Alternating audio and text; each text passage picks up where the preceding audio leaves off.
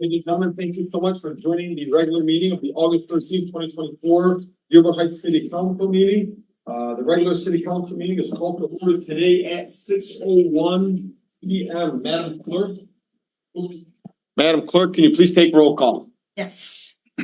Hassan Ahmad, Present. Moby June, Present. Nancy Breyer. Here. Robert Constant, Present. Denise Malinowski Maxwell is absent. Hassan Saab Present. and Tom Woods. Here. Mr. Chair, you have a quorum. Thank you so much. We're gonna go ahead and start off with the Pledge of Allegiance. We have our honorable treasurer with us who's gonna lead us once again.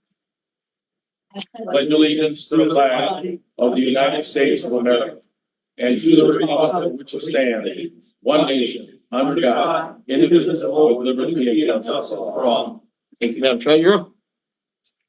All right, next up, we have a presentation from Police Chief Swope from the Police Department budget presentation. But before we start, I want you guys to know that I've already went through this presentation. I asked you guys to just hold your questions to the council members to the end. This is actually a great presentation. Chief Swope does a phenomenal job at explaining where there's going to be some extra resources for funding.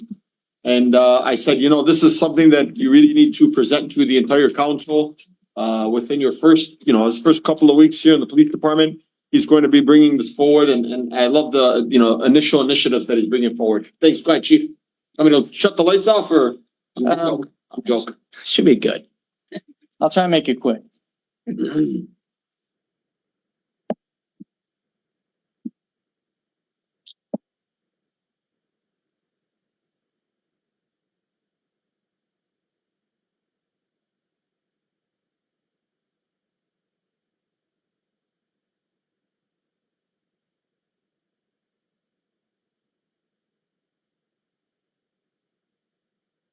It'll just take a second, I guess. I've never used this thing on here. Wait and take your time. I heard everyone wants to stay till 11 tonight, so I figured I'd just be up here. That's fine. I'm 45 when I got off. Let's do it.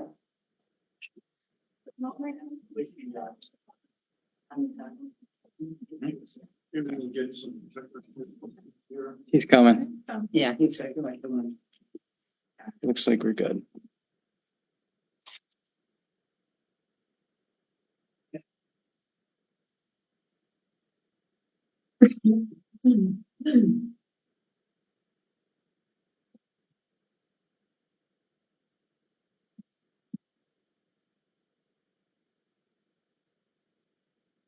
All right, so I guess This is a red on the piece. Is it? it's color white. It's white? white.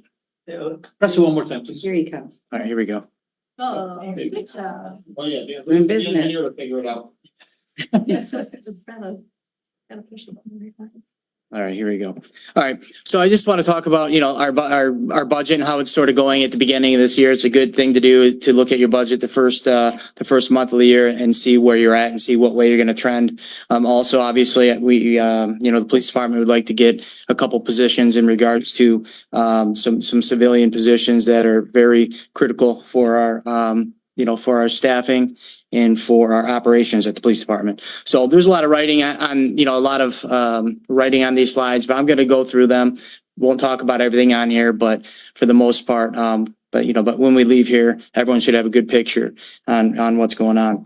So, that wasn't quite right, but, our staffing here, just talk about how many, one question always is, how many people do we actually have here in the Dearborn Heights Police Department? So this is what we currently have. So, if you look at the total bodies, in our police department, including part-time and full-time, we have 119.5 people. So that includes, administration, captain, lieutenant, sergeant, officers, dispatch, full-time civilians, and also other civilians, which is, pretty much part-time, staff like cadets and whatnot, crossing guards.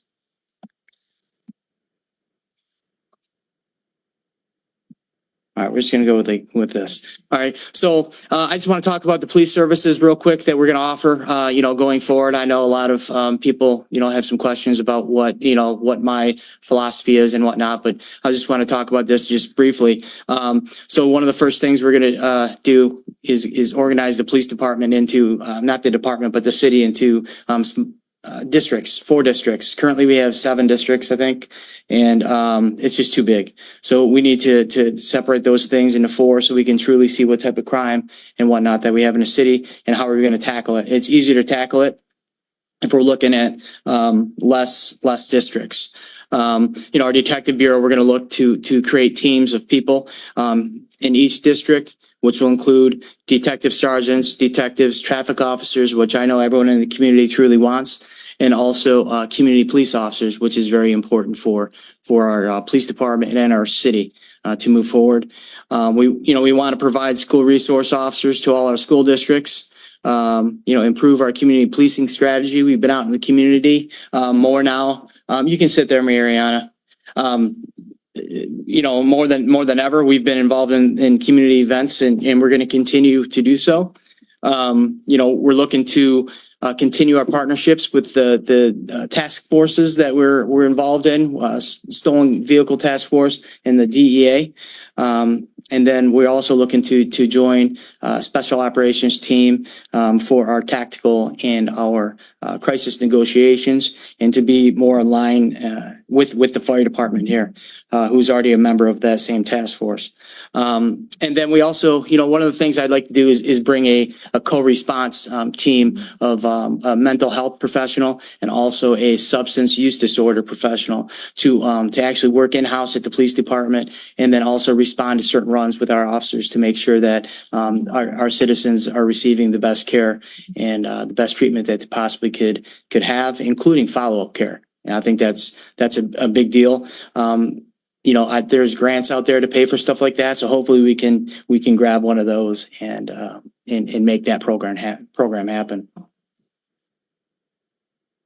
So one of the very important thing to us right now is this, the FOIA coordinator and the crime analyst. It's critical that we're able to complete these functions with staff other than sworn police officers, so we can, fiscally be responsible and provide services to the city with the appropriate personnel. Right now, we have people doing FOIAs. Currently, there's a team of like 6 of us, 7 maybe, doing FOIAs in the police department, including the chief of police, in several personnel from our records department, a lieutenant, an attorney, I think even another attorney. And this can be done by one person, which has, been done by one person for the past year. So just to go over some of my notes here, a properly trained FOIA and crime analyst, it's a force multiplier. And what that means is, a properly trained, let's use FOIA coordinator, for example, a properly trained FOIA coordinator who knows the laws. They have less questions. They understand how to redact. They know what information can be released and can't be released. When you talk about personnel who can do the job because they're sitting in a certain seat, it doesn't go well, right? Because you need more people to do that. So therefore, we're using officers, civilians, lieutenants, just to complete a task that one person can complete. The FOIA, these 2 positions that we're asking for, they're both exempt positions. So therefore, they get a salary and they don't get overtime. So, the costs are sort of fixed so that they don't get anything extra. They're exempt from those benefits. They are civil service positions. The former people sitting in those spots went through the civil service process. The civil service commissioners here in Dearborn Heights can attest the fact that the process, was done. It was done right, and those people were awarded the positions based on current local, state, and federal laws.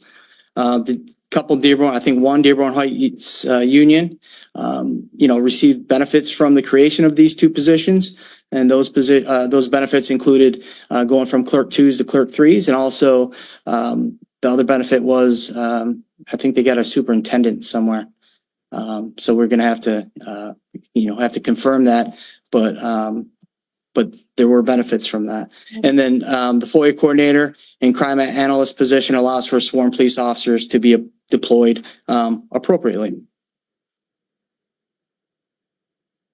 So the budget impact, and I think this is, what we're here about, right? Because it all comes down to numbers and being responsible.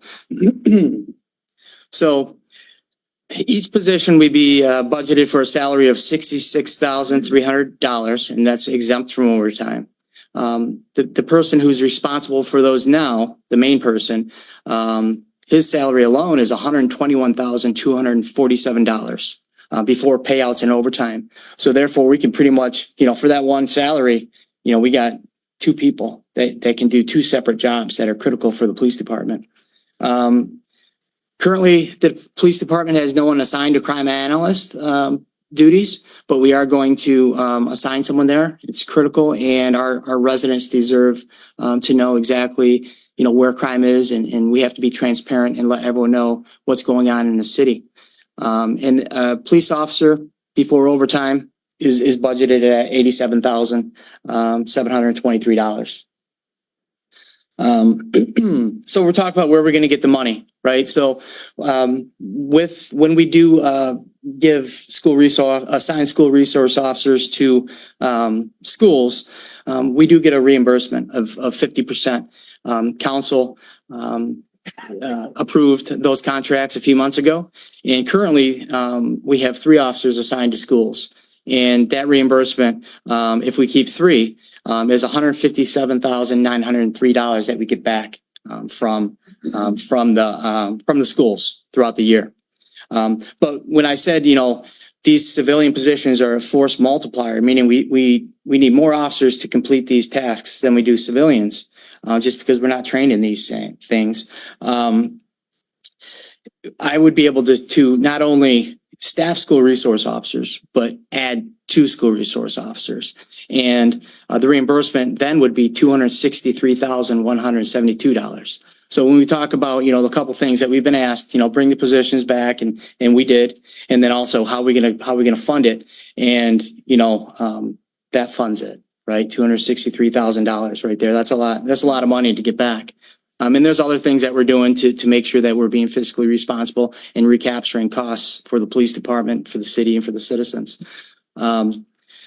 So when we talk about having our officers fill these spots, these 2 spots in particular, there's a trickle-down effect, which increase overtime costs for the entire department.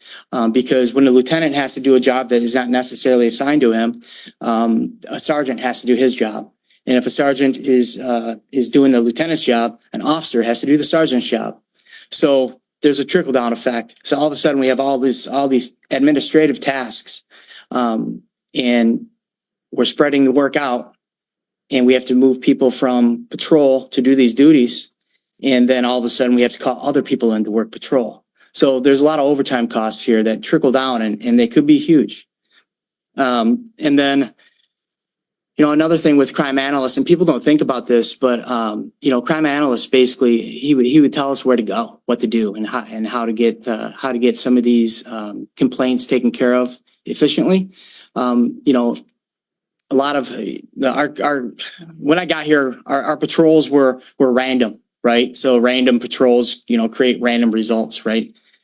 So I might go out there all day long just randomly, and I can't find anything because I have to guess where crime might be. But with the crime analyst, they look at everything. They look at crime trends. They look at, where the crime is occurring, where he thinks it, or where he's going to not even think, where he's going to predict that it's going to occur based on prior data, what days, times, and we could put our officers there, right?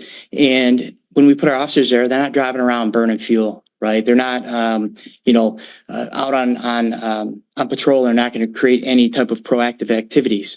So therefore, we lessen costs on overtime and fuel and materials and wear on cars by knowing where we should be going. So another thing that I would like to do is these excessive costs, reduce those, and then we can move some of those monies into spots for like salaries, so we can hire more people like dispatchers and more cadets and whatnot. So I want to talk about the importance of FOIA and why we are basically, I'm not going to say that we're begging, but pleading that we get these spots back. It's a highly litigious, task, right? I think everyone in this room, probably most people in this room, we know how much information is sought after from not only citizens, but, elected officials and the media and Sue over here. Everyone wants information. It's very important that we give out the correct information, right? Because if we give out personal information and we shouldn't, that's a lawsuit, right? If we don't get his FOIA done on time, that's a lawsuit. And I know, no one's really afraid of lawsuits until you get sued and you actually have to pay the money. Then it's just not good, especially if it adds up. The city doesn't want to pay these things. All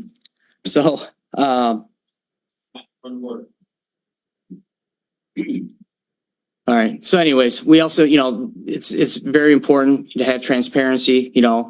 We have to weigh, what the right to know versus the right to privacy and disclosure or non-disclosure. We have to be timely. The workload, our personnel inside our records department is, they're overworked. They have a lot of things to do. If we want great services in our police department, we have to start providing those services and doing them right. So, we need to start, like scanning things into police reports. So when we do FOIAs, we just hit a button and we just print out everything together. Like right now, everything's in paper files. So it's not good. There's a lot of different things in regards to FOIA. We're a FOIA coordinator. They're trained in, redacting things and also, different video systems. They have to be able to, understand what things in a police report can be released, what can't be released. They have to understand the rights of victims. What can you show at a domestic violence scene, right? If you go inside, if there's a video at a domestic violence scene and there's pictures on the wall, can you release the pictures, the faces of pictures of people on the wall? Right? This stuff, people need to know this, right? Before they can just start filling FOIA. So it's a big deal. And then we talk about the crime analysis position. This here is basically, community policing and officer safety, right? So it tracks and the position tracks increases and decreases to crime, right? The crime analyst provides reports and whatnot to officers about repeat offenders, parolees that they could possibly run up on and be assaulted. But they get information beforehand saying, hey, this is a guy that's in this area all the time, and this is what he does, and this is what he's been arrested for. This is what he's on parole for. These types of reports are given to our officers. Crime pattern reports. Let's say on Rosemary, there's a bunch of LFAs and the report says, hey, there's 3 juveniles wearing yellow shirts that cruise around, the area of Rosemary, breaking into cars, right? So we send people there and we totally eliminate crime in that area, right? Based off of these reports. Crimes and incidents of interest reports, right? So we give those out to not only officers, but to citizens saying, hey, this happened. Just be aware, this guy might be coming to your house pretending to be a utility worker. Don't let him in, right? All these things historically, in police departments who have, this position, they come from this particular person, and it's so beneficial for our residents and our officers. And one of the biggest things for officer safety purposes would be like an offender workup report. There's a lot of times where if we do like a raid or if we prepare to go look for someone who,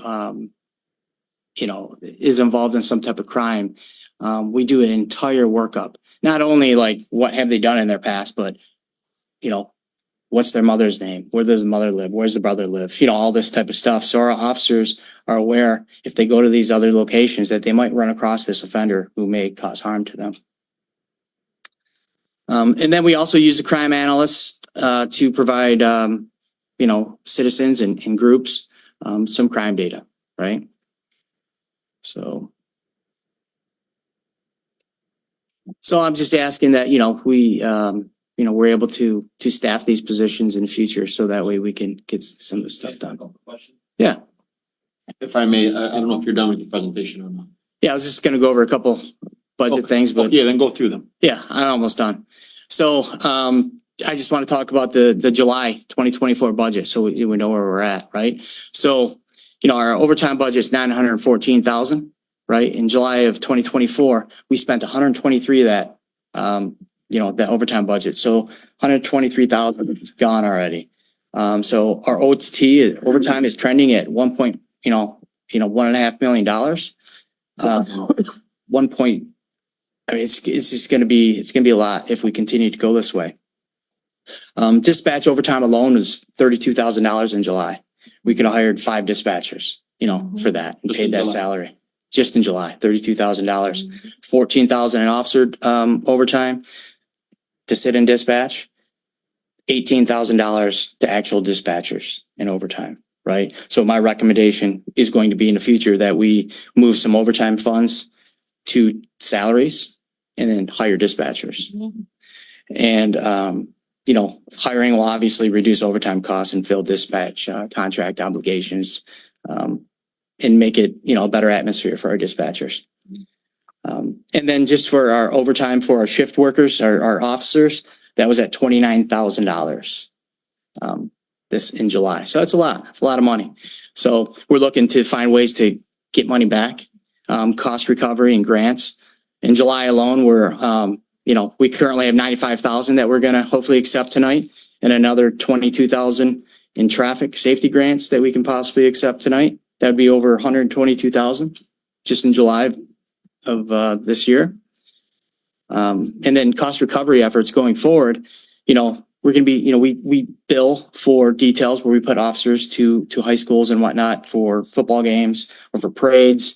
When we arrest someone, we charge a service fee on their warrants. Sex offender registry. I think we need to get a towing ordinance here in the city to recover costs for our officers' time and for the administrative functions to facilitate that tow. FOIA discovery fees, and then any other administrative services like fingerprinting and whatnot. So, and then also look for different ways to save money. Like a good one that I'm sort of proud of, is, our department, one of our Janet Lucas and Director Vanderplow, they discovered we were spending $800 a month on water, on boxed water. So that's a lot of money. That's like 10 grand a year on water. So what we did is we contacted Culligan, and they came out, and for $70 a month, they put in an ultrafiltration tap where we can fill water to everybody for $70 a month rather than $10,000 a year. So that's great. And we're going to continue to do those things so we can be cost effective and have programs for our citizens. Sorry, that was a lot, but I'm done. No, thank you. Thank you. Chief, a couple of questions. I kind of just want you to go through like when me and you spoke on the, how you have 5 resource officers. We've already budgeted for these 5 officers. However, we're going to get paid $267,000 from these 5 officers. So technically, we're saving $267,000 over these 3 officers, and that's where you're finding the way of being able to fund these different positions. Yeah. I just want you to kind of really go back over that and just Okay. so that for the public, and quick. It doesn't have to be Yeah. quick Okay. kind of thing, but just explain that once again. Yeah. So the school district reimburses us 50% for each officer. So right now we currently have 3 officers that the school is going to give us money back for right throughout the year. The key to this is having these civilian positions, because then we wouldn't have to have officers, doing those tasks. But with that force multiplier, right, with having trained civilians in these spots, what we can do is we're going to add 2 additional school resource officers. So we're going to add 1 to Crestwood, and we're going to add 1 to one to Crestwood, and then 1 to Star Academy. And then we're going to get reimbursement for all that, which ends up being $267,000. So that money is going to offset some of these costs, not only for these two civilian positions, if we're lucky enough to, get a good vote tonight. But we also could, possibly hire another dispatcher or even another officer with that money. So that's how that works. And it's, and a good example of this thing is using civilians to fill spots where officers were, formerly, is our jails. We used to pay a lot of money in jail overtime. Our officers used to do the same thing we're doing in dispatch. So dispatch, our officers were in there for about $18,000 in overtime, I think it was. 14. Okay. It was the same thing in the jails. But what we did is we hired more cadets, more part-time cadets. So now we have 19 cadets, right? And instead of using officers, we have cadets working all the time. Our overtime for jails went to $0. $0. So we're going to do the same thing with dispatch, is we're going to hopefully hire dispatchers, and then officers will not have to work that overtime. Then officers, if they want to work overtime, we have traffic safety where our overtime can be worked, for traffic safety details. And I know it's very important to our community members, that we increase our traffic safety efforts. So it's super important, to me, that we can take those funds, hire dispatchers, hire the civilians, and then transfer our overtime hours to traffic enforcement so we can make sure our citizens are safe. Thank you, Chief. Any other questions? Yes, Councilman Watson and Councilman Amaker. Couple things. One of the biggest blows to our school districts in the last couple of months has been the removal of the school resource officers, and almost to a panic situation. And you were referring to them. Can you give us, Stash, can you give some relief to all the parents of the high school students? What's going on with that right now? Yeah, so they haven't been removed. They currently are still performing duties of a school resource officer. They've been at, the Westwood back to school event. They're going to, I think, Elite Sports on Saturday. They're going to Riverside's on next week, I think, midweek. So they're still doing those duties. We just had our youth academy, which is amazing. At the police department, they did a great job doing that. So I met with all the school superintendents and we had a conversation about, the status of the school resource officers. And I told them, I was honest with them, a lot of that depends on tonight and how tonight goes. And, I can't sit here and tell you that I can, have school resource officers in the school if we can't staff our department appropriately. But what I can tell you is I will provide protections for the school by assigning, having our officers periodically check the schools throughout the day when they're not on police runs. But what that's going to do is it's going to affect traffic enforcement, right? Because when we take our guys and say, okay, you're not, enforcing traffic right now because you're going to the schools, which is more of a priority. Our children are a top priority. And it won't, then they're not going to be writing, violations in neighborhoods and increasing the safety there. So it's give and take there, unfortunately. So But the citizens, the children will be, as safe as we can make them. Either way, there's one way, in my opinion, that's better. The other way is still safe, but it's just not as good for anybody. definitely won't be as good. You have a person in the schools there. Yeah. You can't be dead, periodic checking. And they get the same guy every day. I mean, at this Westwood event, kids were running up to our officers, hugging him, right? Not like a hug with one hand. It was straight up like, they love this kid. They love these guys, right? They're amazing. They do a terrific job. And if they lose that everyday connection with one officer, it's going to be detrimental. Regardless of how this vote goes tonight, I think if it doesn't go in favor of maintaining the school resource officer and having them take these other three positions, we should do some kind of budget amendment to make sure these school resource officers are there on the first day of school, without a doubt. And that kind of goes without saying. I'm sure everyone here up there in this table is agreeing. And one other quick thing, the overtime, relieving overtime by hiring more people. Have you done a study because when you hire another person, you give them benefits. That's correct. So that's just not to pay the salary costs, Yeah. the benefit costs. Have you done an analysis on that? How that is it Yeah, so we have the fringe benefits. So basically with fringe benefits, I look, it's in my briefcase over there, but let's talk about dispatch, right? With fringe benefits, we could hire, one dispatcher cost us I think it was like $6,500, or Yeah, you something. told me that. Yeah, it was something. That was, that information was given from the former comptroller, but, How much? 6,500 a month. yes. Yeah, and I know, Cameron's sitting over there. He might have those details on a dispatcher, but yeah, that information is considered, right? Because it costs a lot of money, for, to hire a person with benefits, right? So, but $267,000 in reimbursement is a lot. That's a lot of, dispatch personnel you could hire, with that. That's a lot of, civilian positions you can hire with that. I mean, there's a lot of money there to recover. And the FOIA and crime analyst, they'll be getting benefits just like every other employee in Dearborn Heights, right? Full-time employee. If they choose, Yeah. they'll get benefits as well. Every full-time employee gets fringe benefits. Thank you. Thanks. Councilman, Mack. Thank you, Council Chair. Thank you, Chief, for being here and with a great presentation. I got a few calls about the FOIA coordinator at first, and they said since it's in the traffic division and there's a lieutenant there or a sergeant, and they've been doing it for so long. So how come now they cannot do it anymore? I mean, we're already paying the lieutenant that much money. So how come they're gonna stop doing those FOIAs? Okay, so that lieutenant retired a year and a half ago. Okay.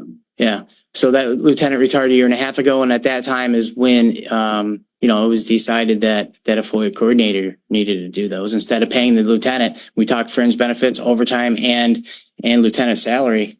I mean, we're probably talking $200,000, right? I So, understand. So, but yeah. do you have another lieutenant or sergeant now running that department, the traffic division? so it's in the support services section, the records division. Okay. So we do have a lieutenant that is there. So this lieutenant is also tasked with background investigations, right? Anything to do with the support services side of the house. He, hiring cadets, and he's in charge of cadets and crossing guards and all these things. And to do a FOIA, you got to sit down and you watch hours and hours and hours of video. So if this lieutenant's watching hours of video, who's doing his work? And we do have, and just to let you know, we do have records department personnel that are in there as well in the records division. So I'm not going to ignore the fact that they're there. But, Are they able to They've help been- anyway? so everyone's able to help because everyone in our department does, they do a good job, right? But people just aren't trained and they don't have the knowledge or the skills or the abilities to do certain things. Like I couldn't do certain things, right? Are So we able to train anyone? like, for example, we got an email today from a member of, the records department that says, how do you do so? I've never done a subpoena. I don't know how to do a subpoena, right? So if that records person's the only one working that day and we have a deadline on a subpoena, how's it going to get done? I'm going to do it, right? Maybe if I can do it. So are we able to train any of those personnel in the record department to do the FOIA coordinator, or this is gonna take from their task? FOIA coordinator. No, I mean, we can train people how to do FOIAs. Of course, anyone can be trained, but it's just a matter of being able to do them. Just because you can train them doesn't mean they can do them, right? So Just like drivers, right? Some of us can drive, doesn't mean we're a good driver. So if we train somebody, but we're gonna take that somebody from the test they're supposed to do, correct? So that's why we need one more person. That's correct. Yeah, because we have a lot of tasks and just like everything else, I'm sure everyone has sort of noticed that there's a lot of things that have been updated since since I became chief, and I'm going to continue to do that. And one of those things is making sure our records division is more professional, provides better services, and provides records. So they support, right? They're a support service. So our officers need to be supported by them as well. And therefore they can be out on the street more. If our support services are supporting our officers on paperwork and clerical work, then our officers can be out there writing tickets, making arrests.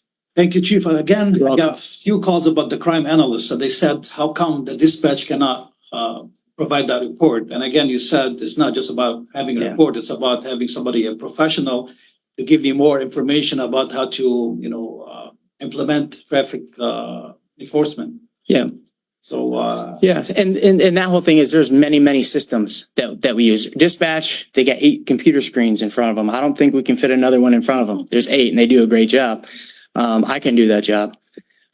So but there's all these different systems they have to go into and they pivot tables and pulling data from here and just setting up, programs to where it automatically populates. I mean, it's a big deal. People go to, they get major degrees and Daniel did have a degree. So, that's it. That's a big deal to be a crime analyst. Yeah. And the DOJ, the cops office was in town and we did community policing. The chief of Madison, Wisconsin came in, great guy, nice city, big city. And, he was talking about, yeah, these are the things you need to do. I think it'd work great here. And it would. It really meshed with what we're doing. And he said, but you can't do any of them because you don't have a crime analyst. Chief, and about the mental health project you were talking about, those personnel you're willing to hire or going to hire, are they officers with background or are they just civilians? Yeah. So what that does is you partner with agency or with a organization, right? Like Access or LHCs. Yeah, like anybody, right? Any organization who offers those services. So they truly they're employee, but they work in our building, right? Full time. So that's where it's nice because we use their organization. We use their organization to get grants, and we would have to, pay part of their salary. But at the end of the day, they would also, and hopefully the grant would pay most of it. And since Councilman Winslow mentioned the resource officers, I know one more school reach out or they're going to reach out to you. Are we able to provide one more officer for that school? Yeah, so I think that was a conversation that, was had yesterday. So, I mean, we'd have to take a look and see exactly what the situation is there, whether that school is eligible or not eligible for the grant, if they even care, if they need the grant or not. So anything is possible. Our hiring is amazing. We have, 45 budgeted spots. We're at 44. We have 2 people in background. So technically we're going to be at 46. So one person's going to be on a list. And then we're interviewing 6 more next on the 21st. So technically we could be in the 50s, right? If we had the budget for it. And I'll get creative and find a way to make it happen. But with that being said, anything's possible. And I don't think there should be a school in this city that wants a school resource officer that has the ability to, pay for one, right? I don't think they should be without. Thank you. Thank you. It was Councilwoman Breyer first, and then Councilman Saab, then we'll go to the Honorable Councilman Constant. Okay, I'd just like to compliment you on putting this together. And I met 2 of these officers that are resource officers at the giveaway at Westwood over the weekend. And the kids were just coming up and they admired them. They had cute little badges they could give them. And these kids were sitting there talking, telling them everything. And they would be lost if those guys were not there. And regarding your FOIA officer, the lady that did it for us and did such a bang up job is available and would love to come back. We really need her. So he may not beg, but I am. We really need her. Yeah. Well, she did over 539 FOIAs and another 340 discoveries and subpoenas. So that was a lot of work in a year. Mhm. Thank you. Councilman Saab, Chief, thanks for your mic. Chief, thanks for the presentation. I have a few questions. So these positions, like you say, they're critical, but so is our dispatches. When do you plan on hiring or to fill the positions of the dispatchers? Because I truly believe that without support of the dispatchers, your police department would not be able to function. I agree. Calls coming in. 100%. So the answer to that question is we're budgeted for 9.5 dispatchers. We have 8.5 currently because one just dropped out of training. So we were fully staffed. So with that being said, as I talked during my presentation, is I would like to make a budget amendment from, overtime into salary. So we can hire these dispatchers because it would reduce our overtime costs and it would also provide better safety for our officers. Obviously, I want to get with the comptroller and the mayor, and I obviously HR director to make sure that's viable. But as soon as I can do that, we already have candidates that have tested. I think we have three candidates. So I mean, we're halfway there, over halfway. My other question is, since we're fully staffed on lieutenants, correct? That's- We down one. No, we're fully staffed. So, you know, and I know lieutenants aren't off the number. None of our lieutenants are actually on, correct? Correct. So they are in the back of the support services. What do all three lieutenants do in the department? So we have a lieutenant in the detective bureau. So he runs the detective bureau. Any investigations, anything a detective bureau would do, he does that. Plus he runs the personnel up there. And then our support services lieutenant, we talked about him already. So he's in charge of anything that pretty much isn't wearing a uniform, right? Okay. And then our patrol lieutenant, he's in charge of everyone wearing a uniform, right? So what he does all day, he has multiple tasks too, right? So we have things called, I think we talked about this here in front of council before, quality assurance checks, where he watches body camera video to make sure our officers are acting appropriately. He also does internal investigations. He does many things. He looks at our lien queries to make sure that people are using our computer systems appropriately. He gives guidance to shifts, all the shifts. So he does a lot of work too. He has a lot of tasks. So the support services lieutenant, I would say, oversees everything internal. In the station, pretty much. Yeah. Yeah, if that's what you're saying, yeah. So I got a follow-up question on that one. So the amendment, it came from the mayor's office. Why didn't it come from the police department directly? Well, I think I called one day and said, "Are you putting those on?" And they said yes. So, So was that a request from the police department or is this request coming from the mayor's office? well, I would say it's a request for both. I work for the mayor, and I asked the mayor to put the positions in. So I don't know. I don't know how to answer that. I guess whoever it came from is who it came from. My other question was to you, chief, that we're planning hopefully hiring more officers, 46, 48, 50. Do we have the support system to support these extra officers? What I mean with support system is vehicles, which I know we're short on. No. Stuff like that. No, we're not short. We're not No, short on No, vehicles? we're not short on vehicles. We're doing pretty good on vehicles. You guys allowed us to buy 5 last year. I think I don't think we put any in the budget this year because I know there's a budget crunch and we're doing pretty good on vehicles. We have some Chargers left. We also have, our Explorers. We have, our Tahoes. We were able to get some grants to replace some crashed ones. I think we're pretty good on that, on equipment and stuff. My last question is, so these resource officers, the 5 resource officers, the extra 2, do you already have contracts in place for the other 2 to get, to capture that money back? So we have Star. So we do have a contract for Star. You guys approved Star. So you approved 4. So the 5th one would be, we already have a contract with Crestwood. So we would need to just update that and say 2 instead of 1. They're going to put 1 in Riverside and 1 in Crestwood. And I think they would both just go to the elementary schools. Okay. But the good thing with Crestwood is they pay 50% the first year, but the second and third year, they pay 100% of that second officer. So that contract would be signed this year, correct, for this budget? Yeah, I think we could put it in front of you and hopefully have it, done in a month or so, I'm guessing. So my last question here was about the budget. We still have not gotten clarity or reliable information from the administration or from the study session we had about the money from the police department or what the budget was actually, the final number of the budget. And I'm not sure if Shannon, you'd have that or the administration would have it from the study session because there was nothing given to us that day. I have you come up to the mic, please. Thank you, Shannon.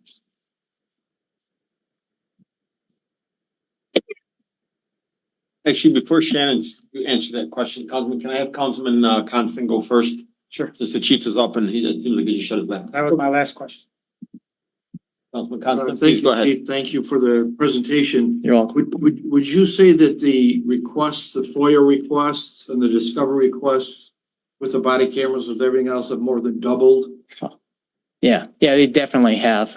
There should be large teams of people doing FOIA. So we got body cameras. We got, every time we add a camera, that could be a request, right? So, body cameras, car cameras, station cameras, department cell phones, council cell phones, mayor, like any cell phone, right? So everything sort of runs through the FOIA department. Any technology will run through someone doing FOIA. So yeah, I would say it, with technology, 10 times the amount it used to be. So it would be more efficient to have just one person designated to do that, as opposed to an officer floating in it, correct? Of course, yeah, it would definitely be more efficient and our liability would be reduced because we're being consistent and we're doing things according to law. And if you're consistent, that's always a good thing. I'm sure you know as an attorney. And we get a discount on our insurance with MMRMA for the body cameras? Is that the grant that you showed in the budget? Yeah, so I guess, We can speak on that when that comes up, Councilman. okay, yeah. That's fine, Yeah, let's speak on that one, because that's one of the agenda items. that's fine. That's all right, Thank you. Chief. Go ahead, Shannon. Yeah, so you're. Don't go far. The question about the money that was taken, I don't want to speak for Michelle, but I believe she explained that there wasn't any money like missing. We do have an amendment for the dispatchers that we spoke about on the agenda tonight because we had budgeted for 8, but there were actually 9.5. And that's on the amendment for tonight. But any other discrepancies within the police department, I'm not aware of any. Microphone. There was a difference in the sergeants that we had, lieutenant's position and actual police officers on the force. The budget, it was never changed. And we said we would have another study session on it, because the numbers we were given the day of the budget meeting were not the actual numbers that were finalized. Yeah, I mean, if you want to have another study session about that, that's obviously okay. The information that was supposed to be provided to us, they said that they would send that over to us. What information are you looking for? But what we had budgeted for and what we actually, manpower we actually had in the department based on numbers, we were off. And that was supposed to be corrected. That was discussed at the study session? Yeah. Okay. I'll get that for you then. All right. Right. Thank you. Councilman, last one. Yeah, We're gonna wrap this well, up. I've only spoke for less than 1 minute. You're kind of keeping track here how long I'm speaking. Are you? I've gone for 53 seconds. Now it's over a minute now. Really briefly, Chief, because this is really important.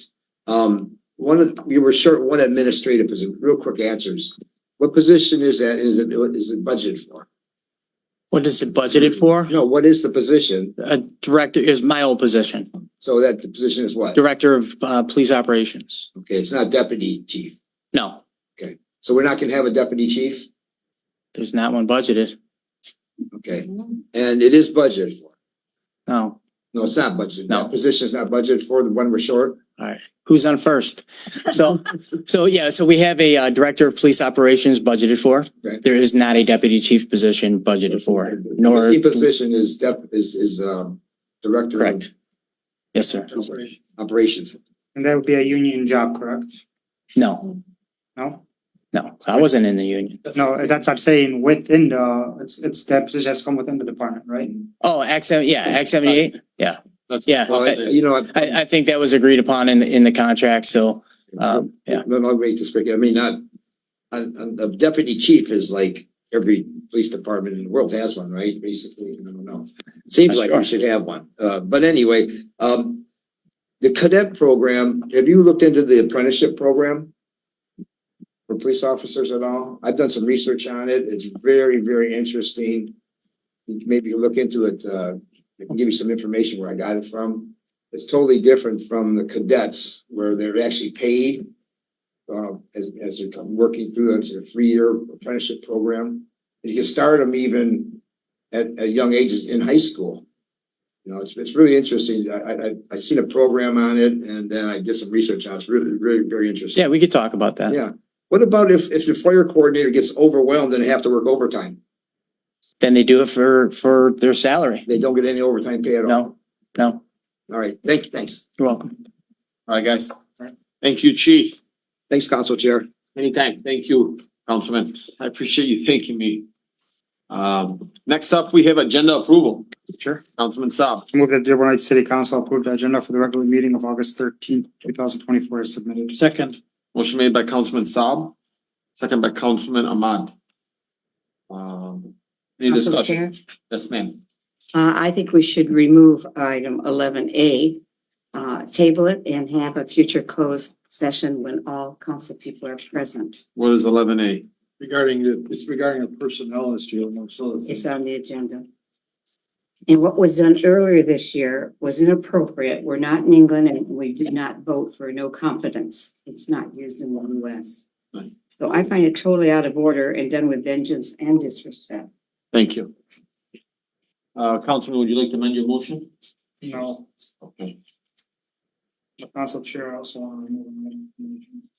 Up from claims, I'm sorry. You know, before we do all of that, I'm so sorry. I know this is a little off topic, but I wanted to do it in the beginning. Thank you, Ange, for reminding me. We actually lost a very, very important individual of our community. Her name was Tina Hidus. She was extremely involved in our community, involved with her children. She was diagnosed with I want to say it was LS or MS, I'm sorry. And she, you know, she was somebody who always supported her children. She went above and beyond for the school district, was very involved with her children and in the schools. Her son was a wrestler for Hera at Crestwood. And you would see her there on her wheelchair. She tried to work out. She tried to get through it. She recently passed away last night from a blood clot while her 12-year-old daughter was helping her get dressed. You know, Tina, somebody that grew up in my family. I know Tina. She was actually married to my first cousin. And I know that the entire community is still mourning her death. She passed away, I believe, at the age of 38 years old. I am just asking if we can have a moment of silence for her and her family.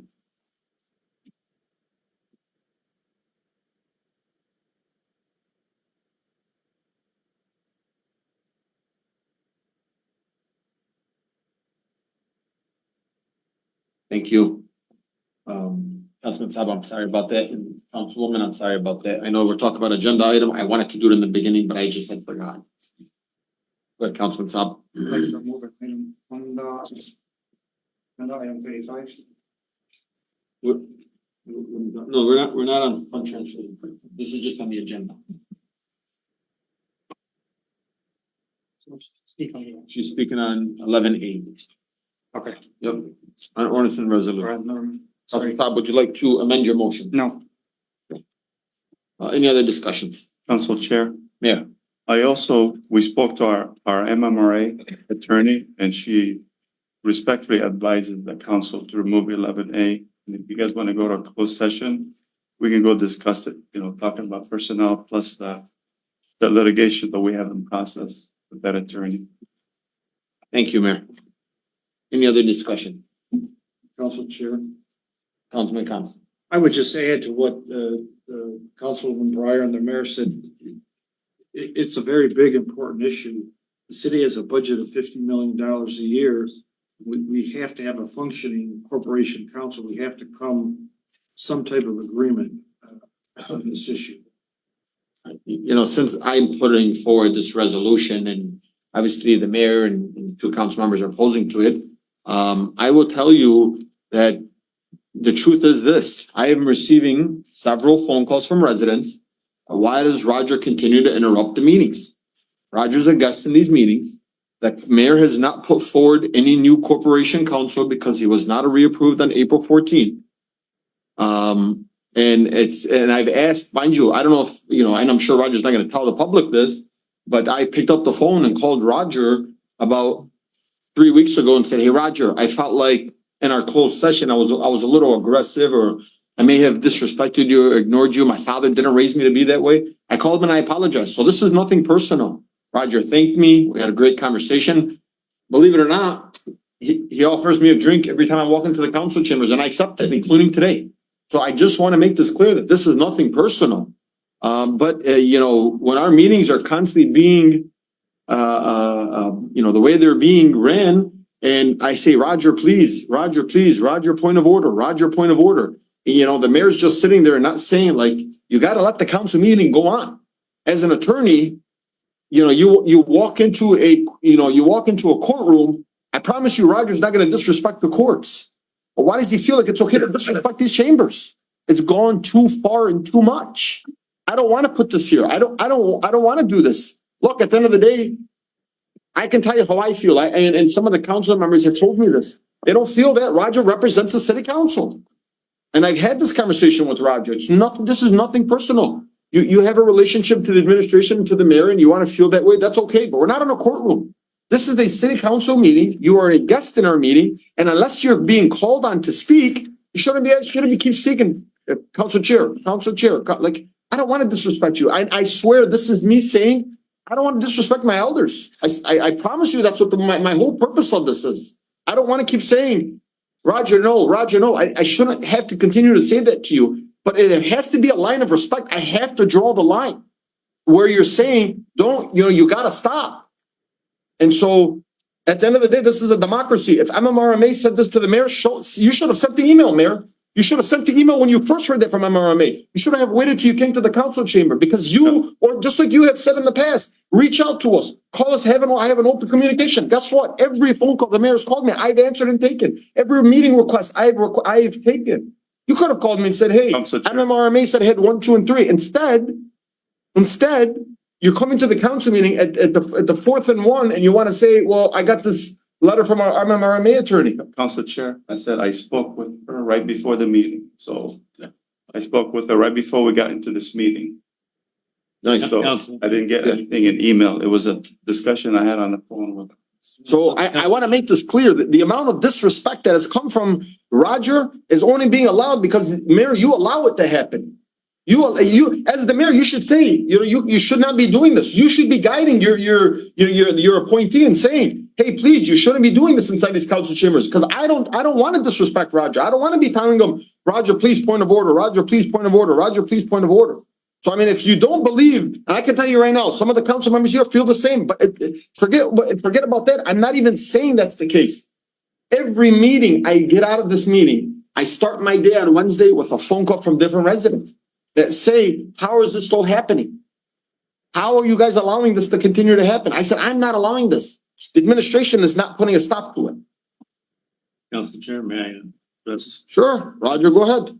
Yeah, under the charter, section D, it says, that the Corporation Council has a right to speak on all legal matters affecting the city. Hold on, I didn't cut you off. I wouldn't disrespect you now. I'm trying to say that, we had a good conversation, and I think what I feel is that I'm interrupted, not allowed to do my fiduciary duty. When you say you're the appointee of the mayor, I was voted on by the council, and I'm for the city, not for one particular individual. And yes, we did notify, we did send a opinion letter from Don Denault about the issue, about the position of the Corporation Council. We sent it to MMRMA.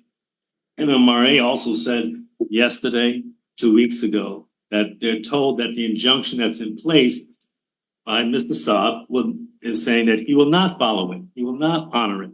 And that's the concern that I have. And I'm trying to raise issues throughout the meetings. I don't mean to interrupt you, but sometimes you do cut off me finishing a sentence or giving me a chance to speak on, according to the charter, on legal matters.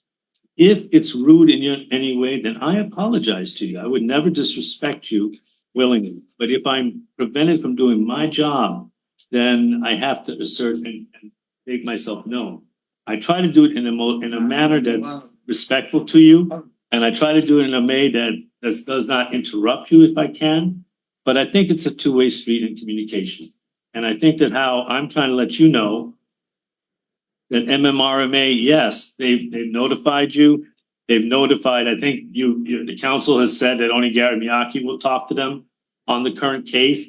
And they're saying, no, you will jeopardize your coverage if you don't speak to MMRMA lawyers, if you have someone intervening in the process.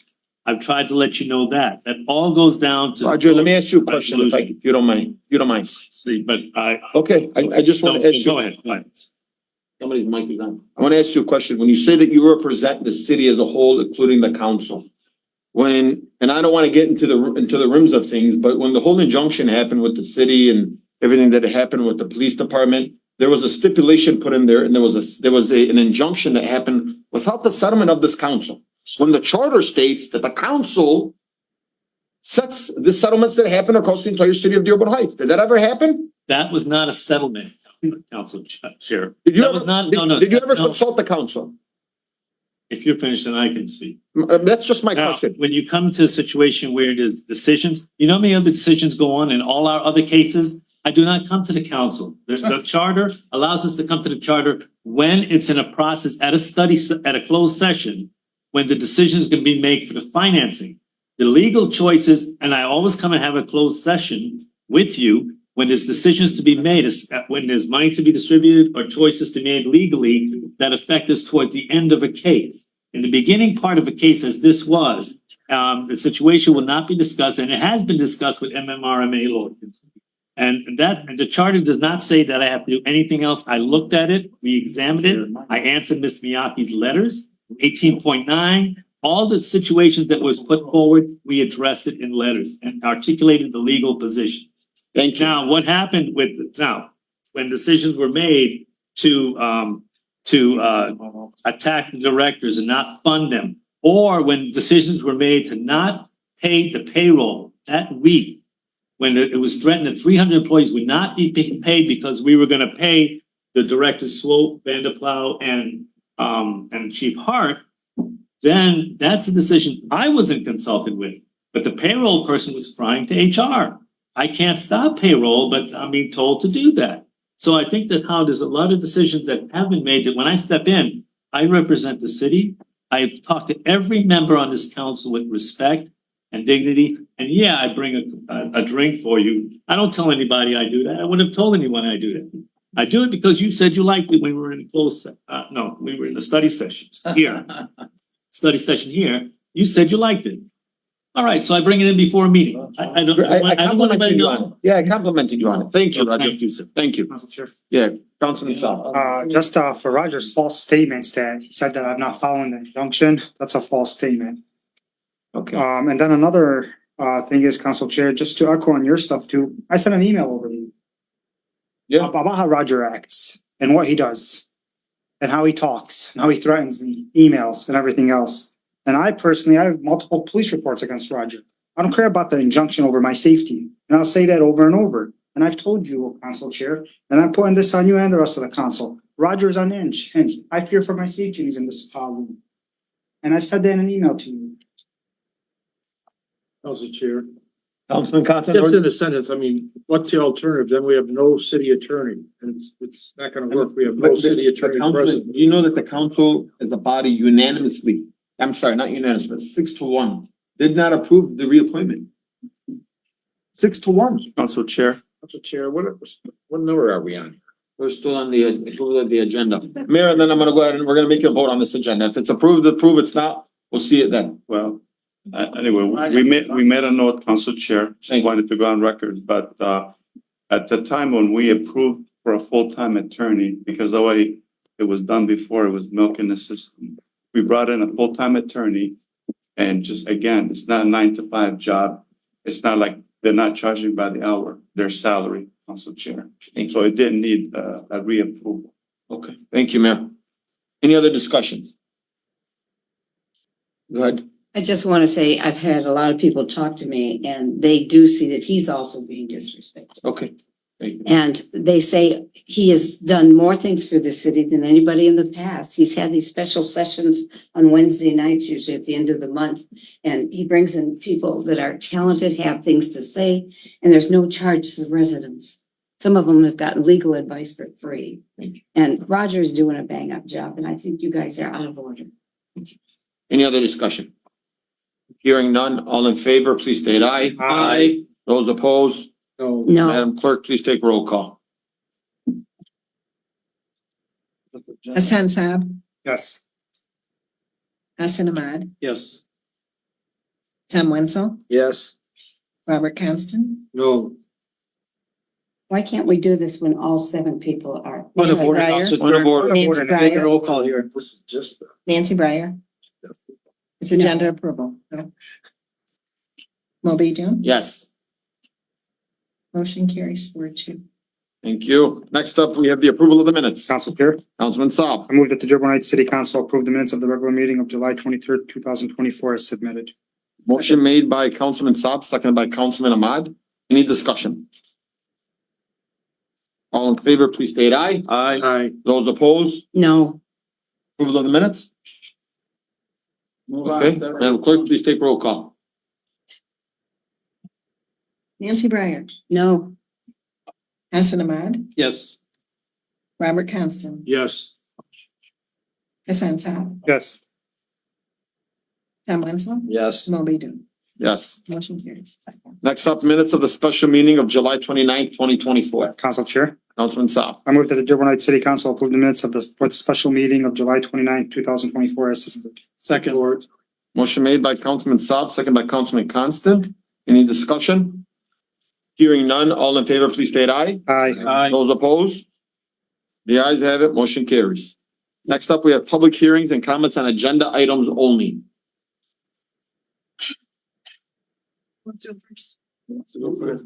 Birthday man? We're gonna draw straws, maybe? You going last? We're gonna have to start drawing straws, guys. Hi, Rachel Lapointe, Merrick Street, Dearborn Heights. I believe I asked for an extra minute. Yes, you did? Yes, Was I it there did. public comments or was it here? I meant both. Okay, You didn't ask a clarifying question. we said public comments. Technically, that's both times are public comments. You're right. Okay, so I have comments on a lot of things. That's why I need the extra minute. Thank you. We ready to go? Here in 4 minutes. I'll go as fast as I can though. Regarding 8D and essentially C2, but more for D for the FOIA coordinator position, I absolutely support that. The coordinator that was there when I had a FOIA that I needed from the police department was incredibly fast. She was sending it to me, I believe, 7:00 at night on like a Thursday or Friday night. She was on it. So great to work with. And it's absolutely 100% a need as someone who does request FOIAs once in a while from the police department. Regarding 9B, the surveillance cameras in the treasurer's office, that is a waste of taxpayer money. If the cameras are already there, just get everybody the access they need. Let's not spend more money. Regarding 9C, the legal counsel for the treasurer, I believe that should only be paid for by the taxpayers if the legal counsel is needed in her capacity as treasurer. The situation is very confusing and I absolutely empathize with her. However, if the accusations and the need for a lawyer are because of like accusations against her as an individual, I think that would be better suited not to be paid for by taxpayer funds. Regarding the Safe Streets grant acceptance of the agreement and everything, I could talk about that for far too long, but I think what the public would need to know about that one, please approve it. But everybody needs to understand that no actual changes will be made. That's just to come up with a plan. No stop signs would be put in for it. No paint would be paid for with it. It is to come up with a plan of what we want to do to make things safer. Regarding 11A, the chair, that's petty BS, guys. We're getting sick of everybody acting like middle school girls. And I say that as someone who was once a middle school girl. We didn't want to be doing that drama when we were in middle school. It's not good for anybody. And it's not good for the city. If the attorneys of our insurance firm are telling you, take this off the agenda and have a closed session to discuss it, then you damn well better listen to the attorneys or you're putting us at risk. And regarding the City Beautiful Commission, I did a little research with the minutes because there's no commission in the ordinances for a City Beautiful Commission, right? And just for a fun fact, and maybe I'll talk about it more later, it was actually founded in 1963 with 3 members and then later that year updated to 5. And I'm not sure if that's still the current number that should be on there. 12 at some point, it got later updated to 12. See? So I didn't have time to go through 60 years of minutes, but reactivating this is probably going to be a lot more complicated than you think, and you should do an ordinance. Thank you. Next up, please state your name, the city you reside in, the street that you live on. Yeah, go first. I just wanted to tell Zuhair Abdul happy birthday. Okay.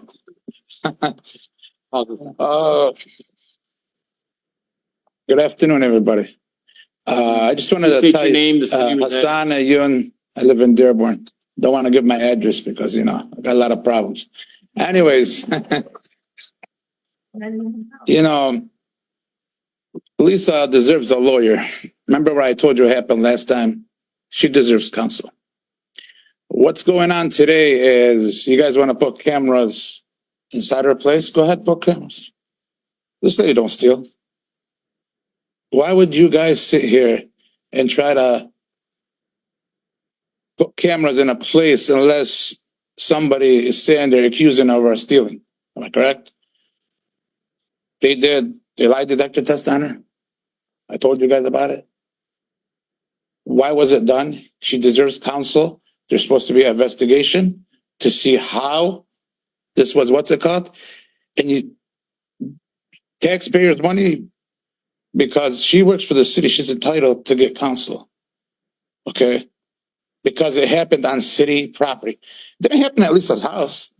It didn't happen somewhere else. It happened in the city. She's entitled to get counsel.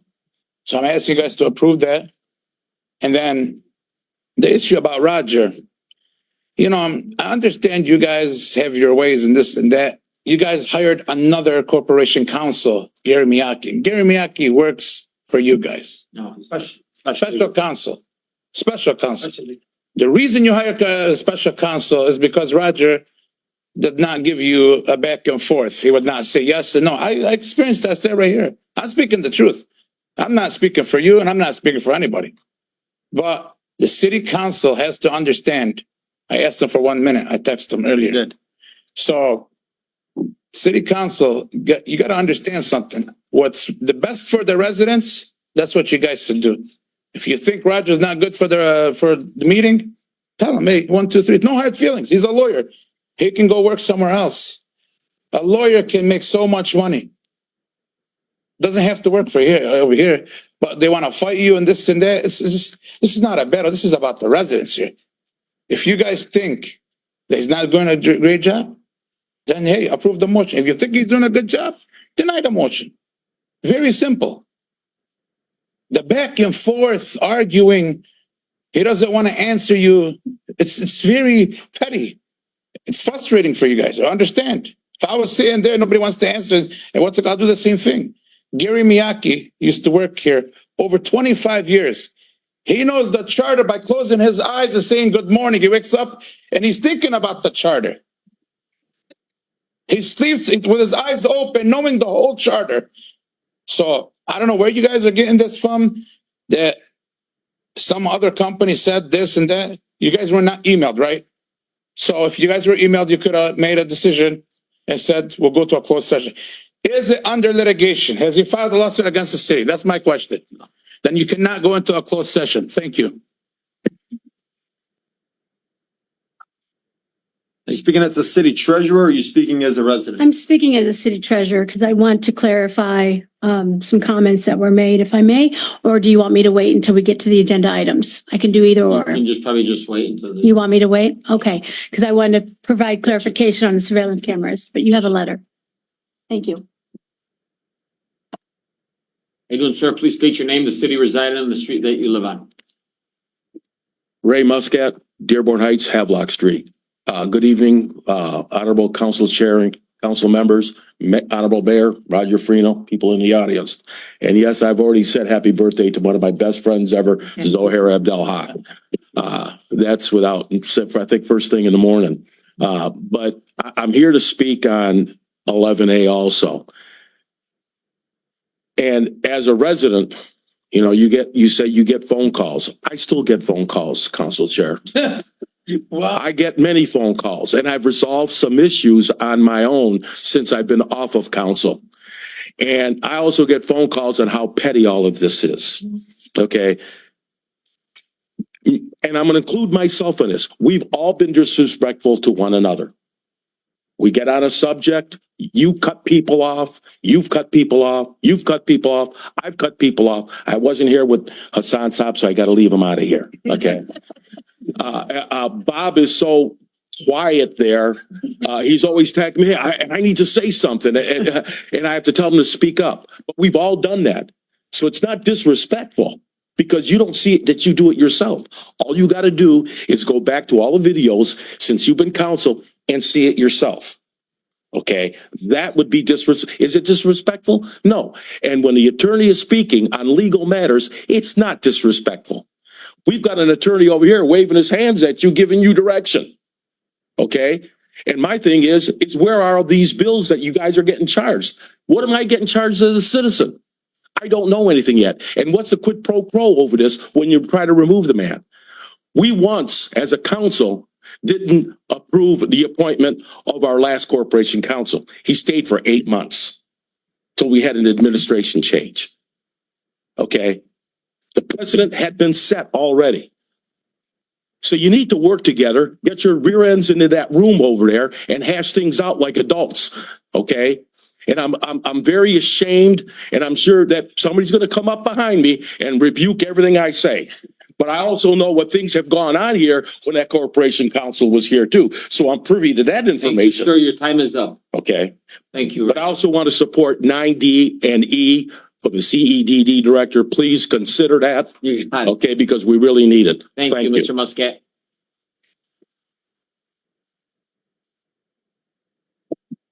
Gary Miotti, Plainfield Street. I'll be very brief. I am here at the direction of the council chair. That is why I'm here. There's a big difference between what ended up happening back in 2020 and 2021 for various reasons.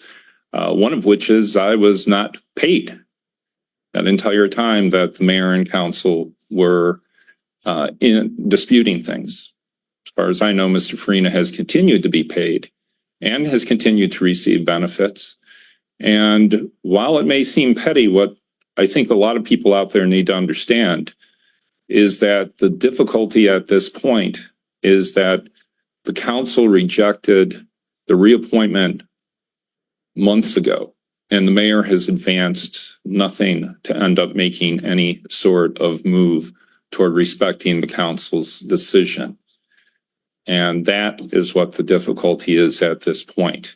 It is a matter of, as I understand it, trying to increase pressure on the mayor to get him to do what he's supposed to do at this point, which is come up with another candidate for the position, or to basically be in a position to convince a majority of the council to approve the reappointment of Mr. Farina. Neither of those things has happened. There's an impasse. So if everyone who's potentially watching this and doesn't understand the dynamics, those are the dynamics, as unfortunate as they may be.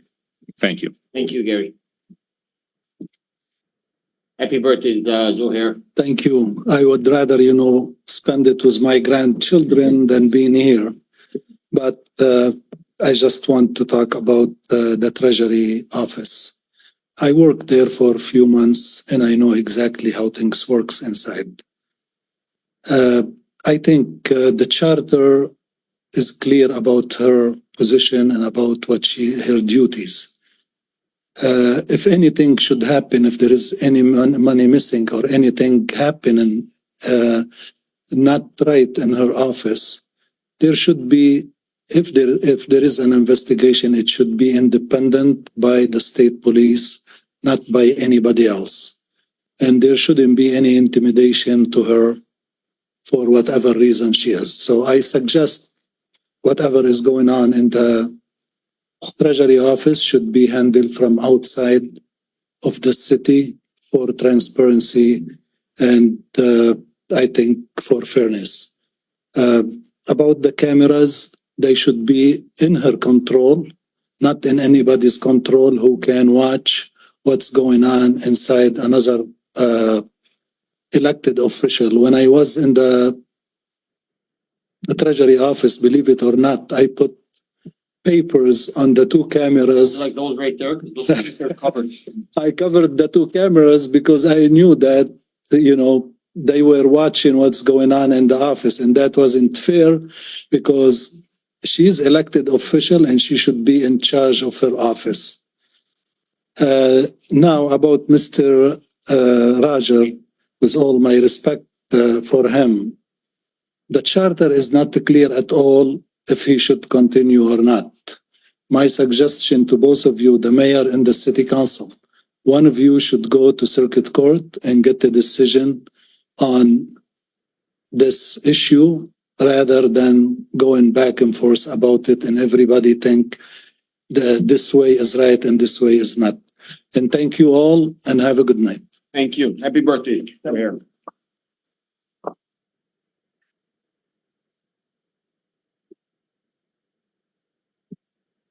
How you doing? Good, how are you? What's your name, the city you reside on, the street that you live on? Margaret King, Mayfair Street, Dearborn Heights. On the agenda is the fiscal year of the Safe Streets and Roads for All. I would like an update and I would like to know a date when the boots are gonna be on the ground. I have been waiting for 2 years now. It's gonna be going on 3 years since Joey's death. And kids go back to school. My son goes back next month, Monday, sorry. Monday, the 26th. So, Monday, the 26th, Dearborn goes back.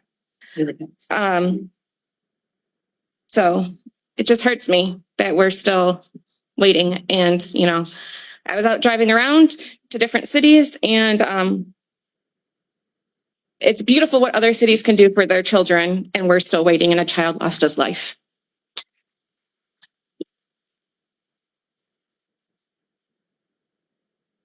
I have to definitely echo what Mrs. King has stated here.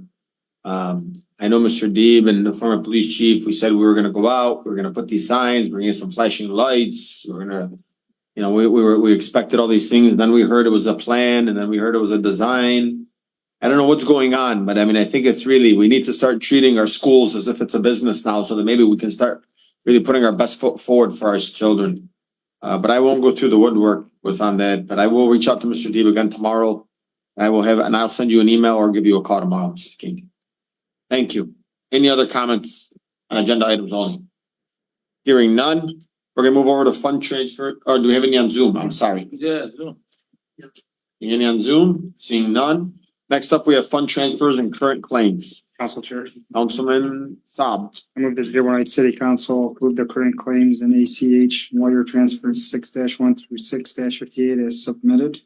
Motion made by Councilman Saab. Support. Second by Councilman Ahmad. Any discussions? Council Chair, I'd like to remove item number 35. Hang on 1 second. How many do you have today? That's it. Huh? What number was it? 30, just let me double check, 35. IB Electric. Okay.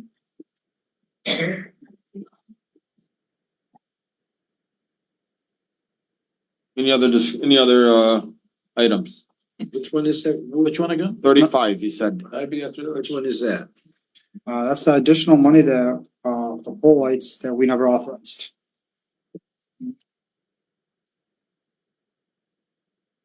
Any other discussion? Council Chair. Councilman number 1, so then we'll go to the mayor. I was looking through these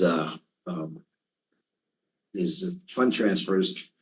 The request to have that company paid that worked on taking the stumps off that retaining wall by the Blue Moon. It's never been brought back to us. I thought you guys paid it. Did we pay I that? was actually not, I was absent during that meeting. Yeah, it was paid. We did pay that? Yep.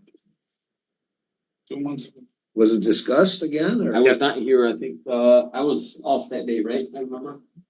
Remember you were up, but I was. we approved it. We did. I was one of my questions, one of my asks. You were here, Tom. I was here? Yeah. Remember they, $10,000. yeah, they took the $1,000 off. Oh, that's right. They took off. Yeah. Yeah, I mean, I think I must have voted no on it.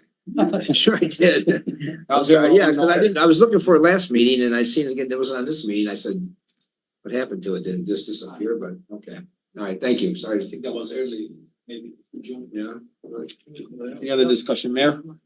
Council Chair, I advise that we leave that item and have it go for council approval. IB Electric, somebody from the city obviously asked them to do the work and they did the work. and the work was done. And there's been a disciplinary action regarding that, so I really request respectfully for the council to approve that. They did the work, Council Chair. Thank you. Any other discussion? Council Chair, that. One second, it's, I'm sorry, Councilwoman Breyer first. Essentially, I was gonna say the same thing. The gentleman did the work and it was done by a city employee, whether it was authorized or not. The work was done. The people deserve to be paid. Thank you. Councilman? Thank you. I mean, there was a statement made that it was done by a city employee, it was authorized by a city employee. I mean, as a council, I've never received the actual timeline of everything, how it went down. Did you? Have you? And who authorized it at first and then second, work was done, I mean. Council Chair. Yeah. So there was an investigation on the whole thing. And we do have the report. It's in draft. We can make it releasable and I can send it to the council. But it was a city employee that told them to do the work. Somebody from DPW asked them to do the work and they did do the work. Council Chair, point of order, please. Point of order. So there's a report and I can send it to the council. Who did the report? Our director. The same person approved this. Point of order. Council Chair, please, point of order. You can't Point of order. accuse I got it. or misleading information. Sorry, Mayor, go ahead. Yeah. Okay, again, if you guys want the report, I can just make it, make sure that it's actually releasable, take the draft off of it, and I can send it to the council first thing this week. Thank you. Councilman. Council Chair. Councilman, are you done, Councilman? And that was, Mike Blackburn. Council Chair, please, no names. Well, Council Chair. Some people deserve to know. Hold I on, mean, Councilman wants to just, the mayor asked you to refrain from saying okay, anything. yeah. Go ahead, are you done? Yeah, okay, I'm done, yeah. Council Chair, since the mayor mentioned there's a report, so let's just table this thing. That's Get the fine. report, review it, and then we can probably put it back on the agenda next time. Okay. I mean, we need to see the implementation that the mayor is doing too, so this is not to happen again. Have on the tree stump and happening again. I mean, that's what I'm saying. It needs to stop, so let's take it off and let's get the report and let's see exactly the process the mayor is implementing for this not to happen again. Mayor, are you gonna be able to send a report and maybe an implementation of how you're no longer gonna do this? Council Chair, Yeah. it's not me doing it, obviously. When we found out it was done without council's approval, But you know, we had launched an investigation on it. We found out what the root cause. And we do have a person right now over there just trying to make sure, look at all the processes in that department. And they were advised that the new director that we need to review all the companies currently that they're doing business with to make sure that we have every one of them. If they don't have a contract, we need to go out for bid and get a contract. So that's being looked at right now. We have a new director, as you know, I mean, it's not secret. And they're looking at he's looking at everything right now to make sure that every contract that we have is a valid contract. If it's not, then we're gonna go out for a bid to make sure that we have a valid contract. And he's trying to identify, it's gonna take him a little bit of time. He's just got here. And he's finding a lot of things that needed to be done. But I will send you the report from the investigation of the Thank you, Mayor. lighting. any other discussions? All right, motion made by. Yes, ma'am. Motion made by Councilman Saab, seconded by Councilman Ahmad. Any other discussion on fund transfer and current claims? Council Chair, are we gonna amend the motion? Yeah, right. With Yeah, the we already removal did. of- Amended the motion. So do you want to amend your motion to eliminate? 35. Eliminate, just take off. To remove and. You gotta say to remove. To remove item number 35. I second. Any other discussion? Hearing none, all in favor, please state aye. Aye. Those opposed? The ayes have it, motion carries. Next up, we have reports from the mayor. We have St. Linus Festival Bike and Blade Parade for 2024. Council Chair, Councilman Constant. I move that the Dearborn Heights City Council grant permission for St. Linus Catholic Church to hold their annual St. Linus Festival Bike and Blade Parade on Friday, September 2024 at 5 p.m. Police Chief Swope and Fire Chief Brogan have approved the route and will provide any services that they may require as outlined in 8A. Support. Motion made by Councilman Constant, seconded by Councilman Saab. Any discussion? Just want you guys to know this is a great initiative done by St. Linus. I ask you guys to all go out and support it. It's a place that my nephews and nieces attend school at, and my son has a great time out there. So you guys should really take the family out and just be a part of it. Seeing no other discussion, all in favor, please state aye. Aye. Those opposed? The ayes have it, motion carries. Next up, we have city initiative for the North Breach Branch Ecorse Creek Restoration Project. Council Chair. Councilman Constant. I move that the Dearborn Heights City Council receive, note, and file the notification from Mayor Bazey regarding the city's partnership with city's initiative to develop flood control and habitat restoration designs for the North Branch of Ecorse Creek. The collaboration with the Downriver Community Conference, DCC, and the Great Lakes and St. Lawrence Cities Initiative aims to develop designs for restoring an approximately 1 mile stretch of the North Branch of the Ecorse Creek, NBEC, as outlined in 8B. Second. Motion made by Councilman Constant, seconded by Councilman Saab. Any discussion? Council Chair, Councilman Wenzel. thank you. Mayor, what mile of the creek are we referring to? I think I read some. Council Chair. Yeah, party to telegraph is what it's all. Thank you. I was gonna say what the councilwoman just mentioned, and also there's we're actually putting out there's a timeline. We're working with the DCC. Obviously, this thing here does not just affect Dearborn Heights. There's 7 other communities are affected by the Ecorse Creek, and we have a monthly meeting with the DCC, and so one of the things, just for background information, I've been to 3 conferences with the St. Lawrence Cities Initiatives, and one of the things that we kept talking about is the issues that the flooding with from the Ecorse Creek actually, and not just the effect with the flooding. What's worse is the stuff is getting into the water and getting into the river, into the lake, and EPA. Actually, not Eagle, but EPA, because EPA goes to does the entire United States. They were very concerned. So one of the companies, Stantec, they were very also concerned. So they came in and they started looking at everybody hates the word studies. All the studies that's been done for the last 60 years or so. So they came up with a few areas that they actually want to work on, just to make sure that they can actually help out with some of the flooding issues. This is in addition to what the Wayne County is doing. And this is in addition to also the retention basin that we're going to do off of Power Street, that we're trying to get funding to the Army Corps of Engineers. So with this, also with the St. Lawrence Cities Initiatives, I'm a board member, also I'm on the board of directors, that we're just trying to see if we can put our city on the map and try to help out with the flooding, not just because, as you know, 3 years ago, we had the flooding, not just from the Ecorse Creek, but also from the Rouge. And so we're going to be looking at both watersheds here in the near future. Right now, we're concentrating on the Ecorse Creek. So they identified a few areas, and I actually talked to DCC today, and there's about $5 million funding that first they wanted to see if Dearborn Heights would accept the money, but we found out that actually DCC, the Downriver Community Conference, they can accept the $5 million if we do get it. Then they can work on these areas here for whatever the St. Lawrence Cities Initiatives recommended. And that's going to help out with, so again, I know there's too much information, but there's a lot of stuff going on in that area.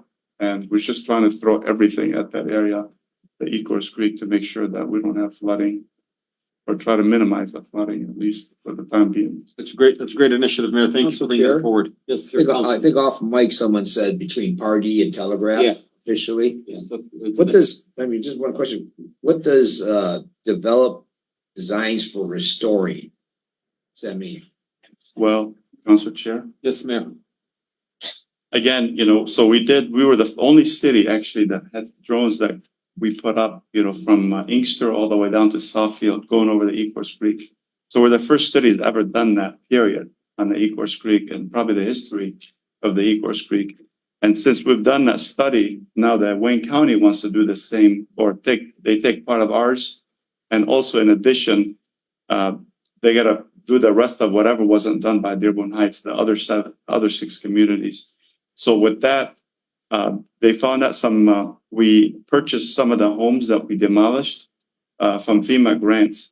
So they're actually looking at the possibility, some of the areas, they're gonna design those areas to make sure that they're gonna be flood mitigation areas. Try to bring rain gardens, try to minimize, the water going into the creek. So this is some of the stuff that they're talking about. Try to make like parks in the area, but we need to get more homes in that area and purchase through FEMA and try to make like a big rain garden and maybe a park. You meant For the residents. you wanna buy more homes and Through FEMA, yes. through FEMA. You don't wanna have more living homes. Well, we're actually, we're offering some of the residents in the flood area through FEMA. Yeah. Once we get more grants, that we can ask them if they wanna sell their homes. And we actually, city purchase them through FEMA, we demolish them, and that's gonna be an area what we can use for rain garden, and again, to minimize flooding. Thank of you. the Ecorse Creek. Council Chair, the creek's a real passionate issue of mine and a lot of residents, obviously. It was my understanding that these lots, these houses that are demolished and they turn into lots can't be developed. Correct. They can't put parks on them or, can we put a rain garden on them? Yes. Council Chair. You can do, actually, that's what they request, to put rain gardens, the special plants to absorb water, to make sure that, that's one of the things that, I know we talked about that back in 2018. I don't know if you remember that. With the initial homes that were purchased before 2018, they were supposed to do that, put rain gardens in those areas. And again, what we want to do is we partnered with the Friends of the Rouge. Now they're interested in the Ecorse as well. And they want to put a park in the area, so it is acceptable. As long as you don't as long as you don't build homes or any structure that actually can cause more flooding issue. So you can do that. On the same thing, Mr. Jamal's doing a great job. He got us money when it wasn't approved, got the state to come across in 2016. Things have been submitted, were taken care of. He's on the docket right now for approximately another 21 homes from 2021. And the thing is that FEMA will pay 90% of this. We only have to pay 10. I'm gonna echo the councilwoman on this. Yeah, Mr. Jamal is doing a phenomenal job and we're lucky to have him as our CDBG, whatever it is. There's so many symbols, these letters on there. But yeah, he's doing a great job and it's a good initiative across the board by Oh, everybody. he's on. Yep. If we get, here he comes. Hey, Council Chair, when the phrase rain garden was thrown out here several times, and I don't think everybody knows what a rain garden is. A rain garden is, and I myself as a watershed steward commissioner, we maintain the largest rain gardens in this part of Michigan, except for U of M, Dearborn, they have a big one there.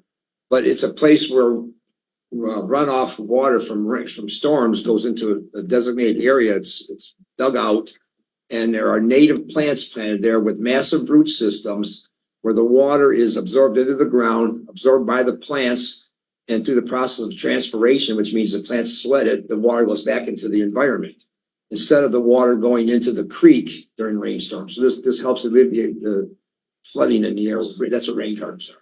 That's great. Appreciate that. I know our clerk is always involved with our rain garden and whenever we're cleaning those up. Oh, yeah. So are you? Chair? Yeah, I don't want to, All these guys, everybody All up here 6 is, of us everybody. here and Lynn have done that. and Councilman, All 7 ups. And this one here, we're here. All right, hearing no other discussion, all in favor, please state aye. Aye. Those opposed, the ayes have it. Next up is 8C, crime analysis position. Council Chair. Councilman Saab. I move that the Dearborn Heights City Council authorize the budget amendment for the crime analysis position at the police department, in the amount of $66,300. The change will be reflected in the police salary GL account 101-300-706-000 as outlined 8C. Second. Thank you so much. Police chief, can we have this motion state that it's not to exceed $66,300 without the amendment or the approval of the council as well, so that it's a salary position and no overtime is added? You guys can amend it. You guys can do that. Are you okay with that, chief? Yep. And I mean, Councilman Saab, would you amend your motion to that? Yes. I would like it to state Yes, it's not, not to exceed Not- $66,300, and it's a salaried position. And if it were to, and no overtime is included. okay. You would, Is it the mayor or me? no, it's you. No, sir, we're just concurring with you. Yes, I'd like to amend the motion to make it a set salary of $66,300 with no overtime, and if any changes need to be made, have to come through council. Thank you. Can I get a second on that? Support. Motion made by Councilman Saab, second by Councilman Constant. I'm sorry, by Councilman Ahmad. Forgive me. Council Chair. Yep, any discussion? I'd like to prove this, but with the change that these positions be union positions, contact the TPOAM union and make these two positions that are well needed union positions to give our union employees and their organizations more authority, more power in the city. Hang on one second, let the councilman finish. That's why I wanted to see if that was an issue with anybody. I think we should look into it and see if the TPOM would be against this or in favor of this. Great. Chief, you would like to speak on this?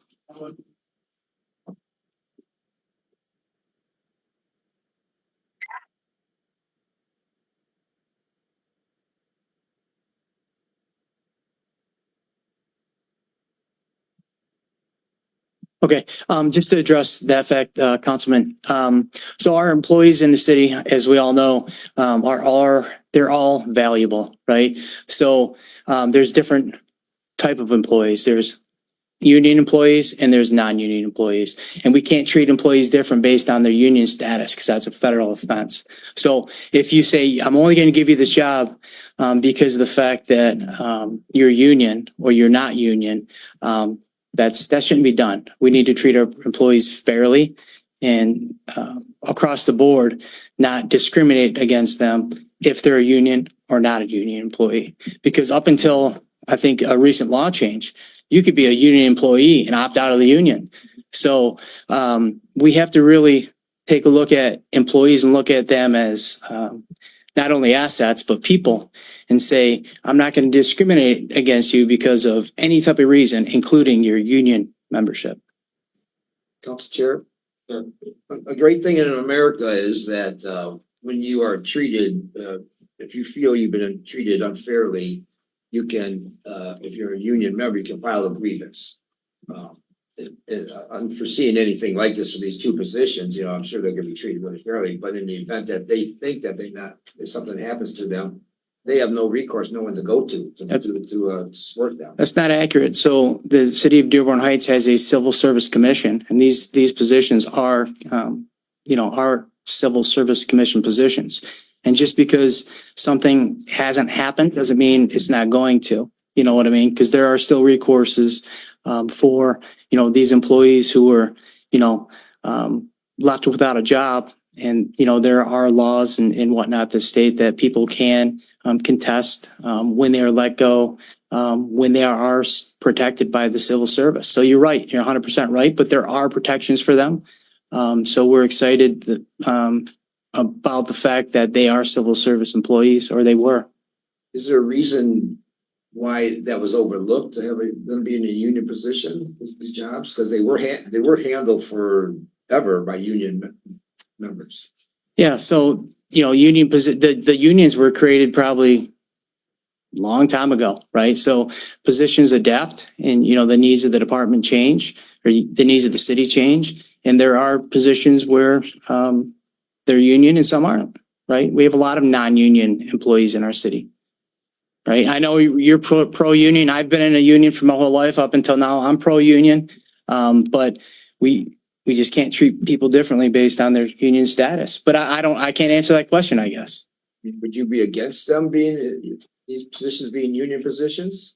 I don't think there's a need for them to be union positions. I think there's a cost savings to keep them non-union. I think the city benefits from them not being union employees, because along with the union employees, you get other benefits like, uniform allowance. You get, you get more vacation. You get all these different things. So the city has to be fiscally responsible. The city has to have all types of employees, because we can't just give, the Cadillac package to everybody. Right? I mean, there has to be some consistency, but there also has to be some discretion on who we pay a certain way. Are there many non-union positions in the police department? The majority of our 119, I would say, are non-union. Non-union? Well, I guess, let's see. I guess they're part-time employees. We have 119.5. So I guess let's start minusing, 20 cadets. 23 crossing guards, that's 46. You got me, you got Director Vanderplow, right? You got the vacant position. You have, there's a lot. There's The mayor? there's the Detective Bureau service aides. So I would assume, I would have to sit down and really do that, but I would say that it's really close. And crossing guard, I mean, yeah, it's close.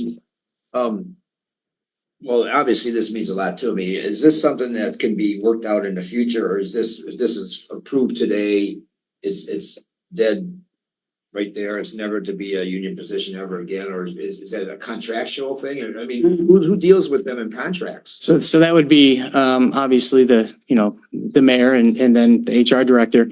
But they have to want that position in the union as well. But I mean, I think they just saw, the contract just, they want those two right. positions. Well, I mean, that's always something that they can work out in the future.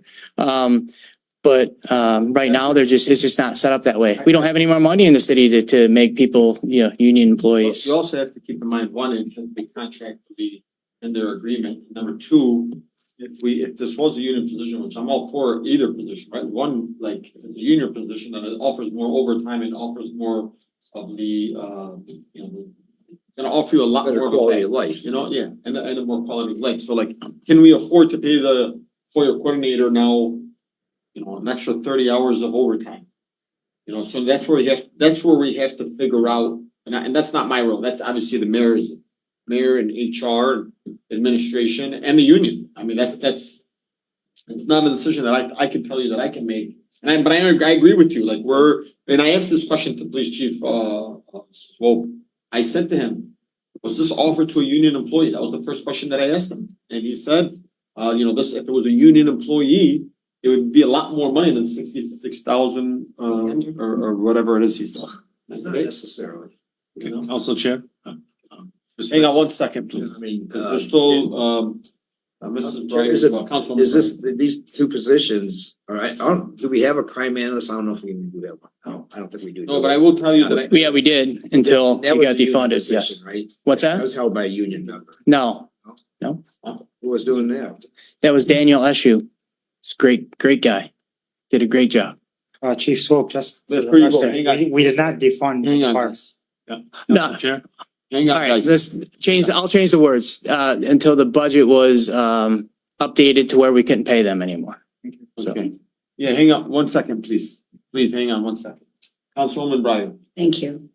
I believe our latest contract with TPOAM specifies that this is a non-union position. And that should take precedence, if that's correct. Somebody say,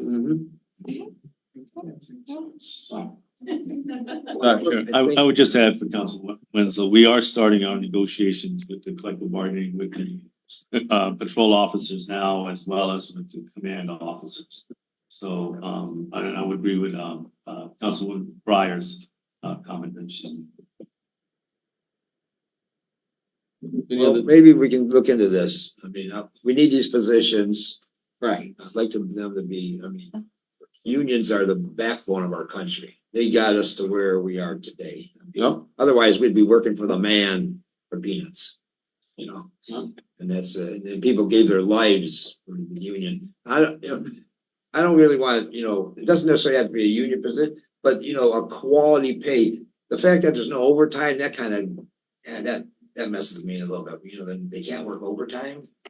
And is there any other positions in the city that can't work overtime? There's plenty. Or your salary? And so are they. So are they. Yeah. And they really like their jobs. Yeah. So, there's some of us that work way more than 40 hours. I would say I close to double that some weeks. And, we don't care about, that overtime. So some people just do it because they think they are doing something good for the city and the community and for their own well-being. And, those two individuals are definitely those people, along with myself and some others in this city. So these positions are already filled? Well, I mean, according to civil service, they're when you lay off a civil service employee, when the position comes back, those are the first people who get recalled. So I mean, that's just the way it's done. So yeah, just like if we lay off police officers, if I lay off an officer, we can't hire someone else. We gotta bring that officer back.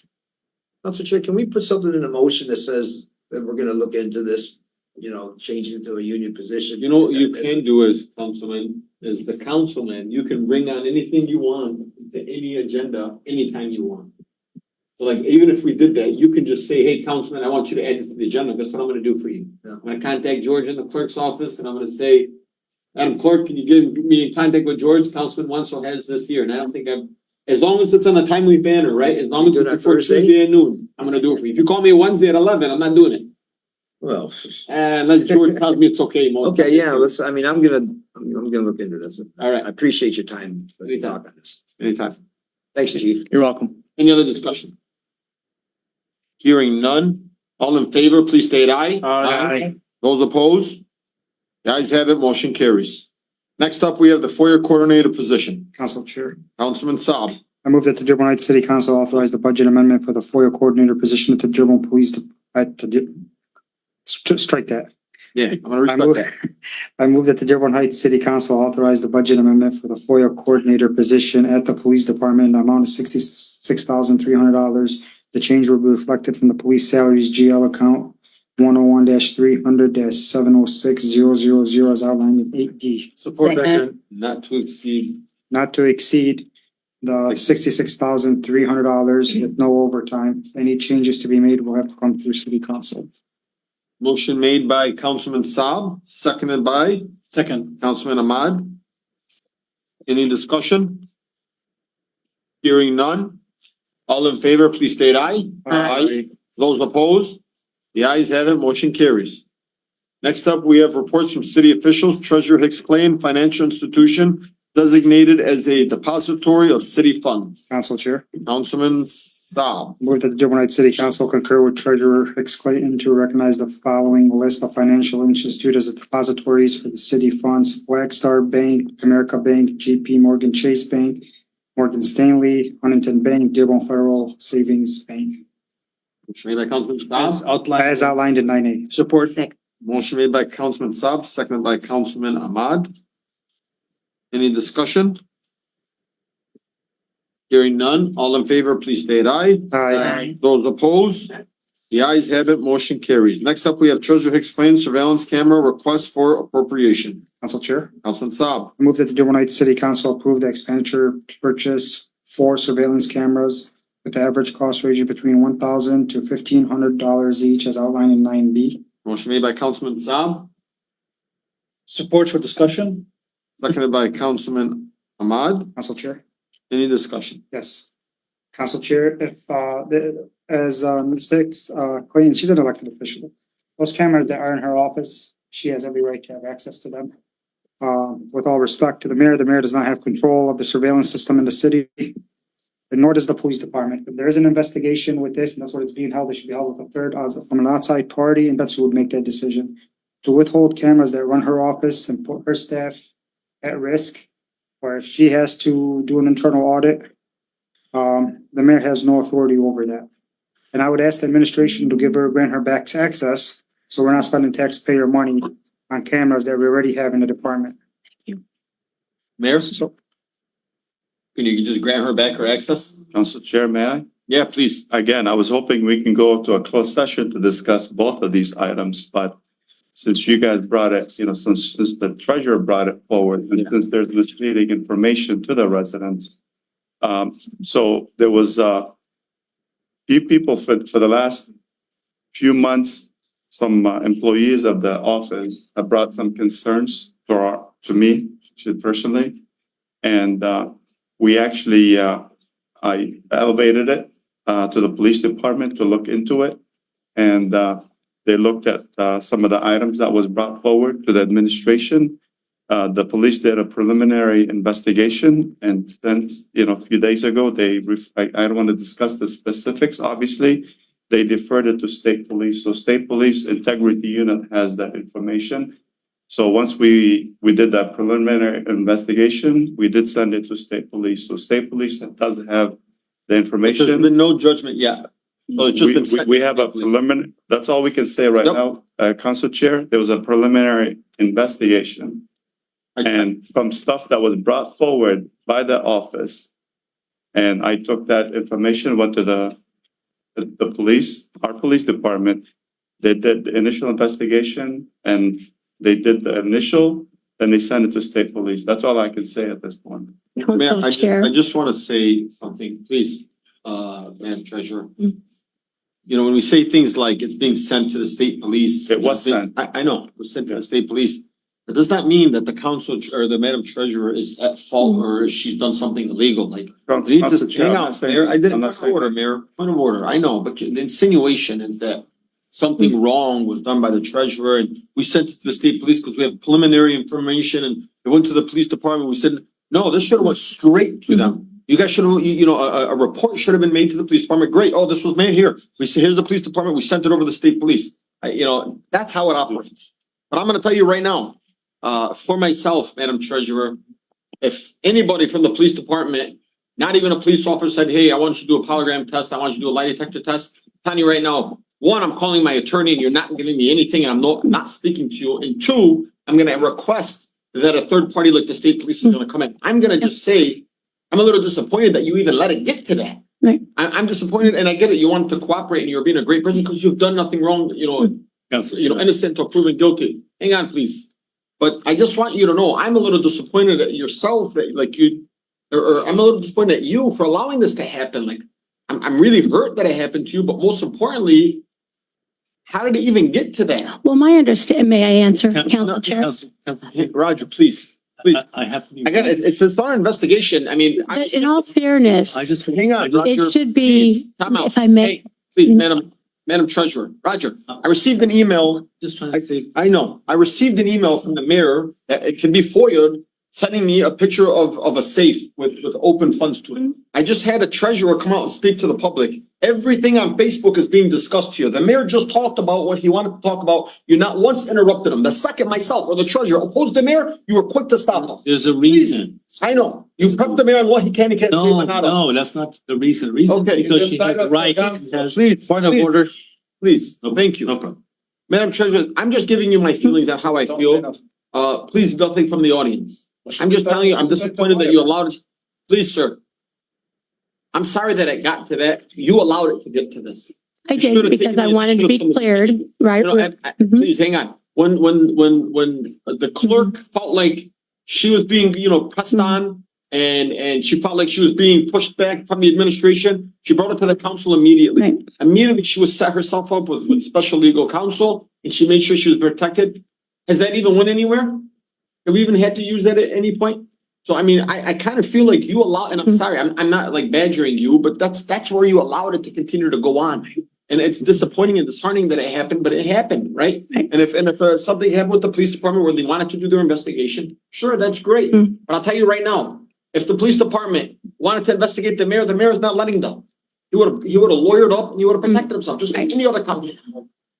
So, Well, if I may I? Or hang no? on.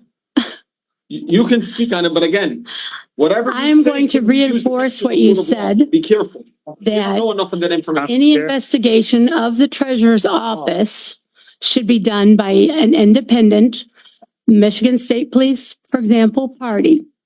That was not handled that way, and that's all I'm going to say. That's your fault. You allowed it, Madam Chair, That's unfair. That's unfair. That's unfair to, we Yeah. don't know the specific. There is a lot more that I would love to share with you, but I cannot Council Chair, clarify. If you want, please. Council, Council Chair, let him. Council Chair, Madam Clerk, Madam Treasurer, please, Treasurer. I recommend you not to speak any further on the matter. Yes. Thank you. Okay, until the, Yep. I understand. until the next item comes up. And secondly, since it was referred to the Michigan State Police, the access to the cameras, whatever video was from prior and whatever's being investigated can be locked. For her to have access to continue operating her city, her office, and have access to her cameras, that's every right. And I'd actually like to amend this motion or put a motion forward to order the mayor to give her back access to her cameras. We shouldn't be spending cameras, just putting regular Agree. cameras. Thank you. Our cameras are linked through IP, they're linked to the city, they're foyable, and that's what it should be. Nobody should have hostage what the mayor can control, he can't control, he doesn't have control over the cameras. That's one. So Madam Clerk, Madam Treasurer, I'm sorry, Okay. I honestly, I'm giving you my, not my legal opinion, I'm giving you my opinion to stop talking about the matter. Yes. Very good. But I do want to thank you for the point you made just now, that those cameras are in that office and have been.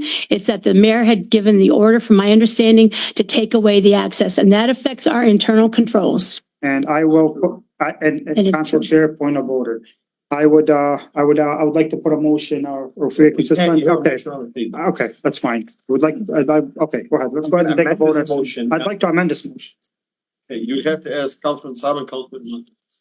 Council Chair, just, Before we do that, I want to hear from the rest of the council members. Sure. Council Chair, Council, before we move on. it's the mayor next. Okay, go ahead. Did you have something, Mayor? That's not a true statement made by the councilman or the treasurer. She does have control over where the cashiers, where the money is. She does have access to it. I can again share with the council to show that the misleading information that was shared a few minutes ago, that for the last year, how many times the treasurer has accessed the cameras. Council Chair. Thank you. Council Your Chair, letter. thank you. Mayor, are you going to give her access to all the cameras in her office? She does have access to the cashiers, where the cashiers, where the money is. So Do you that's have one. access to all her cameras? I don't have access to anything. I don't even know how to log on to this game. I do think she needs access to all the cameras in her office. Are you gonna give her? Council Chair, please point of order. There's foul language used here by some of the residents, please. Honestly, I have not heard nothing but point of Oh, order. I did. This is so disrespectful. Council Chair, Mayor. Hang on, Roger, please. So, Mayor, are you going to give her access to all the cameras in her office? Again, she can have access, real time access to all the cameras. In her office? In her, Okay, so- in the treasurer's office. Council Chair, so this is point of order. Roger. So then that's on record. You're gonna have access to all the cameras in your office. Mhm. May I make a comment? The cameras we don't have access to includes the deputy's desk, where all the money is counted. So we don't have access to that camera. I don't have access to a back counter from the cashiers where money is kept as well. And then also, and I don't care about my desk because I don't handle cash except for petty cash. And we do that under dual control and have a log that verifies the dual control. And the vault. I do not have access, nor does my deputy, to the vault. You have access, do you used to have access to all of this? Yes, we did. When was this taken from you? Probably about a month, 2 months ago at the most. There's times when I try to log, maybe a month, but when I try to log in, I get logged out. That's what the mayor is referring to as a record of showing, you know, how you try to attempt to log in and you're not successful, or you have to walk away, whatever the case may be. But that is the record he's talking about. Mayor? Again, I will send you guys tomorrow. I'll get you a record how many times the cameras in the office have been accessed by whom and when. How's that? How do you have access to that? I don't have access to it. I will request it to the IT director. And I can ask the director to get you that Is information. that recent, Mayor, or you're talking in the past? From the police, what is it? That's in the past or recent? No, for the last, I can see how far we can go back. I don't know how far we can go back with the cameras, but I can get you. But Council Chair. Point of order, everyone, please. Go ahead, Mayor. Again, the reason why we actually, because of the investigation and because of some employees at her office that reached out to my office that they were concerned that they were gonna get retaliated against. Again, they were interviewed and the treasurer threatened them No, retaliation. it did not. Point of That's order. not true. Okay, point of order. Not true. Point of order. Again, Council Chair, you know, I didn't want to discuss this, we go to a closed session, but it was brought up. Again, I'm trying to protect the city employees that they were actually afraid for their position because they brought up an issue that we looked into, and again, we sent it to state police. That's, you know, I don't think we should discuss this any further. I mean, she can have real-time cameras, but to protect the employees that they're afraid for retaliation, we can't go back to the time. No, definitely, Mayor. I mean, whatever happened. You send it to the state police. We're talking from now forward. Please give her access to all the cameras in the office. We don't have to pay for more because I think she has the right to have the access to all the cameras. Yeah, we can get a Councilman real Saab, if you want to change your motion. Yes, I'd like to amend my motion to not purchase cameras, but as a matter of fact, give full access and immediate access to the treasurer's office of all cameras of all offices, including the deputy, the front, the vault, and whatever Every camera in the treasurer's office. in the treasurer's office from today forward. Second. Is that okay, Madam Treasurer? Yeah, that is fine, but I think being slandered by the mayor is unacceptable. There's no threats. There was nothing of that nature. I have emails that back Madam up. Treasurer, I'm, are Thank you you. okay with this? I am okay. Thank you. Okay, so a motion made by Councilman Saab. to Council give Chair. Full access, hang on one second, please. Motion made by Councilman Saab to amend the motion to allow the treasurer to have full access and to not purchase any cameras, effective immediately. Thank you. Motion made by Councilman Saab, seconded by Councilman Ahmad. Madam Clerk, do you have that? Mayor, are we okay with that? Thank you. Madam Treasurer, are we okay Yes, with that? that is fine. By the way, I didn't mean to badger you in the beginning. That's all right. I'm just going on We my all mind learn and that live, right? We let it get this far. Like you said, you haven't had access for 2 months. It's coming to us. It's more like a month, but yes. Yeah. And then I had to put it on the agenda after Any other discussion Deciding. from any other council? took some time. Roger? Thank you, Council Chair. I just want to make sure, I think, the report that was done, the analysis, I think you do need to see it. I think the mayor said, but the other parts of the investigation are with the state police. And that involves previous cameras, recordings, and I've asked, Treasurer, what I was trying to say is what you said, don't say anything. Thank you. You have rights, and then once you talk to Hassan Cash and you talk to anyone else, now you're interfering with your possible attorney-client privilege and communications, and you're breaching it and opening it up. This was brought by the treasurer, this whole thing previously, and that's all I will say. And I think that how a closed session is needed to discuss. Thank Roger. Let's just make a vote on this. Not right now. He is inside of the council before we go to. Point of order. Come on, point of order. No more, guys. Let's go. Motion. And please, one quick. I just want to wrap this up. You just said this. We don't want to talk much on this. Please, let's just move on. The statement about with the clerk and having an attorney, that was by our own attorney doing a deposition. And she asked for legal counsel in a deposition held by our own counsel, lawyers representing us. It wasn't from outside. So it was internal on a matter involving the clerk's office and Act 78. This is a whole different issue dealing possibly with anyway, so. It has nothing to do with this. Just want to make it very clear, just to clear that up, it was for a subpoena. And that's what it was for. For a deposition. Yeah, our city was suing, yeah. No, but they weren't suing Council the Chair, clerk's We're office, off the subject. but it's just for. Thank you, Roger. Any other discussion? Hearing none. To give full access to all of the cameras. to the Immediately. treasurer's office, immediately, effective immediately. Approved by the mayor, okayed by the treasurer. All in favor, please say aye. Aye. Those opposed? The ayes have it, motion carries. Next up, we have 9C Treasurer Hicks claim request for special outside legal counsel. Council Chair, Councilman, stop. move that the Dearborn Heights City Council approve the request for Treasurer Hicks claim for special outside legal counsel as outlined in 9C. Motion made by Councilman Saab, Support for discussion. seconded by Councilman Ahmad. Any discussion on that?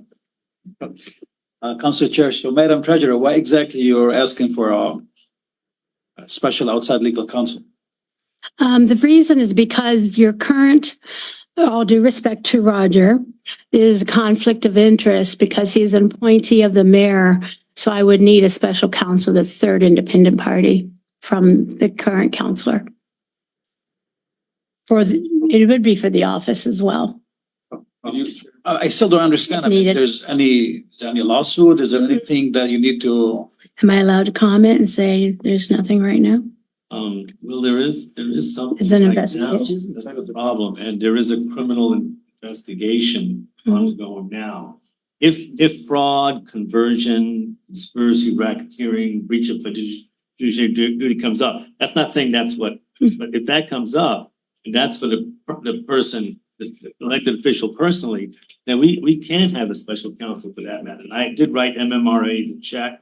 And then if it's a civil, unjust enrichment, negligent misrepresentation, civil, still we can't hire a counsel to do that. But if it's for the office, if you want something for the office, that's different. But for the person, until the investigation is completed, I can't see really hiring a criminal attorney. And that's what we crossed the line. Council Chair. Yes. I'm gonna go through Councilman Constant and then the mayor. I'm sorry, Councilman Wansel. I don't know why I keep saying Councilman Constant. Councilman, please forgive me. Thank you. You know, the specifics of this lawsuit or potential lawsuit, is it against the city of Dearborn Heights versus the resident Lisa Hicks Clayton? Or is it against the treasurer Lisa Hicks Clayton? And so she's performing her duties as a city employee. So that it's like a no-brainer to give her representation from the city. No. Yes. No. Guys, nothing from the audience, please. Please, guys. Councilman? Really? Councilman Constant? Yeah, just briefly, we would need to know how much. And years ago, there was a interim building director who was having checks issued to non-existent companies and then cashing them and pocketing the money, and he was charged. We would never have paid, nor should we have paid, for an attorney to protect that person or counsel that person. So, you know, I think at this point, this is very premature. Council Chair, in that case, you could have if the defendant loses the case, they pay all legal fees. Simple as that. You're talking, Council Chair. I think Councilman Winston's talking a civil legal action. We're talking a criminal investigation. I don't wanna make a decision, because I mean, this is obviously a little shaky. I'd like to hear from special legal counsel. Do you want me to go? Do you recommend the council hiring the treasurer or own special legal counsel? Well, because you're uncertain about this and it has to do with your role. That's why I'm speaking on this. In general, I don't comment on anything that doesn't fall in the role, and just being clear about that. Special legal counsel in this situation, you need to have a clearly defined scope of services that that person will end up actually doing, because I'm sorry. If this has to do with a personal matter, then special legal counsel should not end up being approved. If this has to do with the performance of her duties officially, then she could end up being entitled to special legal counsel under these circumstances. I don't think it's been clearly defined exactly what special legal counsel is supposed to do under these circumstances. And I think you need further definition before you would end up approving something along these lines. That would be my advice. Thank you. So, Madam Treasurer, can you?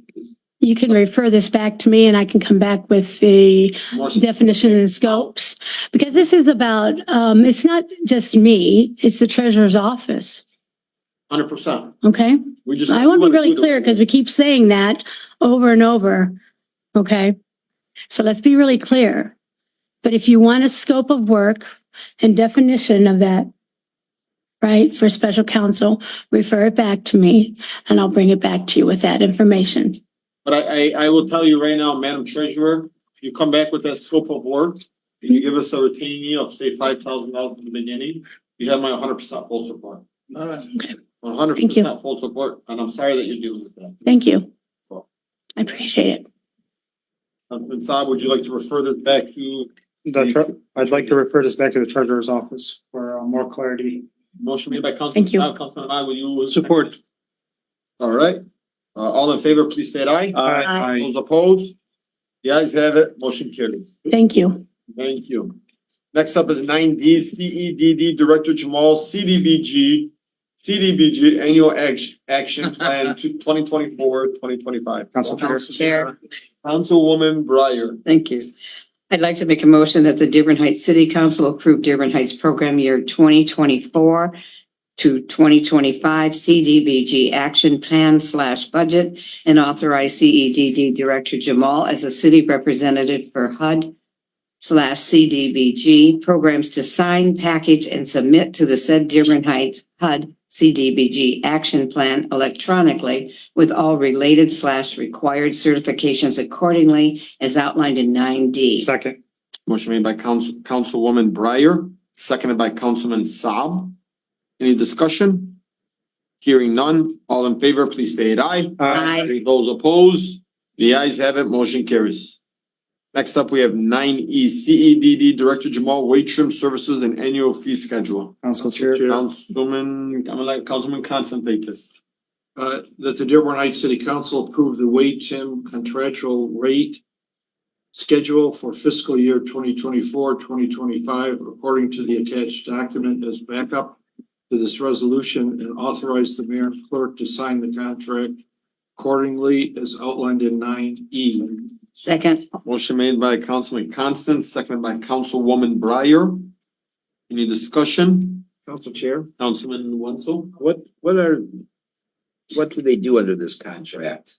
Wage trim, is it a general contract, is this through the CDBG department only?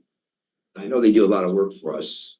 Well, it's basically it's a contractual rate schedule for the fiscal year of 2024-2025. So in the backup, it's basically just giving you a breakdown of it. Yeah, see, I was looking for that, I didn't see that in there. No, it is. It just gives you a breakdown of, what kind of professional, engineer, what level engineer. Yeah. Per hour, the rates. See that. So it's just a rate schedule, if you have this individual, what it would cost, you have that individual, what it would look like. If you have this many people on staff, you would calculate, so it's just, it's more informative Yeah, information. just for work for the CDBG department, okay, all right. All right, any other discussion? Mr. Jamal wants to be recognized. Well, if this passes, it passes, but go ahead, Mr. Jamal, I will give you a quick 2 minutes, please. The Councilman Muscat, former Councilman Muscat, opening his eyes. Mr. Jamal? Is he on mute? Mute yourself. He doesn't want to talk. I see. All right, let's take it to a vote. All in favor, please state aye. Aye. Those opposed, the ayes have it, motion carries. Thank you. Thank you. Next up, we have Chief of Staff Hernandez and City Engineer Deep fiscal year 2023 Safe Street and Roads for all SS4A grant agreements. Council Chair. Councilwoman Breyer. I'd like to make a motion that the Dearborn Heights City Council accept and approve the fiscal year 2023 Safe Streets and Roads for All SS4A grant in the amount of $396,700. Further, authorize the mayor to sign the agreement. The $99,800 match will be paid from Fund 203 Local Streets. Further, authorize the controller to establish a general ledger account for the grant expenses / reimbursement tracking and record reconciliations as outlined in 9F. Second. Motion made by Councilwoman Breyer, second by Councilman Saab. Any discussion? Hearing none. Council Chair. Yes. Mr. Deep, I have a question for you. I know this is another subject, pretty touchy subject as far as the type of work that's going to be done with this.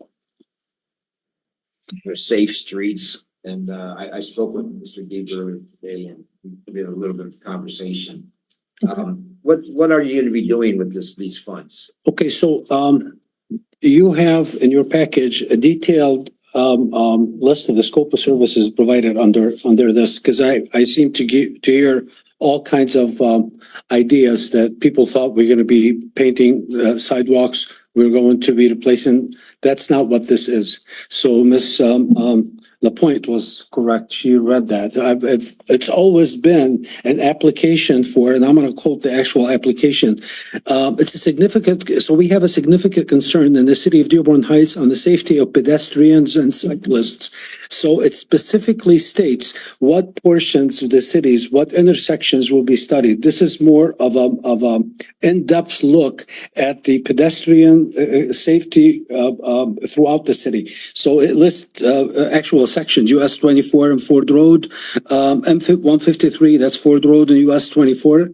Telegraph Road, westbound Ford Road and Telegraph Road, US 24 Waverly Street, segment of Southfield Telegraph Road, US 24 from Annapolis to Van Born Road. So it is a very specific look or detailed look at all the pedestrian crossing and the changes. So we've had areas that were not developed 50 years ago, and now they're actually heavily developed Ford Road commercial.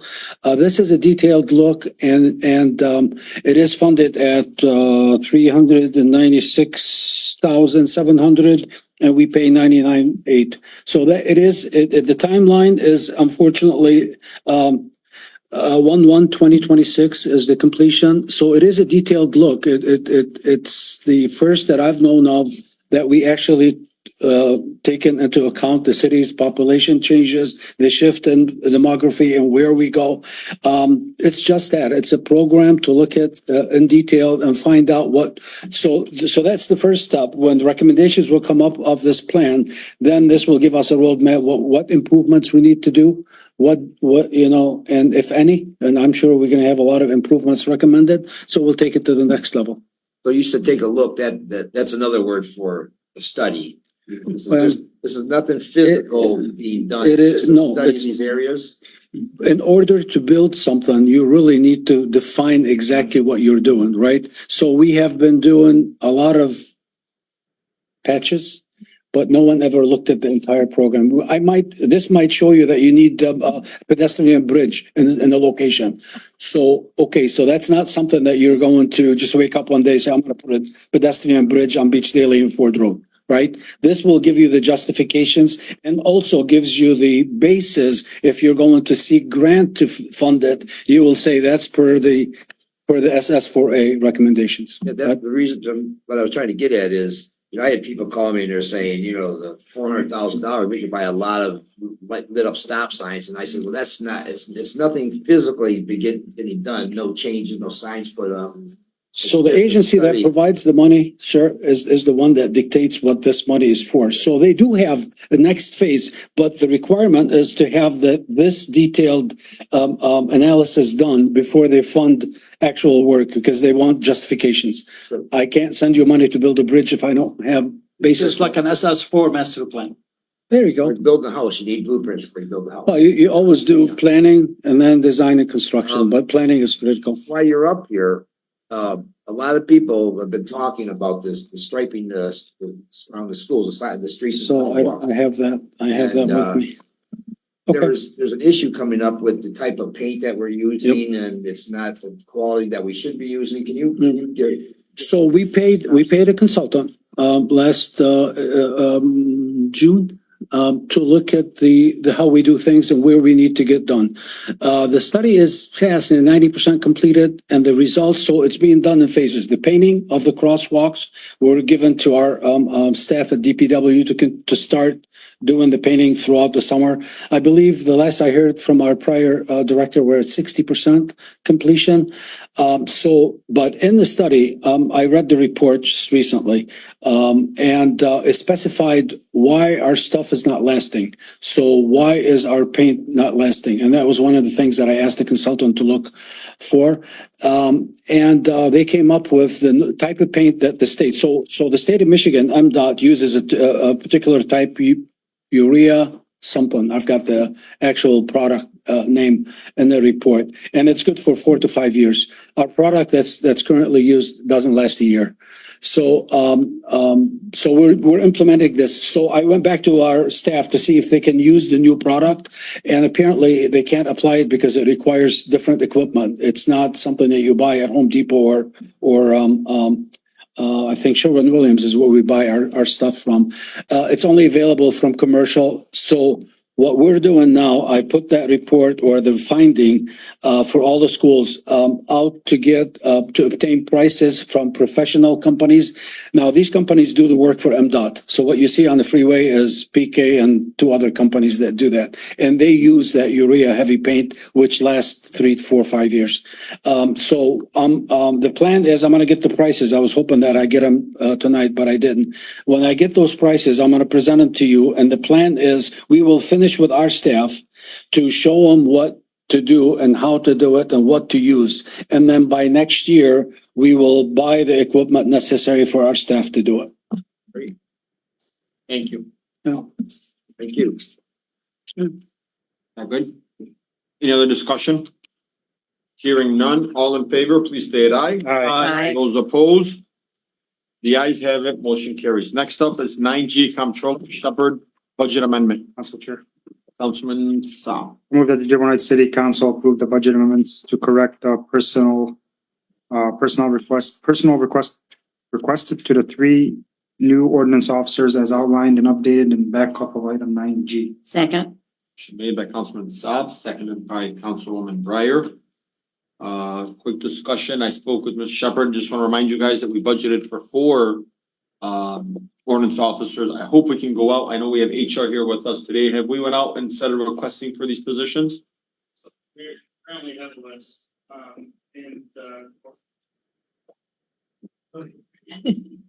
will tell you, there is one resident that keeps telling me, I'm waiting for this to go out public so I can apply.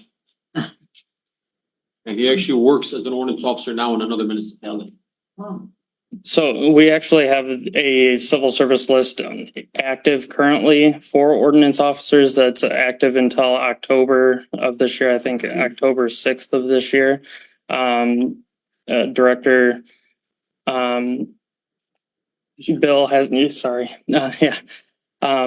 Director DeShroon has that list, and he has been contacting individuals trying to see who is still interested, because we are, later in the process. So a lot of those people have moved on. So we're moving through that list. Thank you.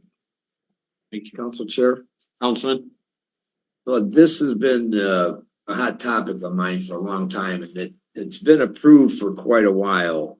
And to the point where I'm very frustrated that this hasn't been done probably a year ago or something when we first approved it. City Council, the motion was approved to have these officers.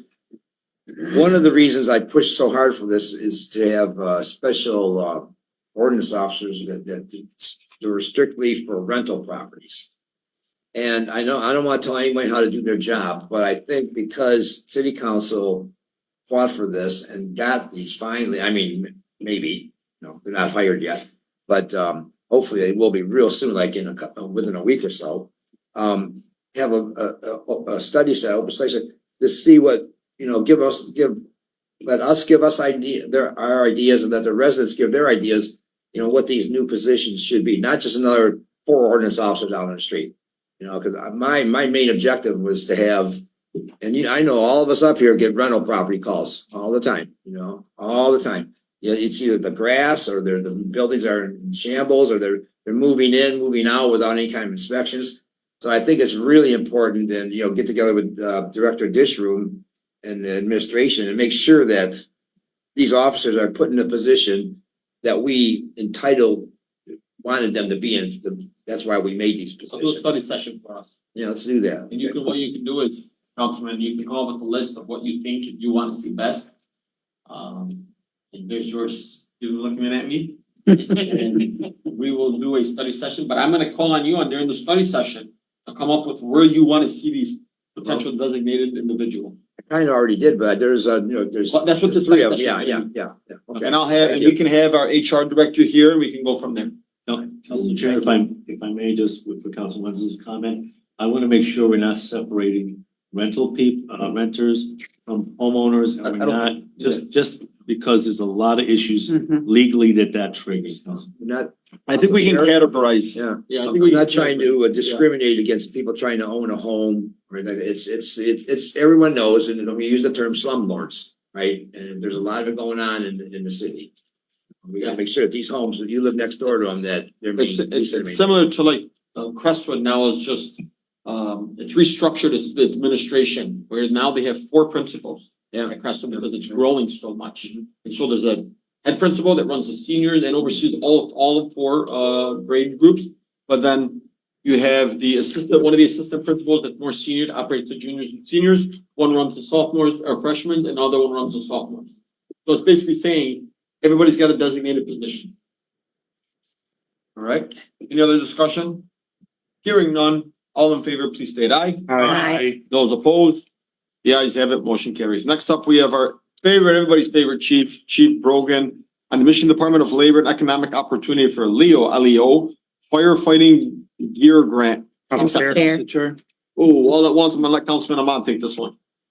I move that the Dearborn Heights City Council accept the Michigan Department of Labor and Economic Opportunity LEO firefighting gear grant, which provides $168,000 in funding and does not require any matching funds as outlined in 9-H. Second.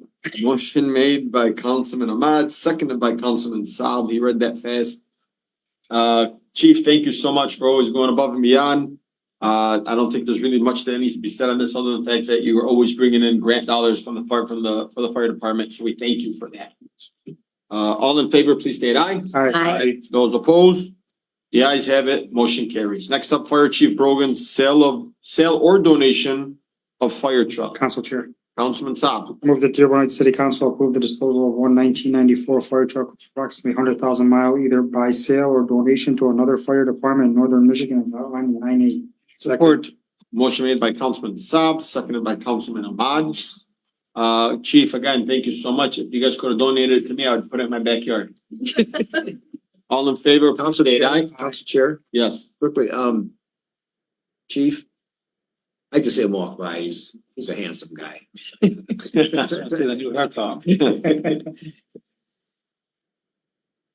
thank you. Hey, Councilman. Thank you for doing all this work. And, as far as the donation goes, is there any liability from the city of Dearborn Heights after they donate it to somebody like another department? But once we get rid of it, I'm sure we could work with Roger and make sure that there's something that says that you're buying the truck as is. It's a 30-year-old fire truck. I've spoken with quite a few people trying to sell it. That would be our number one. I mean, I've been still working on it. I was hoping to get around 5,000, and they said there's no way I'm going to get that. It's age.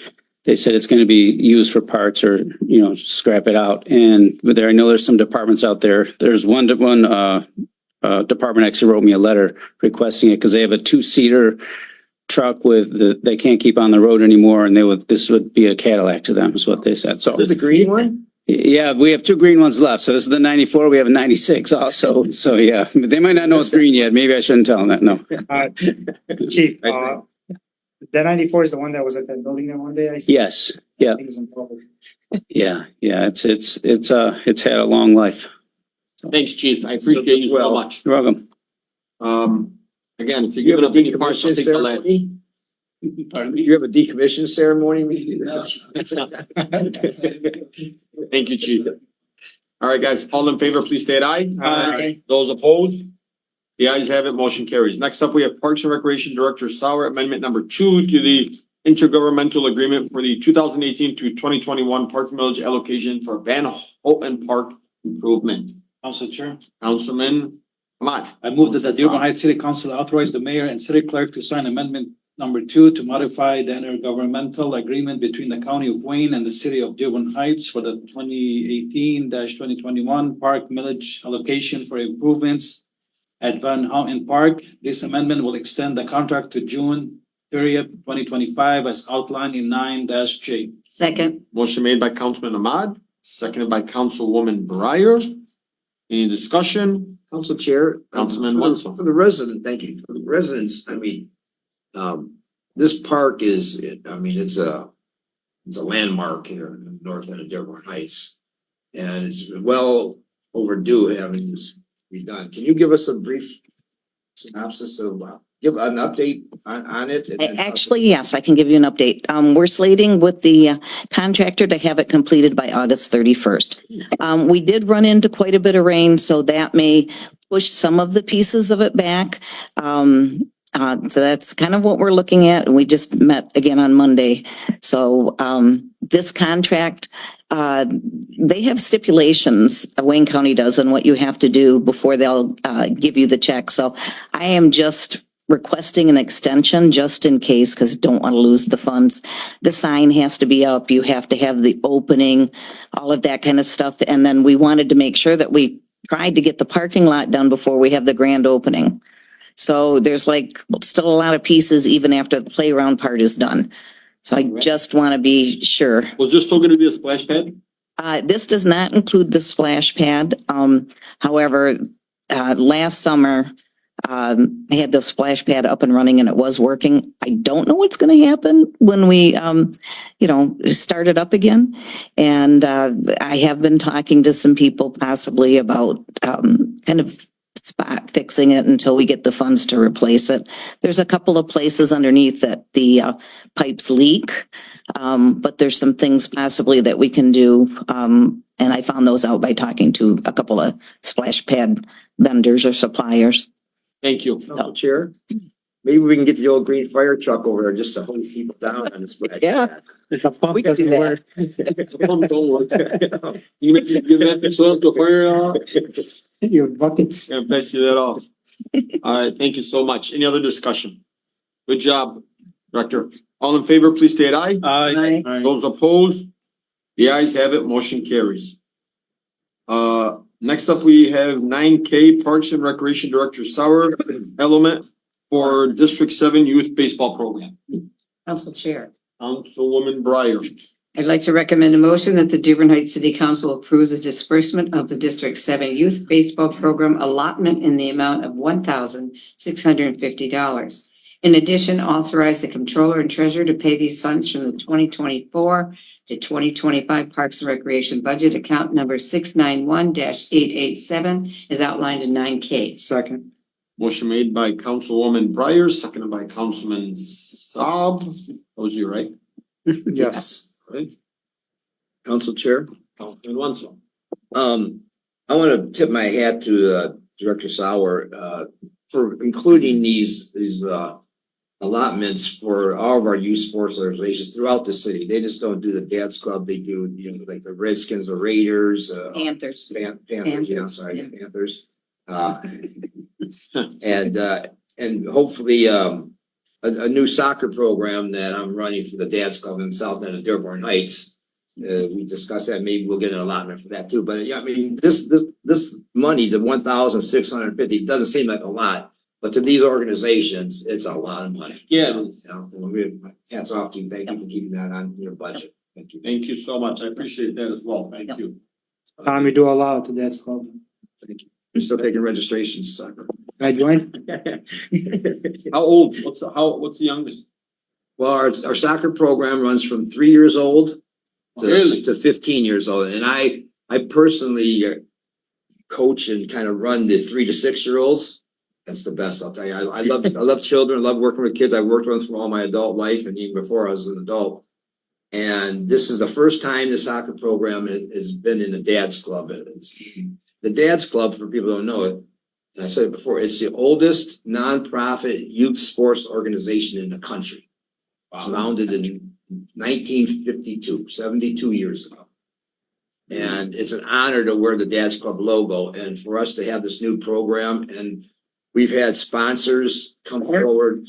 Councilman Saab's a sponsor of our soccer program. And J&T Crova, our big sponsors, Bart's Bakery, Tony's Car Wash, Van Corridor,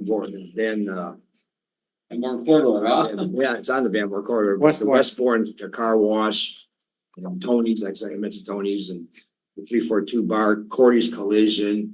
I mean, we've had some really good people helping us out with this program, and it's awesome. And thanks, and Kim's been working with us too. Director Sauer's been working with us too the District 7 school district, giving us the football field to play our games on. I mean, it was going to be a big wow. What am I getting into? And then all these people came forward and helped out. It's a really successful program. We're having a lot of fun. We are still taking registrations. You can look me up on Facebook or anything to call me. My number's out there. Thank you, Tom. Thank you for all Thanks the to everyone. once again. And all the parents the parent involvement, oh my gosh, we have people from north and south, and it's like almost a 50-50 deal. And I mean, I've got to tell them, no thanks, we don't need any more help. They're offering help, I mean, from, you know, taking registration, passing out uniforms, IT work. I mean, that's my, you know, that's, even though that's my favorite, you know, my specialty IT. But I mean, it's awesome. It's really good. Thank you for them to talk about it. Anytime, that's amazing. Councilman Ahmad will, come on, coach, you know, it's. I'm referees, coach, yeah. Can I register my son? Yeah, yeah. No, yes. I tried to register my son, he was picking up the soccer ball, they got released, they told me. You know, Council Chair, one cool thing that we do is, because we have the program and it's free, all those ages, but we do it one day a week. We meet on Saturday morning at 9 a.m. at at Apple High School football field. It's a synthetic turf field. We practice for an hour and then we play our hour game. It's a one-time deal. It's not, we're going to practice on Tuesdays and Wednesdays and Thursdays during the week. We do it all in one day. It's convenient for the parents, the kids, and, you know, amazing. And, you know, Mike Mackey's been helping out from Lead Sports, donating some equipment. That's amazing. Good job, Tom. Good job, Councilman. Well, you know, there's another guy, Abbas Alwishia.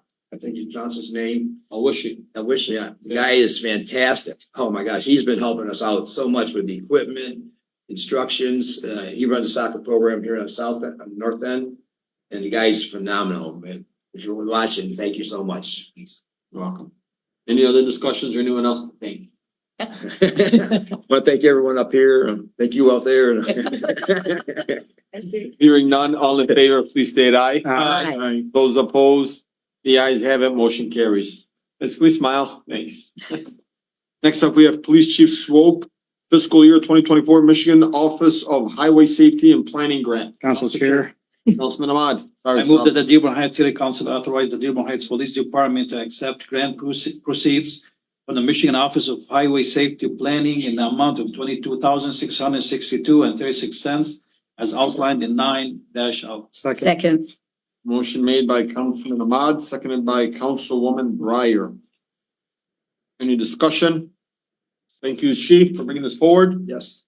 Hearing none, all in favor, please state aye. Aye. Those opposed, the ayes have it. Next up, Police Chief Swope, MMRMA, next 2 pages. grant reimbursement, body worn cameras. Council Chair, Councilman Saab.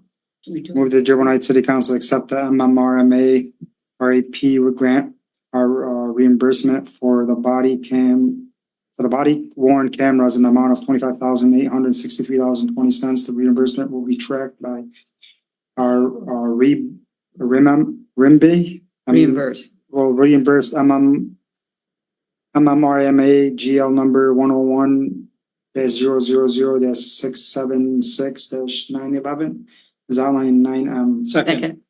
Motion made by Councilman Saab, second by Councilman Ahmad. Again, Police Chief, thank Chair, you so much. just for the record, the word reimbursement is not on there. It's just I know, okay, it's just. I saw that, but yeah, it was no big deal. Council Chair, you know, these next couple, thank you, these next couple about the cameras, body cams and in-car cameras. You know, I brought that up years ago, like 7 years ago, when I first got on city council, and I was told that the evidence that is obtained by these cameras was not usable in court. Is that untrue? Is that true now that can be used in court? You can just shake your head, yes, you know? Yeah, it is, okay, all right, thank you. It is, he shook his head, yes. Yep. Just for the record. Any other discussion? Hearing none, all in favor, please state aye. Aye. Those opposed, the ayes have it. Thanks, Chief, again. Next up, we have 9N Police Chief Swope MMRMA RAP grant reimbursement data storage. Council Chair, Councilman Saab. with the Dearborn Heights City Council accept MMRMA RAP grant reimbursement for the data storage in the amount of $50,000. The reimbursement will be tracked by reimbursement to MMRMA GL account number 101-000-676-911 as outlined in 9M. Support. Motion made by Councilman Saab, seconded by Councilman Ahmad. Any discussion? Hearing none. All in favor, please state aye. Aye. Those opposed? The ayes have it, motion carries. Next up, we have 9O Police Chief Swope MMRMA RAP grant reimbursement in-car cameras. Council Chair, Councilman Ahmad. I move that the Dearborn Heights City Council accept the MMRMA RAB grant reimbursement for the in-car cameras in the amount of 20,000. The reimbursement will be tracked at reimbursement MMRMA GL number 101-000-676-911 as outlined in 9-0. Second. Motion made by Councilman Ahmad, seconded by Councilman Saab to receive $20,000 for in-car cameras. No discussion or any discussion? Hearing none. All in favor, please state aye. Aye. Those opposed? The ayes have it, motion carries. Next up, 9P, Police Chief Swope, very popular tonight. Give a presentation, 10 things on the item, things are passing. Western Wayne County Special Operations Team, WWCSOT agreement. Council Chair. Councilman Saab. Move that Dearborn Heights City Council authorize the police department to enter into an agreement with the Western Wayne County Special Operations Team, known as WWCSOT, for an annual participation fee not to exceed $7,500, which will be paid for which would be for a period of consisting of the current year 2024 and 3 additional years 2025, 2026, 2027. In addition, authorize the mayor and the controller to sign the necessary warrants and to the treasurer to issue payment from the police contractual services account 101-300-808.000 as outlined in 9P. Second. Motion made by Councilman Saab, seconded by Councilwoman Breyer. Any discussion? Council Chair. Councilman Ahmad. Thank you, Council Chair. I think this is a great thing, but I'm sorry, Chief, I failed to ask you yesterday, while I was looking at the cities that are included in this agreement, I know 2 of them border the north end of Dearborn Heights, nothing that border the south end. Would that, affect helping us in any way in case we need it because of the location? No, that won't affect us at all. What we would do is we have a mutual aid agreement throughout the state pretty much. So if there's an incident on our borders, we just help each other out. All we have to do is say, hey, I need help, or hey, can you do this for me? And we can go and help someone in Taylor. So we actually have had opportunities where Inkster has called us and said, hey, can you come help us answer a police run? Even though they're not on scene, as long as we get that call for help, we can go do it, and vice versa. We can have other cities come into Dearborn Heights to help us if needed. Just looking at it, I guess the 2 cities that border us is Redford and Garden City. So I was thinking if something, God forbid, happened on the south end and we needed some help, maybe just the time frame for them to get there. Yeah. Well, we can send all of our officers to the north. Yeah. The south end. Romulus And we're also too.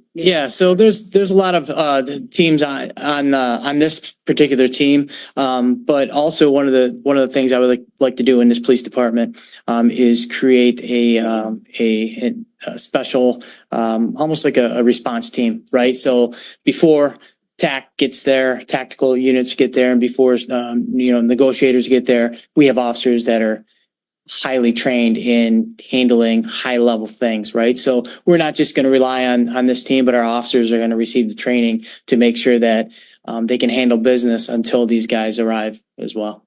Thank you. Council Chair. Councilman. Yeah, thank you. I had several calls on this, and the residents were wondering, is this like a SWAT team? That's exactly what it is. So there's 2 different portions to this team. So there's a SWAT team, right? They call it the special operations team.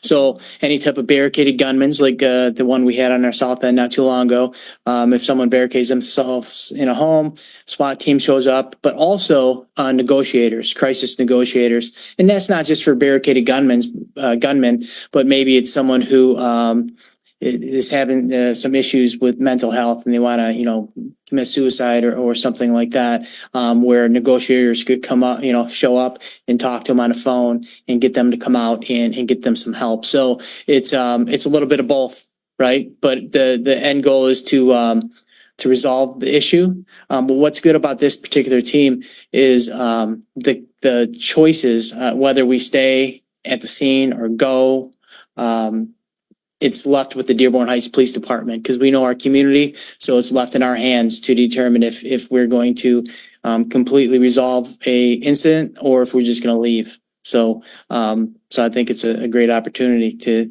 join the team. Thank you.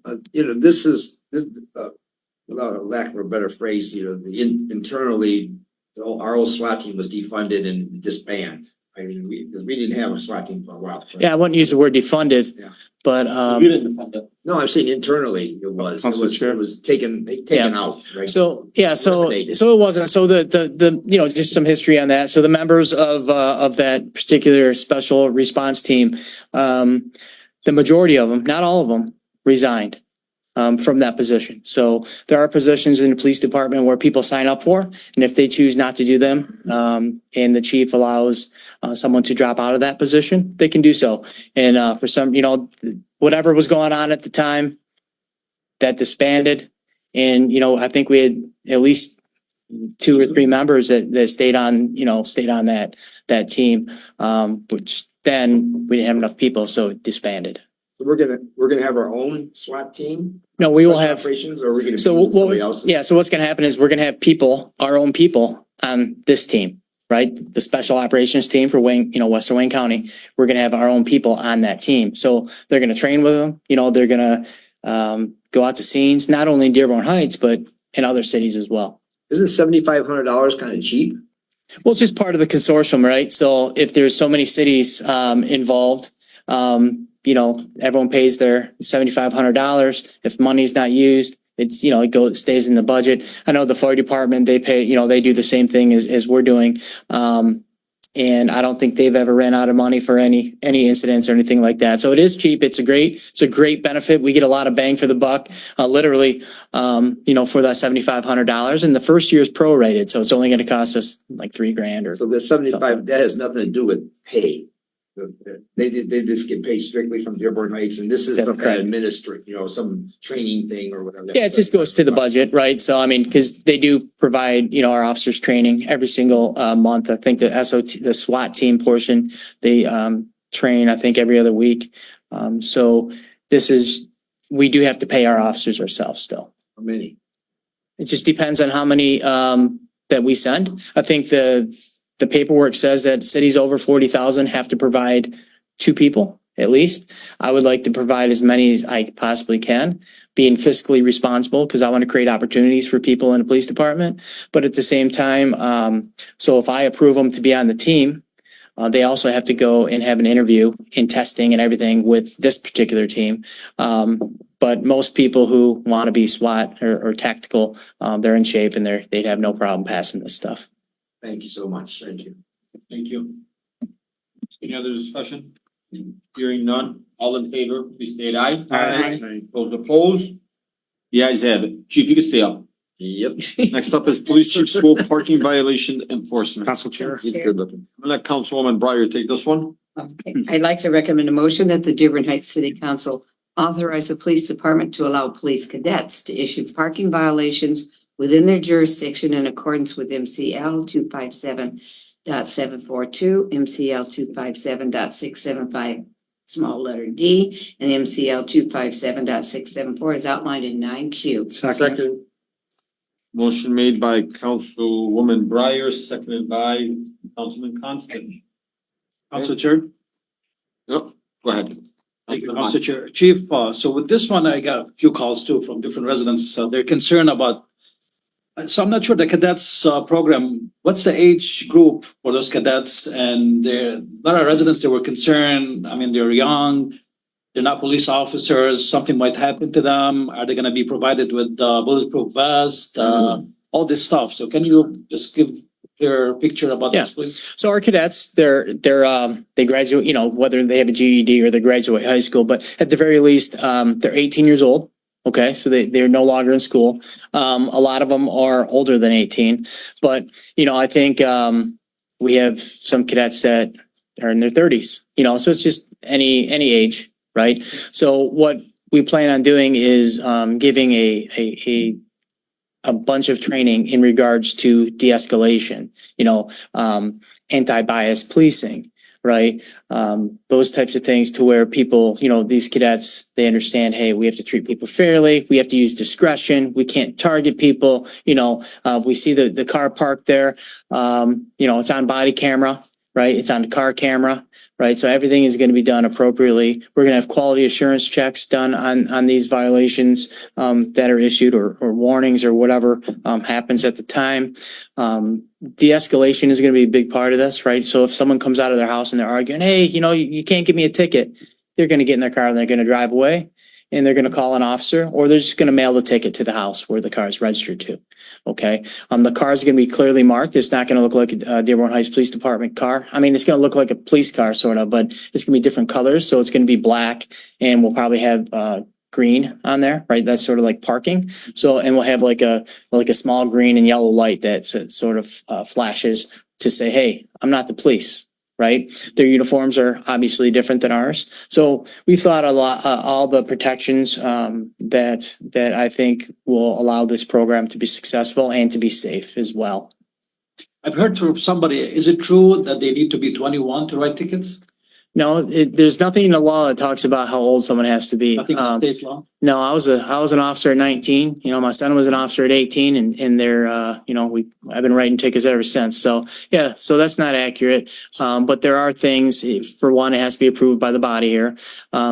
Two is it has to be the violations have to be spelled out within those laws, and it talks about parking violations, all types of different ones. It has to be one of those, right? And ours, trash day parking is one of those tickets that we could write. Chief, remember when me just spoke on this and briefly, Councilman, if that's okay? Can we, I know like different municipalities will say if you pay your ticket within the first 24 hours, it's only $30. Like, we don't want to see, look, I don't want to see somebody being parked on the street and saying, hey, they're going to get clipped $200. Like, yeah. So I spoke with, I think it was Sergeant Campbell the other day on this. And, we were talking about, he has a lot of interest in traffic enforcement. So we were talking about trash day parking, and he says that we do, and Roger would probably know this. So he says that we do have something to where if you pay it within the first few days, it is the fine is reduced, because our goal is just to, get people not to do it. Right. And if it's a necessity where someone has to do it, because they have way too many cars, way too many family members. I mean, I would hope that they would reach out to the police department, and we'll work with them to try and get them, figure out how to stop that from happening, right? Because we come up with all types of stuff. There are some Yeah. residents where I've knocked on their doors in the south end. They don't have a driveway. Pure grass. Like, I walk up, it's a sidewalk, and then I go up and it just walks up to the front porch. There's no, so like, we have to be mindful of certain things, Yeah. Are you gonna allow them, can that car go park at the end of the block where it's a corner where there's no trash bin on? Yeah, so we're gonna have to, unfortunately, we're gonna have to follow the law as it is. But with that being said, I would work with residents to make sure that we can make something's always possible, right? And Roger is gonna have to confirm if we have one of those pay schedules, and if not, then I suggest we do a pay schedule to where it's only $30 if you pay in the first 2 days. Or no, not in the, Dearborn knows the first 24 hours, $30. So these fines have to be approved by council? Yes. They're already, but there's already a fine schedule Already went for like at the court. Yes, we have a fine schedule, Council Chair, and one point is the supervisors, and Chief Swope emphasized the supervisors in relation to what Mr. Wenzel said, are gonna be there, close to those cadets, and available for advice on your situation where if the car is parked, there's no sidewalk, and safety issues, which is one thing. Yeah, and that's great. What's great about our body cameras is if our cadet has, hey, I have a question about something, our supervisor can say, okay, point me to the direction, and he can go live on their camera, and he can see the situation. He can answer the question at any point in time. So that's a good thing. So there's a lot of great things about this program. Can they write the blight tickets? So I have something for that too, but not tonight. So Chair? Yeah. A couple things. This is a pretty cool thing, in some aspects. My first concern is the vehicles. Where are they gonna get the vehicles from? So we have vehicles. I don't know who's spreading the message about the police department not having vehicles, but we have vehicles because we always keep vehicles because we drive, at high speed. So we're getting in wrecks, right? Or the transmissions blow. So we always have enough vehicles. And when you say how many, I don't know. I think we provided a list of vehicles recently How many, to council. cadets are gonna be doing this? We probably only have one cadet doing it a day. That's it. One at a time? Yep. And they're part-time or getting paid or? Yep. Part-time cadets. Our cadets get paid $17 an hour. It was less than that when I got here. So I know it's low, but it is a good rate for a cadet, especially when you look in the area. We pay our cadets pretty good, and we hire them as police officers. So, but yeah, they get paid. There was, the council chair brought up an issue and last Tuesday, garbage day in my area, I got a call from a resident that the police officer was writing tickets and, for trash day parking. And the council chair said, park on the end of the blocks where they don't pick it up. Now, this officer was writing tickets for cars parked there. And he said, hey, he says, it's the ordinance. You can't park on any street. And even though they don't pick up trash on them side streets, it's meant to be easy for the trash collectors and the street sweepers. And when I said that, they just started laughing, but I mean, the street sweepers are out there as much as they can. But in my case, I live on a corner and all the residents on my block, they come and park right alongside my house. And I pull my car, I have a tiny driveway just for I only fit 2 cars in it. And I put me and my wife's car in the driveway and they all park there and we got to work something out, mate.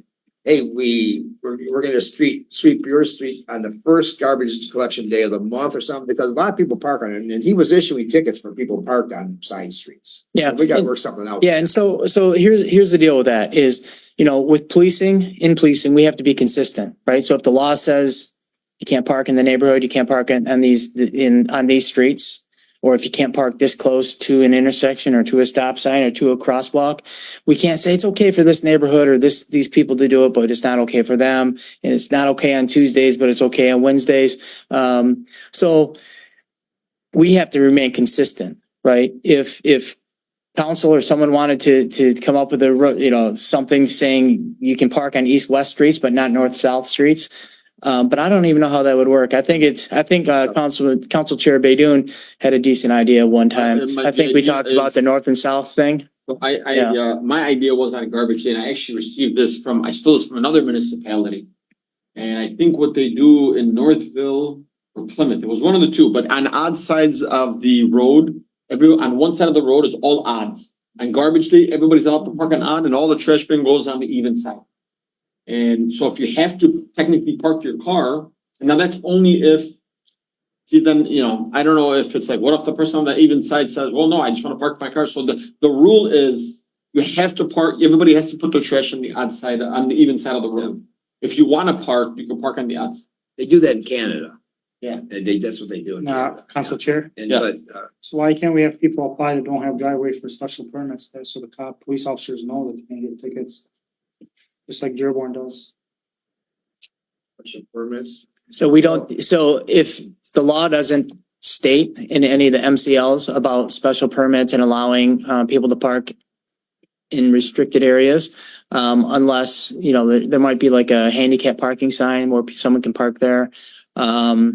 So I don't think that we'd be able to do that. We'd have to look into Dearborn's ordinance to see if that's possible. And I'm sure, Roger might have some A lot of homes don't information. have driveways, but they have signs in front Yeah, of they- them, permitted parking. A lot of homes are Yeah. driveways. Yeah, that's something we'd have to look at. And I'm not saying it's impossible, but it's something that we'd have to check into. Ultimately, if everybody parks on the outside of the road, Yeah. if you have to, when all the trash bin goes on the even side. I think baby steps would be the best way to do it. Yeah. Somebody's already parked. Council Chair, in all fairness to this officer, when I went down there, talked to him, and he was giving warnings to everybody. And he's seen someone out there, he said, hey, you gotta move your vehicle, and so one said he actually would have knocked on doors. I mean, really great officer. And the person that called me, he ended up not even getting the tickets. A lot of our officers knock on doors. In fairness, when in the DPW guys that sweep the streets on garbage day, when all these people park alongside my house, and they go right down the middle of the street. I don't get my gutters swept. And they're doing a heck of a job, the DPW guys, and it's not their fault they can't do it because people are parking there. Fortunately, they haven't been getting tickets, but I tell people, I said, hey, you're liable for a ticket here. Oh, you're threatening me? No, I'm just under the law, and I call the ordinance, they say that's a police issue, strictly a police issue. So don't call the ordinance department about this. They'll just refer you to the police. And thank you for taking care of that, issue with the guardrail. Oh, you're welcome. Yeah, thank you so much. Thank you, chief. Thank you, Chief. Well, we gotta make a vote here, but any other discussion? Hearing none. All in favor, please state aye. Aye. Those opposed?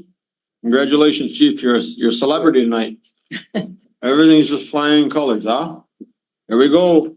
Next up, we have ordinance and resolution 11A, Council Chairman Baydun, resolution regarding seat used by Corporation Council. Council Chair, Councilman Saab.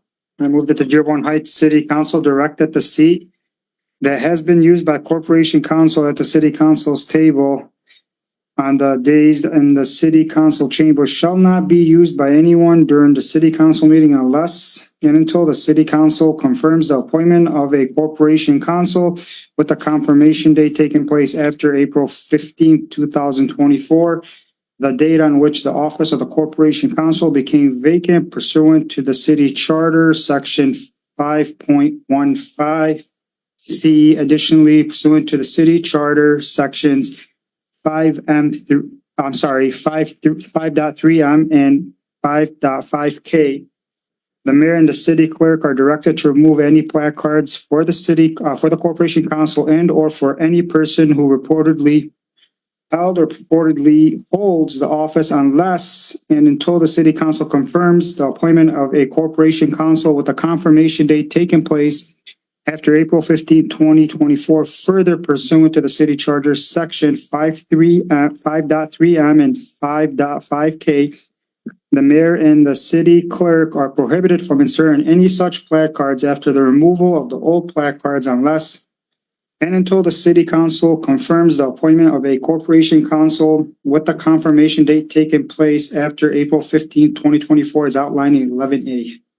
Motion made by Councilman Saab, Second. seconded by Councilman Ahmad. Any discussion? I will start off by this.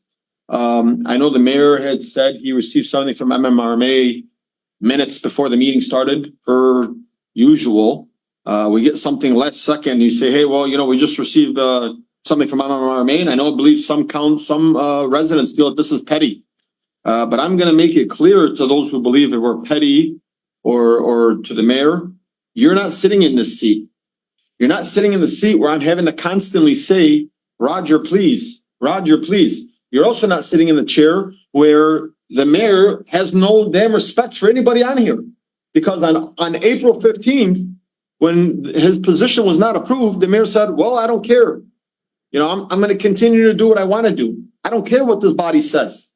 And so to me, having to put this forward here, it's like, I don't want to fight with the mayor. I don't want to fight with the corporation council or the former corporation council, Roger Farina. But man, are you making things extremely difficult on us? Like extremely difficult. So I reached out to special legal counsel and I said, please help guide me. And I received this, opinion letter from whoever Roger sent it to me from, right? I can get you 20 opinion letters that say otherwise. And Roger, this is not a petty thing. This is a frustrating thing. At the end of the day, we want to run a seamless council meeting. I don't need to be interrupted, council chair. Just today, without even saying without the request of the council chair, you just a council chair and continue to speak. I can tell you prior to that, including the mayor, will say council chair and request for permission. And I'm not saying that I'm some tyrant and want to be this like took my own horns type of person, but man, it's got to stop. The amount of disrespect where I have a council member telling me that, you feel that Roger can't be tamed when I'm having things being said to me like, why did you insinuate that this is one of my friends? Is it because he's black? I mean, these are things that are real life that are extremely happening. And I know the councilwoman's staring at me, but I will walk you guys through what happened at last week's study session that I didn't talk about.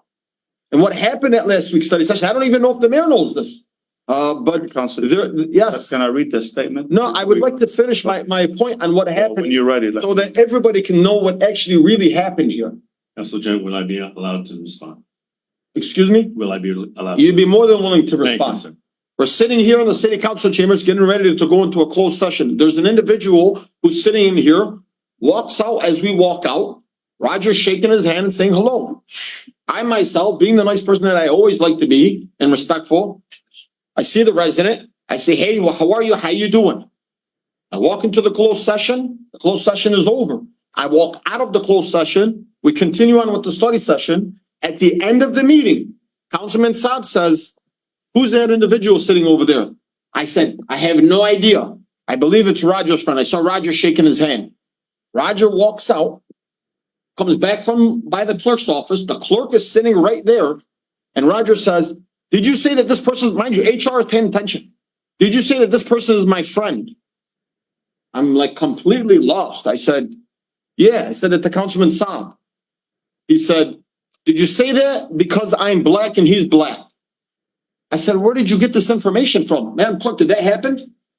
I am completely lost. I go, Roger, I don't know what you're talking about. You did that because he's black and I'm black. I said, Roger, where are you getting this racial thing from? Where are you coming up with that? I want to make something very clear. One, I never insinuated anything because of the color of your skin. I am brown skinned. I am a brown skinned Arab American. I am not here talking about somebody's skin color. But for Roger to come here as the corporation counsel for the city to think that man right there is going to represent me as the city council chairman, it does not. He does not represent me. I was lost. And then we walked out and he continued to antagonize this situation while the chief of staff was there, the HR director was there, Michelle was there, Sharon was there. And he said, you know, with like the way I talk things, I say to men face to face. I don't know what that means. So I said, Roger, what are you talking about? I said, Roger, and I tapped him. He said, why are you hitting me? That was his response to me. Why are you hitting me? Let me tell you what a hit would have been. It would have been something physical. It would have been me swinging my arm. I tapped him. He said, you hit me. So what's petty? That is petty. What's petty is saying that when Councilman Saab asked me who that individual is, I said, I don't know. Roger was talking to him. I think it's his friend. Roger walks up to me and says, in front of the clerk, are you saying that because we're both black-skinned men? Once again, I am a brown-skinned man, and I am not a racist. And do not try to portray myself or I think anybody on this council for being a racist. But what I said to Roger was, like you did in the past, trying to bring up things for lawsuits, don't try to pull that shit. And he said to me, yes, I swore. And what he said to me was, who brought up lawsuits? Why are you talking about lawsuits? So the attorney in him got brought up. I don't feel protected as a city councilman by somebody like that that is treating me. Mind you, let's talk about when I first brought this conversation up. 3 weeks ago, I called Roger and apologized because I felt, not because of this situation, because him and I were having a conversation and I was kind of being a little emotional with him. And I said, Roger, I apologize. But I want you to know as this conversation happened, the chief of staff watched it, the HR director watched it, Shannon watched it, the clerk's office watched it, the clerk's assistant watched it. And not one thing from the HR director said, hey, councilman, I witnessed that, or hey, I'm going to report this, or I'm going to talk about this. And I'm not asking for anything special, but I want you to know that this happened. This happened to me. This is something that's happened where the clerk at one time felt offended by Roger. There was one point where the councilman has felt offended by Roger. I'm not telling you I dislike Roger, but there's clearly an issue here, and it's not petty. It's something is extremely happening. Now, if MMRMA is telling you that we have an opinion, does MMRMA know the facts? Do they know that the council is not being represented? Council Chair, please. Hang on, Mayor. I'm going to let Roger and yourself speak. Trust me, I'm not going to. I understand. But I'm going to tell you, these are the facts, Mayor. You weren't here, and I know you're not going to defend me on it, and I don't expect you to. Well, I need to read that statement. Somebody from your administration has disrespected myself or somebody from council. Council Chair. Thank you. Okay, I just emailed you this again. As I emailed this to me again? What did you email? No, please let me finish. I didn't interrupt you, Council Chair. You did actually, Mayor. No, I said, Council Chair, Okay. I asked you for permission. Go ahead. Okay, can I go now? Sure, but you emailed it to me again. As in, when did you send it to me? Okay, please let me clarify. I just emailed it to you Thank again, you. like I said. I got this email when I was sitting here. Okay, this is from the attorney who's representing us in the federal lawsuit case. It says here, I have reviewed the agenda item provided along with the previous provisions of the charter that the council intends to rely upon in efforts to vacate the seat of the city attorney. None of the charter sections apply to the situation at hand, nor do they provide the council with the ability to vacate a seat or prevent the mayor from allowing the continuance of a position. Further, nothing has recognized the council ability to remove or vacate Mr. Farina from his seat. As mentioned on our call, like as I mentioned earlier, I did talk to that attorney because I wanted to make sure, we're not putting the city in a worse situation. She goes, as mentioned on our call, while it may be an empty effort, advising that the actions of the council, if this motion were to pass, would be illegal and is far reach outside the scope of their office. This would not only invite litigation, but also more attention on our city that already receives positive attention.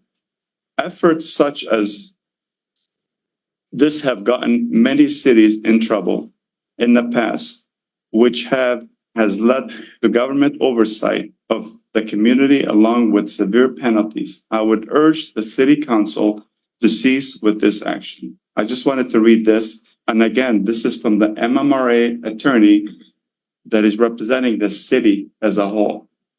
Council. Yes, Roger, go ahead, Roger. Thank you, Council. Thank you, Council Chair. You asked for an opinion, and Don Denault is an attorney that was here before I got here. Many years, worked with the city on numbers of issues, advises us throughout on our water crisis, our FOIA information. In our opinion, after reviewing the city charter and city code, the position of corporation counsel is not subject to a specific term. It is not an officer, quote unquote, who only serves until shortly after an election. And it is not a department head, quote unquote, under the charter. Rather, corporation counsel is the city's legal advisor. Departments provide services to residents. Legal advisors provide services, quote, to the city. The distinction is a significant one because it reflects the reasons why the charter did not create corporation counsel as a department of the city. Instead, the charter simply called for the appointment of a corporation counsel to ensure the mayor and council always have a legal advisor in matters relating to their official duties and the affairs of the city. Now, when you passed and you reviewed this in April, the corporation counsel position, you said that how there was an extension based on Mr. Miyake's advice. 5.13 does not have an expiration in there. The corporation counsel serves at the discretion of the mayor, approved by the city council. The quote that you went to in 5.3 and 5.5, and then 5.15 talks about department heads and commission members. It does not address the corporation counsel as an expiration, and it's been misapplied. And when you use it that way, then you get the problem of saying that you're only for 2 years. I came on as an employee, the first employee for the city of Dearborn Heights as a corporation counsel, not contracted. And when I came on, I had a 90-day probation period. And don't want to talk about my other position as an employee of the city, but I came on in a specific position to hold the title until the mayor says, no, you have to go. Then I have to go. But what has happened is since I started, imagine starting a job where you have someone, the previous one that had your job, working behind you, undermining everything you try to do for the city. Second guessing, going to your people you're advising, telling them contrary things to what you're doing, interfering with your performance of your job description. This is what I've had to live with for 2 years when I've come in here and done nothing but try to give you advice. Now you come forward, Council Chair, and you say that I'm hostile. I didn't raise my voice and I'm not raising my voice. Okay. If I'm an African-American attorney, there was one individual in this whole city hall that was African-American. And I met him the same time you met him going into closed session. When I come out of session, he asks, where is the meeting over? And someone says, who's that? He must be Roger's friend. That's what you said. So all I did is I addressed you. No. I addressed you. It didn't happen, Roger. I didn't interrupt you. Yeah, but you're lying. So I'm See what you correcting do? it. You interrupt me. Yeah. And I'm trying to break the narrative that you told. Yeah. Okay. And I said to you, well, okay, but did you mean anything by it? That's all I said. Now, there's two ways to approach me when someone's bringing something this sensitive to you. The first approach is, the first thing you said was, no, I never said that. Then you said, oh, I said, well, that, I thought he was your friend because he shook your hand. Fine. There's a way to communicate. Don't tell me I'm trying to bring a lawsuit, which you said next. You did say that. Because You did say that. You don't tell me I'm trying to bring a lawsuit. You said it to me. I did say that. What are you talking about? Why can't we just talk it out? I bring you a can of this every meeting, not to insult you. It was something private because I'm reaching out to you. And I said, you know what? We have to break the barriers. We have to be able to talk. I'm setting up a juvenile court that's on its way of taking off at the end. I'm working on, I finished a second OWI ordinance charge. I started a short-term rental ordinance that's finished. I work for the city. I get paid one salary. I don't get the 11,000 a month that Gary had beforehand. I don't get the extra corporation council money. I don't do that. I come here and I work extra hours, sometimes 80 hours a week, sometimes 70 hours a week. You can check my records because I'm out here for the city. When I speak at council and I try advising, you cut me off and you stop me from talking and you take Gary Miyake over me. I'm saying, I have 37 years experience. I've worked with the Attorney General's office. I've worked with Wayne County Corporation Counsel. I've worked with Wayne County Prosecutor's office. I've had private practice. I've worked in office in Cairo, Dubai, Saudi Arabia. I've worked international. My wife was from the Middle East. The situation that you put me in is something that needs to talk out. I didn't want us to escalate, but you can't talk to you, Mo, without you getting angry and jumping to conclusions and making up narratives. There's dialogue and there's a way to talk. Yeah, it's stupid giving you a can that you like, that you told me you like. It's stupid, I know, but it's between us and I'm reaching out to you to let you know it's beyond picking assertions and assumptions. We have to figure, when Tom came up here and gave me a hug, and when he said African-American people invented, he didn't know African-American people invented the traffic light. Okay. We have African-American citizens in the city. We have a lot of renters are African-American. That's why I said, Tom, today, let's make sure we're fair. We're not singling out people, but we take into consideration. You don't know how many Venezuelans, and my family's partially from Venezuela. My mom's from Venezuela. Caracas, Maracaibo, Margarita. We have more Venezuelans coming into the court now. And I'm aware of it, and I speak Spanish, so that's able to help. We changed the dynamics with Hussein. We have Arab lawyers that are able to reach the citizens and be relatable. We try to change the dynamics. So race is always an issue. We can't bury our head. But we have to handle it civilly. It's not a reason to violate a federal injunction that says you cannot interfere with the Corporation Council performing their duties. That's what you did in April. That's what the council did. And Ms. Miyake can try to get in. They filed a motion last Thursday, the MMRA, to expedite the issues that we all have to wait. And I would say you table this, so you wait till the federal judge makes a decision. I think Zuhair Al-Bahak said go to the circuit court. It's already in federal court. This issue will be litigated. And if you think I'm prejudiced because you're brown skin, I'm brown skin. But when someone says something to you, you don't have to get defensive. Roger, I'm not having this debate with you right now. You interfere me and I listen to you. I shut my mouth and I'm asking you to do the same. It's about maturity. If you say you respect me, respect me. Okay, if you say because of age, I'm 62. I have a lot more scars than you do in life. I worked in 2 different states. Okay, I worked in different countries. I worked with ambassadors. I worked with political leaders, ministers. Okay, I don't just come here and say I worked in the municipal law. I just told you I have 3 ordinances that are ready to be approved and looked at by you that we haven't touched before. And I'm doing a restorative justice program with our youth. How many of our middle school kids are on vape and marijuana that we're not dealing with?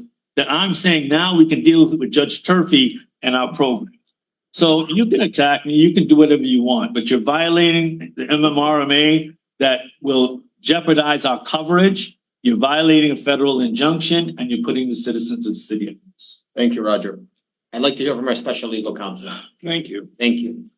Please, I ask that same way we gave you the time to speak, please allow special legal counsel to do the same. Yeah, and I'll try to do this the quick way, because I'm prepared to go through Mr. Denault's opinion, which I'll just refer to as the 6/24/24 legal opinion or the legal opinion.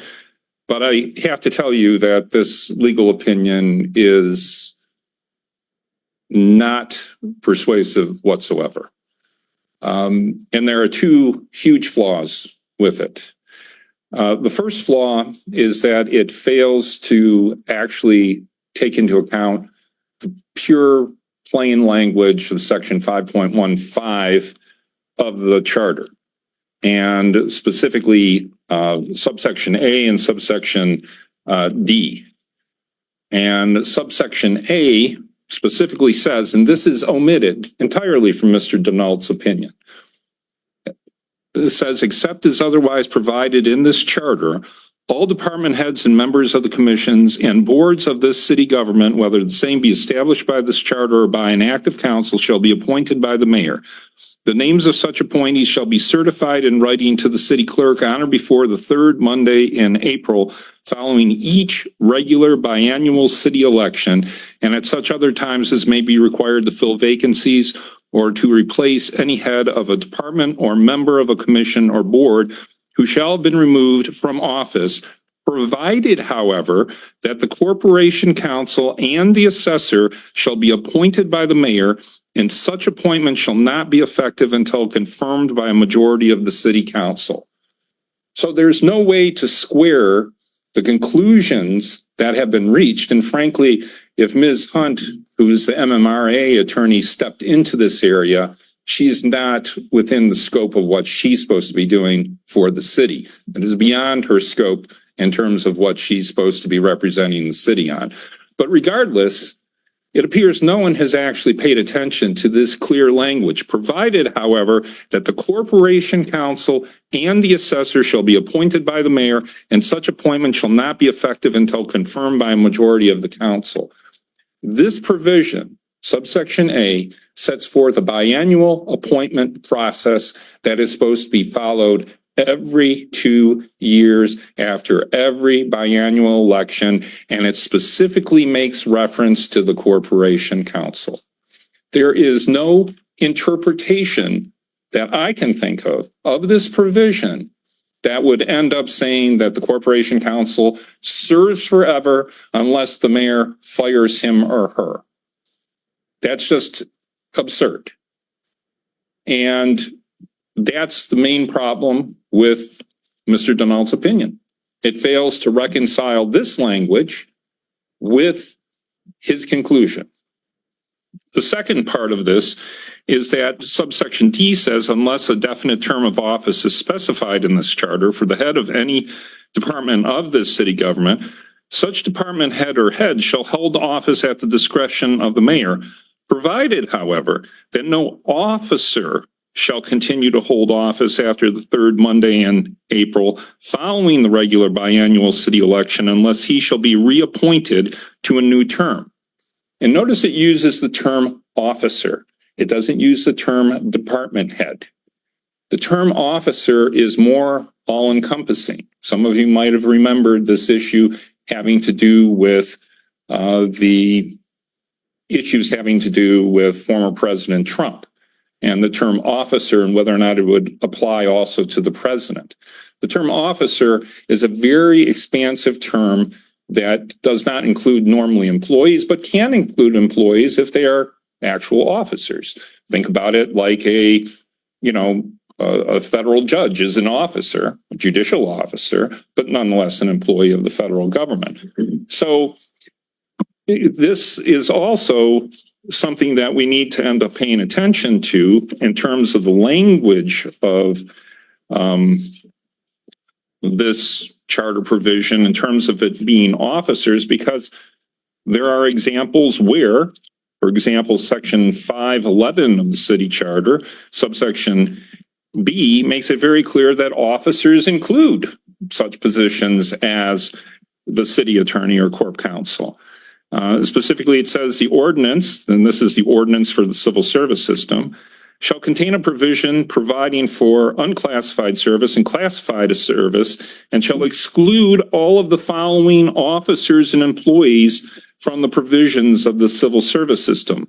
To wit, all officers of the city, whether elected or appointed, all part-time employees, all board or commission members appointed directly by the mayor and or council, the city attorney, the city engineer, the city auditor, the city health officer, the city assessor, the comptroller, the fire department chief, the police department chief, and any other head of any department of the city which are now or may hereafter be created, whether specifically mentioned herein or not.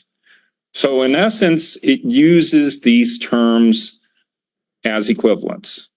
And the only way you can square the language of Section 5.15A and D with this conclusion that Mr. Denault has come to, it's impossible.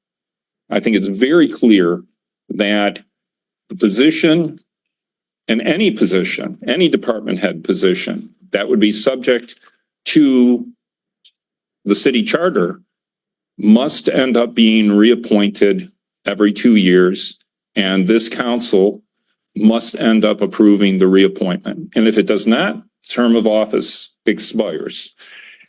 And I would note one other flaw here with respect to this opinion. And this is something where Michigan law, particularly Michigan municipal law, particularly Michigan employment law knowledge, is very helpful.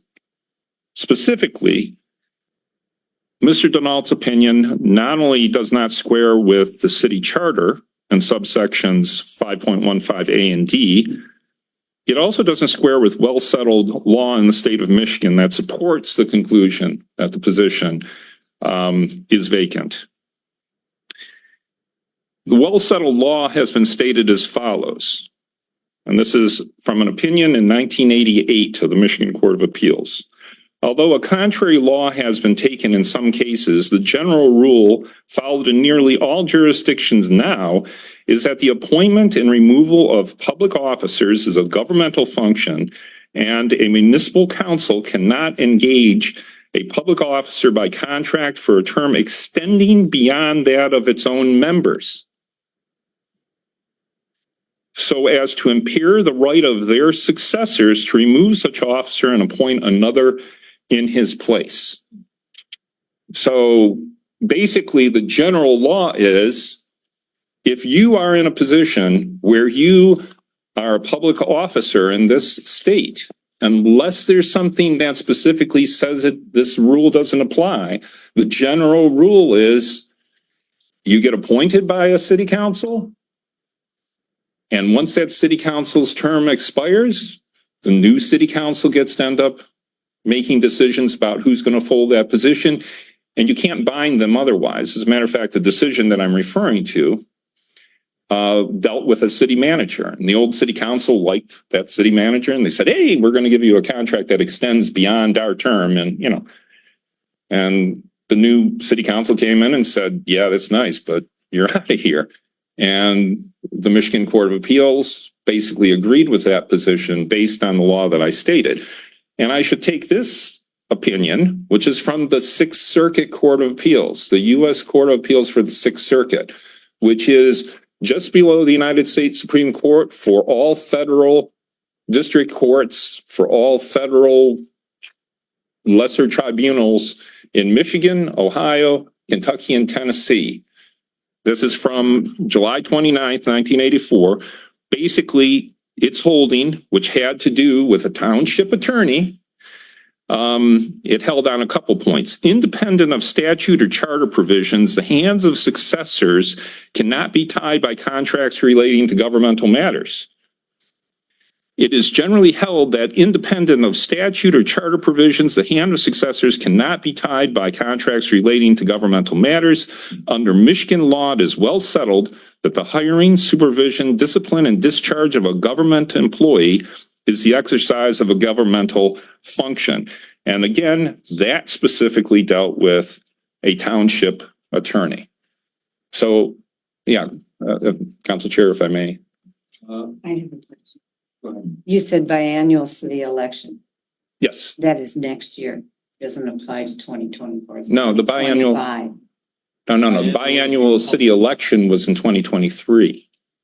That's passed. This is 24. That's right. But what the charter provides is that after the city biannual election, and remember, elections used to be earlier in the year. They used to be not in November. And we've never updated charter language to basically reflect that. So in essence, we still have to follow the clear legal import, which is the mayor has to, in April, submit a list of all of his appointees to the council through the clerk. And then those appointments are effective except for the corp council and the city assessor. All right. And so, yeah, that would apply under these circumstances. So I still very think clear. we're teetering with the thought that we could be sued. Well, I think here's the thing. You know, if there are issues in terms of liability, there's a possibility in terms of closed session. But you should all know, and maybe you don't know, but Mr. Farina has hired counsel or has retained counsel who's made threats of litigation against the city. Okay, that has been clearly communicated. Can I respond, Council Chair, please? First of all. Again, 1 second, please, Roger. You have something to say, Councilman Top? No, just wanted to share my occupation. Oh, I mean, you know, so this is a fact. So it is a concern. So, but I kind of like look at it as, you know, ultimately it's going to be your choice how you want to end up dealing with this issue. The issue of whether or not Mr. Farina should sit at the council dais or at the table is kind of a secondary issue to the underlying issue that his term of office has expired. And under those circumstances, I mean, you know, the reasonable thing to end up doing is either one, there has to end up being something that's worked out between the mayor and the council with respect to this issue, or we're in a position where, you know, we are potentially stuck with litigation. And Mr. Abdelhak had suggested the idea of a lawsuit. And I'm talking about a lot of this more publicly than I might, because I've noticed this pattern, you know, from before I ended up assuming this role, but everything seems to get pushed into closed sessions.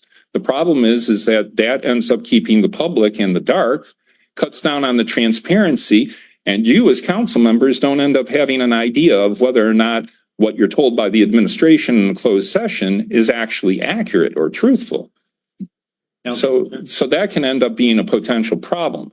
So in this situation, you know, there may indeed be reason to pursue things in terms of litigation, but I'm going to say a little bit more because of the preliminary injunction, which Mr. Farina ended up without authorization from this council body, committing the city to having to pay the salaries of the plaintiffs in the particular case, again, without authorization from you, and you are the deciders of how the money ends up being spent.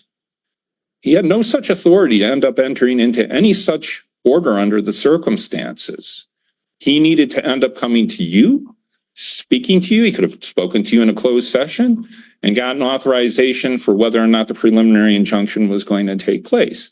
So now we have a problem, which is that there is a preliminary injunction that specifically has a provision in it that is designed to protect the executive department and has language that's supposed to protect the corporation council from any interference with the lawful performance of the duties of the executive department. And to a certain degree, the reason why we've ended up doing certain things is because there have been things that have been done that are unlawful. But, you know, the difficulty becomes the more complex a matter is to advise you as a council body to say, let's go to the attorney general, ask them if they bring a quo warranto action against Mr. Farina and a mandamus action against the mayor. with respect to the appointment. And then we can go through what they did in the city of Taylor when Mayor Lamarand was the Taylor, and you can look up the case law with respect to that, where basically the provisions in the city of Dearborn Heights City Charter and the city of Taylor City Charter are very, very, very similar. And essentially what ended up happening is the court ended up ordering the parties to come up with a name and for the mayor to end up basically coming up with names until they would end up basically coming up with a new city attorney.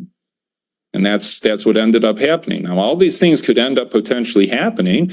And if we wanted to discuss things in more detail, it might be something that should be talked about in a closed session. But I think you need to understand that in this situation, and I think what the public needs to understand is that a lot of things that would otherwise be able to be done, particularly in terms of things that would be clearer, like Mr. Abdelhak suggested, are more difficult to pursue when you end up having the corporation counsel, who's supposed to protect the city, agree to an injunction without authorization from the city council that commits the city to not just pay the plaintiffs and keep them retained, but pay them at a higher rate than was actually in the city budget for that particular time period. The directors paid $27,000 and $27,000 more per year than was authorized by the 23-24 budget. And the then chief being paid more than $20,000. I don't remember the specific amount, but he was supposed to get paid like $104,800 or something like that, and his pay went up to like $126,000. And that was done by the mayor in December of 2023 with agreements that were not approved by your body. So there's a lot of things that have ended up happening, and I've laid out a lot of things here for public consumption, because I think that if you're getting a lot of grief with respect to some of these issues, it might be helpful for people to understand why you are so frustrated with respect to all this stuff, because a lot of things that have ended up being done by this administration against you as counsel are not things that make sense. I mean, hopefully that's helpful. And hopefully you see the legal opinion with respect to this. But I know that there's a lot of frustration among you. There's been a lot of frustration in terms of bullying. There have been people who have ended up having police vehicles, fully marked police vehicles parked outside of their houses, who've made comments at city council meetings where there'd be no basis for these to take place. The city treasurer obviously feels like she's been targeted. The city clerk feels like she's been targeted. And a lot of these things don't get spoken about in city council meetings because everyone is trying to be civil. And whenever these issues get brought up, then somehow or other, they're all supposed to be put into a closed session and no one can end up talking about them. So I've surfaced a lot more information, but I think it's important for particularly some of you who have not talked or spoken to me who are on the council to end up hearing some of these things, because, you know, generally my contact has ended up being with the council chair. So some of these things may not have ended up being circulated. So hopefully that helps. But if there are any further questions about any of this stuff, I would be glad to answer them. In terms of, you know, deferring this motion, my sense might be that you could table it, and then maybe Ms. Hunt could explain what she's saying in a confidential email. But I have some serious concerns because sometimes the information that's been provided is based on information that has been provided to her that hasn't necessarily been accurate. And I think that's the nicest way for me to end up putting it, or the most civil way for me to end up putting it. Thank you, Gary. Thank you, Council Chairman. Thank you. Short. One short. Okay, go ahead, Roger. Yes, I would say Mr. Bianchi is being investigated by the grievance commission because of his actions. Since I've come in the office, I guess the mayor filed a grievance on, and they are investigating, and they've asked more specific information. But that is being aside. The the thing you have to look at with this, I didn't get a written response. This was filed June 24th of 2004. And I appreciate him getting up and speaking, but the quotations and the legal cases, that's great. But give the opposite side a chance to listen and research your case law, because it's not accurate. And the definition of officers, the charter 5.15 says department heads, commission members. It does not say that how the corporation counsel or assessor, which is mentioned here, terms expire. But what's interesting is, although he's quoting 2024, April 14th or 15th, the corporation counsel or assessor was supposed to file with the city a renewal or get the approval of the council. The assessor had a contract that expired 2025. So if you now interfere with her contract and then review her and say her contract is only 2 years, and you then violate the bargain agreement with the assessor, and you can't go beyond that and say, okay, now it's invalid in 2024. That should have been put in her contract that it has to be renewed in 2024, and it was not. In fact, it was not put in my agreement, never mentioned anything that my contract expired. 5.13, Corporation Council Functions and Duties does not have a clause that says the position expires. It's at the will of the mayor with the approval of council. And he leaves out, when he quotes the assessor, he leaves out the colon, providing, however, which is a reminder to the chapter 5.15A, the chapter that says the duties and functions of corporation council is by the mayor and the city council. It's not subject to sending in anything else. And when he says that, how, yes, he's filed a motion to intervene into the federal case. But what he's been doing, according to MMRA, is blocking the council from talking to the attorney from MMRMA. He speaks on behalf of the council. And it has not been permitted by the judge in federal court. And even if it is, I can file a motion that, should he be allowed to intervene, that the correct position be stated and given. And that has not been done. I want to. I know you're cutting me off. I just want to. I'm actually want to put this to rest. I'm going to give you a quick 30 seconds, council members, and then I want to hear from Mrs. Hunt. So this is something that I might want to go, but Just quickly. I'm going to give you quickly to respond. Well, one of these things in terms of the Attorney Grievance Commission, this was because the mayor three times tried to end up having them investigate me in January and in February and then in June. And now they basically have sent a request for investigation. Doesn't mean I've done anything wrong. It means that there are allegations, but it also shows that these attempts, because they're all violations of my First Amendment rights, they have to do with comments that I ended up making at the city council meeting with regard to the police department last year. It's actually attached to the request for investigation. That's what we're dealing with here. You know, the mayor actually said that I was interfering with the city by virtue of the comments that I made at the council meeting. Another issue in terms of the assessor contract. Yeah, I wrote it, and basically what it ends up saying in the assessor contract on page 2, notwithstanding any other provision of this agreement, the appointment, approval, and confirmation of the city assessor shall be within the sole and absolute discretion of the mayor and city council. There we go. That was all addressed very, very easily.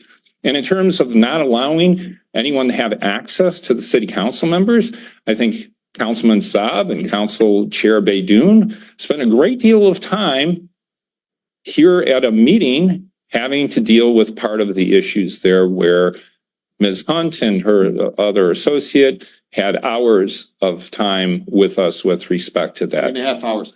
Yes, no one was cut off in terms of that. And I've received no communication from MMRMA that there is any sort of problem in terms of our coverage or anything that's in jeopardy. So it may make sense for you to end up tabling this matter until we can find out what Ms. Hunt has to end up saying. But at the same time, obviously that's your call.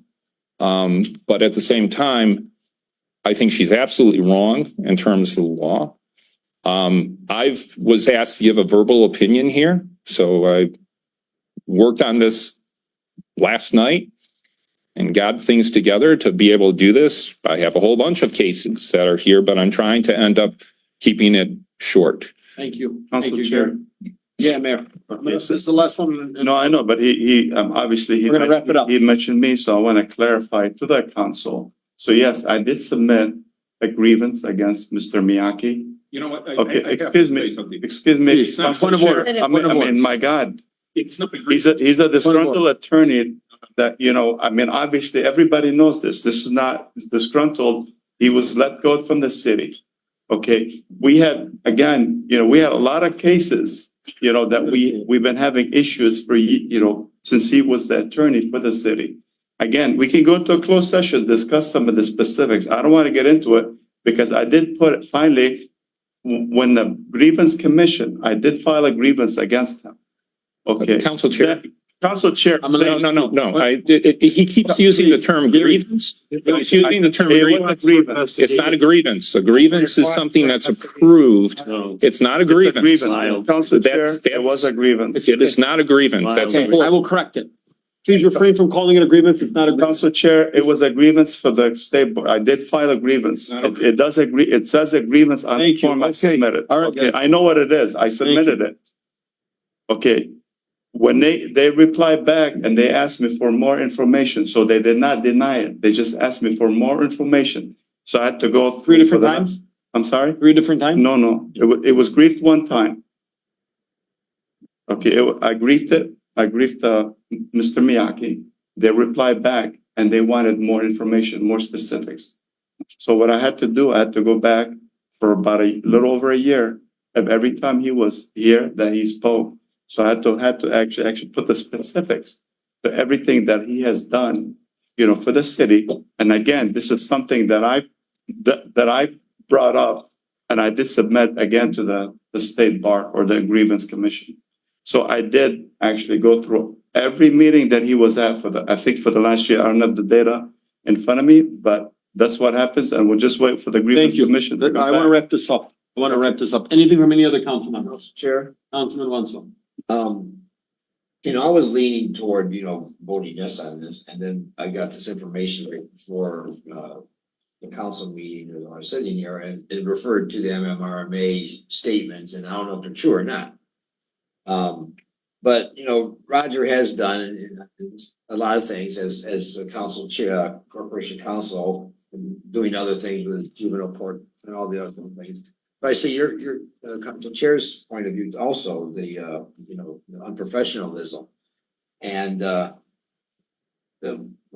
vote on this right now, I don't want to vote on it if it's something that is brought up and everybody's saying, well, that's not really what's going on. This attorney from MMRA doesn't really know what she's talking about, or she's incorrect. And then we vote on it and say, oh my gosh, we did it, we screwed up. We should have waited to get the opinion. And Councilman, I'm actually gonna table it. Yeah, Because I wanna so, see the opinion letter from MMR. okay, and I think, you know, the Okay. residents sat through this, okay? And to go into a closed session would be unfair to the residents. We should have a study session, and if something's brought up and we have to go into a closed session, talk about it, and I don't know how we can do this, but anything in the closed session that's not vital or personal, we bring it back out here and report to the residents what's going on, because you know, it's unfair for the residents just to sit here and listen to all this, and then we go into closed session and say, okay, we can't talk about anything. This is our, you know, and they need to know all the facts too. I agree, Councilman. Thank you. So guys, I want to put this to a quick table. If anybody wants to comment on it right before that, I am going to ask Councilman Saab and Councilman Ahmad to refer this back to administration, only because I want to hear that does not change my thought process on things. Now refer, Just a table. I'm sorry.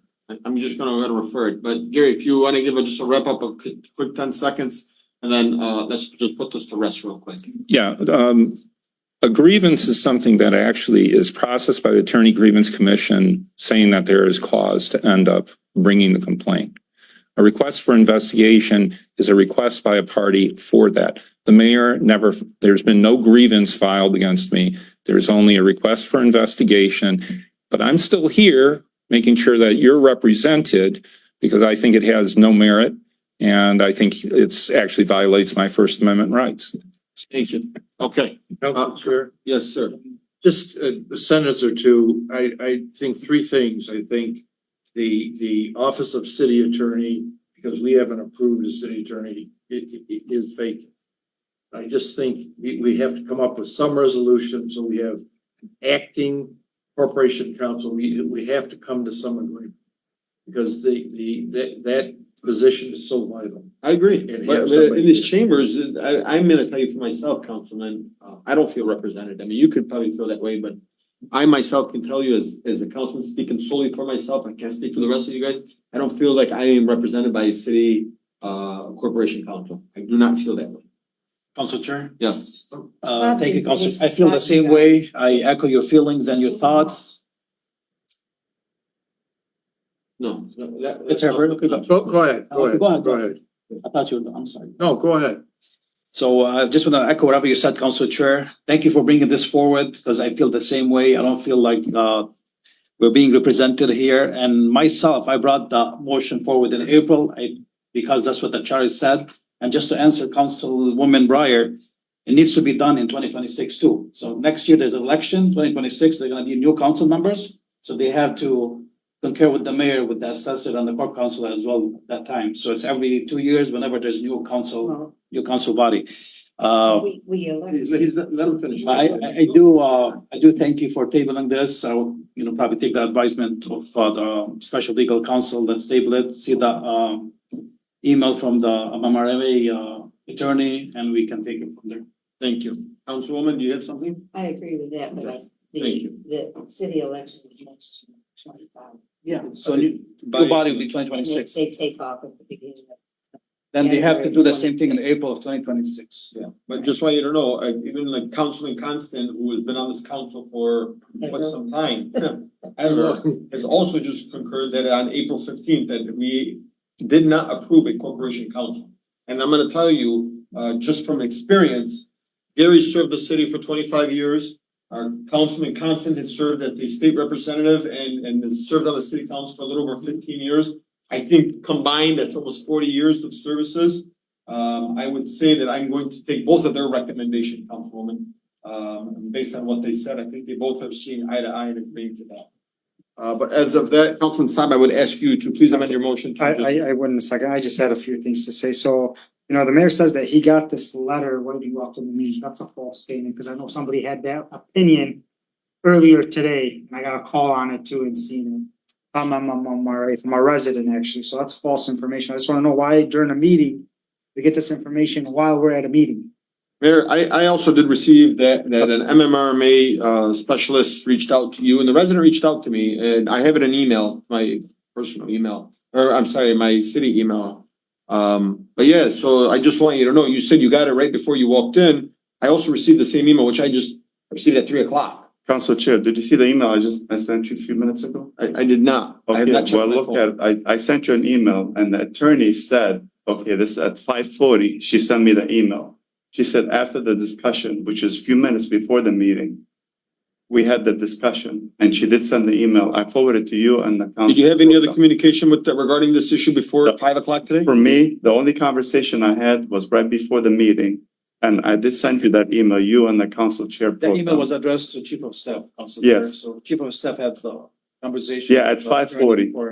I haven't checked my phone, so. At 5:40. I mean, we're not gonna go tit for tat here. Councilman Constant, I'm sorry if I interrupted you, Mayor, you all set? No, I just want to be clarified. I did, like I said, at 5:40, the chief of staff sent me the email at 5:40, and that's when I read it. The chief of staff had it? No. We just received it right today, right before the meeting, because we had the discussion before the meeting, because we were concerned about the litigation. And again, about this item 11A. Thank you. Councilman Constant, anything else? Nothing else. Thank you. Any other council members? Okay, Councilman Saab, can you amend your motion to table this to the following week? I'll table this to the following week. All right, Madam Clerk, can you make sure that this is brought back on by the next council meeting? I second. All right, Motion to table this, seconded by Councilman Ahmad. All in favor, please state aye. Aye. Those opposed? The ayes have it, motion carries. Mayor, I ask that if you have any other information on this, I send it to you. I know, in the future, if you receive anything, please send it to me before a couple of minutes, well, not during a city council meeting. Well, when she sent it to me at 5:40, council chair, like I said, I sent it to you, look at the timestamp on it. I know, but I didn't get it at 5:40 either. No, I just read it during the meeting. Okay. Next up, we have. When I read it, I forwarded it to you. Thank you. Next up, we have Council Chair Pro Tem Ahmad, resolution regarding the City Beautiful Commission, reactivation. Council Chair, Councilman Ahmad. I move that the Dearborn Heights City Council direct the mayor to make appointments to the City Beautiful Commission and to take steps to reactivate the City Beautiful Commission on or before September 10th, 2024, as outlined in 11-B. Second. Motion made by Councilman Ahmad, seconded by Councilman Saab. Any discussion on this? Council Chair, Councilman Ahmad. as you may know, this commission had been active for some time, for years, I think since probably 2012. And I believe it's essential to revive it, especially in light of our ongoing campaign against blight in the city. The City Beautiful Commission can play a vital role in supporting our efforts to improve the appeal of our city, promote community pride, and enhance our neighborhoods. By reactivating this commission, we can tap into the expertise of community members who are passionate about making our city more beautiful and vibrant place to live. I did reach out to the mayor and he was willing, and I think he has a process already implementing that to revive all city commissions and boards. And we already have something, I think, on the website that if anybody interested to join any of the city board, they can upload their resume and apply right on the website. So I hope the mayor can go ahead and whether we need an ordinance or not sure about the steps, I'm more than willing to help.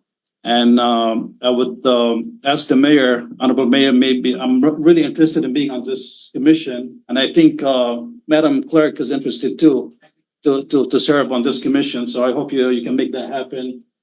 And thank you, Council Chair. Thank you. I will just add a couple of things. I swear, maybe a couple of weeks ago, my mother said, you know, she's got a beautiful garden in front of her house. She's got big flowers, big arborvitaes in the backyard. She's got these hydrangeas that are so well cut and they're about 6-7 feet high, and she's probably got hundreds of them. And she has all her flowers, and we live on a corner house, and she really takes pride in her garden with all the flowers that she puts forward. And I want to say she spends close to maybe, I don't know, maybe $5,000-6,000 every year just on flowers and maintaining and whatnot. And she said, you know, when I first came to Dearborn Heights in 1998, in 2001, and in from 2001 to like 2010 or 2011, every year she won a gift card to Antonio's Pizza for having one of the cleanest houses in the city. And so Antonio's used to say, if you know, they basically said, if you maintain your house, we're gonna come by and we're gonna reward you. And my mother won almost every year, every other year, she told me, a free dinner, I think up to $50 at Antonio's Pizza. So maybe these are some initiatives that we could bring back, engage the community. Maybe we could do it during the holidays like Christmas or Eid or Halloween, but not just, you know, during the seasonal summer times. So maybe if you get on the commission and you become head of that and we can figure that out. Councilman Wentz. Yeah, I've mentioned this. Your microphone. Years. Right. I've mentioned this for the last couple of years, and actually I've had some residents that have been working with me a little bit to bring something up. I'm glad you brought it forward. So, I was a City Beautiful Commissioner for like 20 years. And we would go around, we had little Karen Payne, Judy Demko. I mean, we went around, we had summertime awards that we gave out, holiday awards, and we had little cards, and I still do this, and I probably did it to at least probably 50, maybe not 100. When I drive around and I see someone with really nice landscape, I stop, I give them a card, I say, hey, thank you for keeping Dearborn Heights beautiful. And it was something that we always did, and it just makes the people, you know, here's these houses, bam, bam, bam, you know, normal houses. Then you got this one family or something, and they've got a lot of flowers. And I've got a lot of flowers in my house, and I know what it takes to keep these up. You know, you got to water them constantly, you got to maintain, you got to prune them. So I know when I drive around, I see something, I say, hey, stop. If they're not out, I'll knock on the door. And the City Beautiful Commission, we went up to someone's house and told them, hey, you know, your holiday decorations are really nice, or your Halloween decorations. We did it all. Or your landscaping is really nice. It didn't have to be flowers. It was shrubs all cut. They said, well, thank you.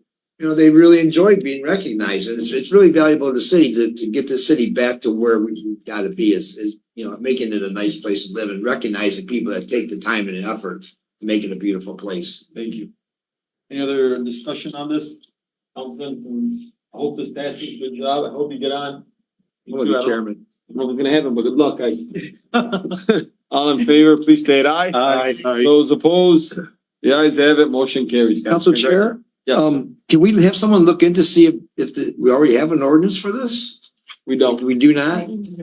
How do we have? Did a little before? bit of look. I don't know. They I can just, tell you. oh, go ahead. Do you want me to? Yeah, come on up, Rachel. I got by. I did a brief review of the minutes earlier, and I only got through a little bit, but in 1963 in August, which I do have a motion number here. It was, let's see, 63-628, if you need to look it up. August 27th, 1963, they established it by means of a motion, city council did. It seems to me, based on just reading that they didn't have to establish an ordinance at that point. And then later in the year, they upped the number of members. There was only 3 members of the commission at that time. In October, they upped it to 5. And then the few that I read in the early ones, it wasn't even the home award stuff. They were doing things like choosing what the city tree would be or how the police cars were designed with labels and everything. So it was really about anything to do with how the city looked, like, you know, the logo and things like that. It seems like it was a very expansive commission, but there was never an ordinance that was passed that I could find, at least in a brief overview. They do have bylaw. That would be up to It you. was deactivated before and then reactivated, I think, in 06 or 07, and then it was inactive again in 12 and 13. All right. Any other discussion? Hearing none. All in favor, please state aye. Aye. Those opposed? The ayes have it, motion carries. All right, next up, we have Police Chief Swope, permanent traffic control device stop sign at the intersection of Powers and Bedford. Council Chair, Councilwoman Breyer. I would like to recommend a motion that the Dearborn Heights City Council approve the placement of 2 stop signs at the intersection of Powers and Bedford and signage notifying drivers of traffic stops in all directions as outlined in 13A. Second. Motion made by Councilwoman Breyer, seconded by Councilman Saab. Quickly on this discussion, I want to thank Police Chief Swope. Really, I do. This is for a honorable resident of ours named Bruce. He's been calling me for about 3.5 years. 3.5 years, he's been telling me, I want that stop sign on Powers in Bedford. I want that stop sign on Powers in Bedford. I want that stop sign on Power in Bedford. I swear, I think he called me once or twice a week. Finally, I gave him, I've asked former chiefs, I think this one is as far as back to Chief Mark Myers. And, I brought this up when I sat down with Police Chief Swope and he said, what can I do? You know, what is it that you need from us? I said, there's one stop sign that I've heard from a resident for the last 3-4 years. And, he said, give me his number. Gave him his number. Bruce called me back and said, he actually referred to him as the sheriff deputy that gave him a call. And he said, I said, yep. And what did he tell you? He said, well, I'm going to get my damn sign. Here we are. So if this passes today, I'd like to call Bruce tomorrow and say, hey, congratulations. I hope DPW can go out there as soon as possible and get these installed for him. So Chief, my hat goes out to you. Thank you. Council Chair? Yes, sir. That's really nice that Chief got this done. He does stuff like this, he's a good guy. He's good at this. And, but, I don't think, we used to have a department that took care of this in the police department. Traffic control, I think, or somebody, but at that time you would call someone, I'm talking about. Yeah. And, You go through your daughter. Yeah. Yep. And I think maybe we should look into having that formed again. I mean, God bless you, Chief, but I think, stop signs, how important, they are very important, but I mean, you could delegate some things out. You're taking on a lot and we're glad to have you, but I mean, maybe we should look into traffic division again. Have you thought about it? Yeah, come on up, yeah, you want, because I know traffic division was a hot topic, so. Council Chair, give them 1 minute. Let's get it. This is the final stretch. Yeah. You'd be the first police chief to Yeah. go 10 for 10. Maybe. So that is something that I want to bring back, not necessarily a traffic division itself, but what I want to bring back is what's called a neighborhood services division. So in that, it's going to be community policing, school resource officers, also traffic enforcement, and also community policing officers. And so that way, I talked about the 4 districts earlier. So District 1 has a speeding problem. We send their traffic officer there. District 4 has a community policing issue. We send the community police officer down there. District 3 has a crime issue. We send the detective there, right? So every district is going to have their own little team of people, and we understand how important traffic control is. And I used to run the traffic bureau in Westland, and I loved the traffic bureau, but I think we can make some improvements on it and do well. So yeah, I have thought about it. It's just a matter of just putting things in place here. How would it differ from the previous traffic bureau? Well, to be honest, I don't want to talk negative about anything or anybody, but at the end of the day, I don't think it was as productive as it should have been. Administratively, I think there's a lot of tasks that were being done. But I think in regards to actually going out there and enforcing and making the city safe, I don't think it was quite right. I think we can do a little bit better. Thank you, Chief. We expect the best for your work. I think the chief got his daily steps this evening. Yeah.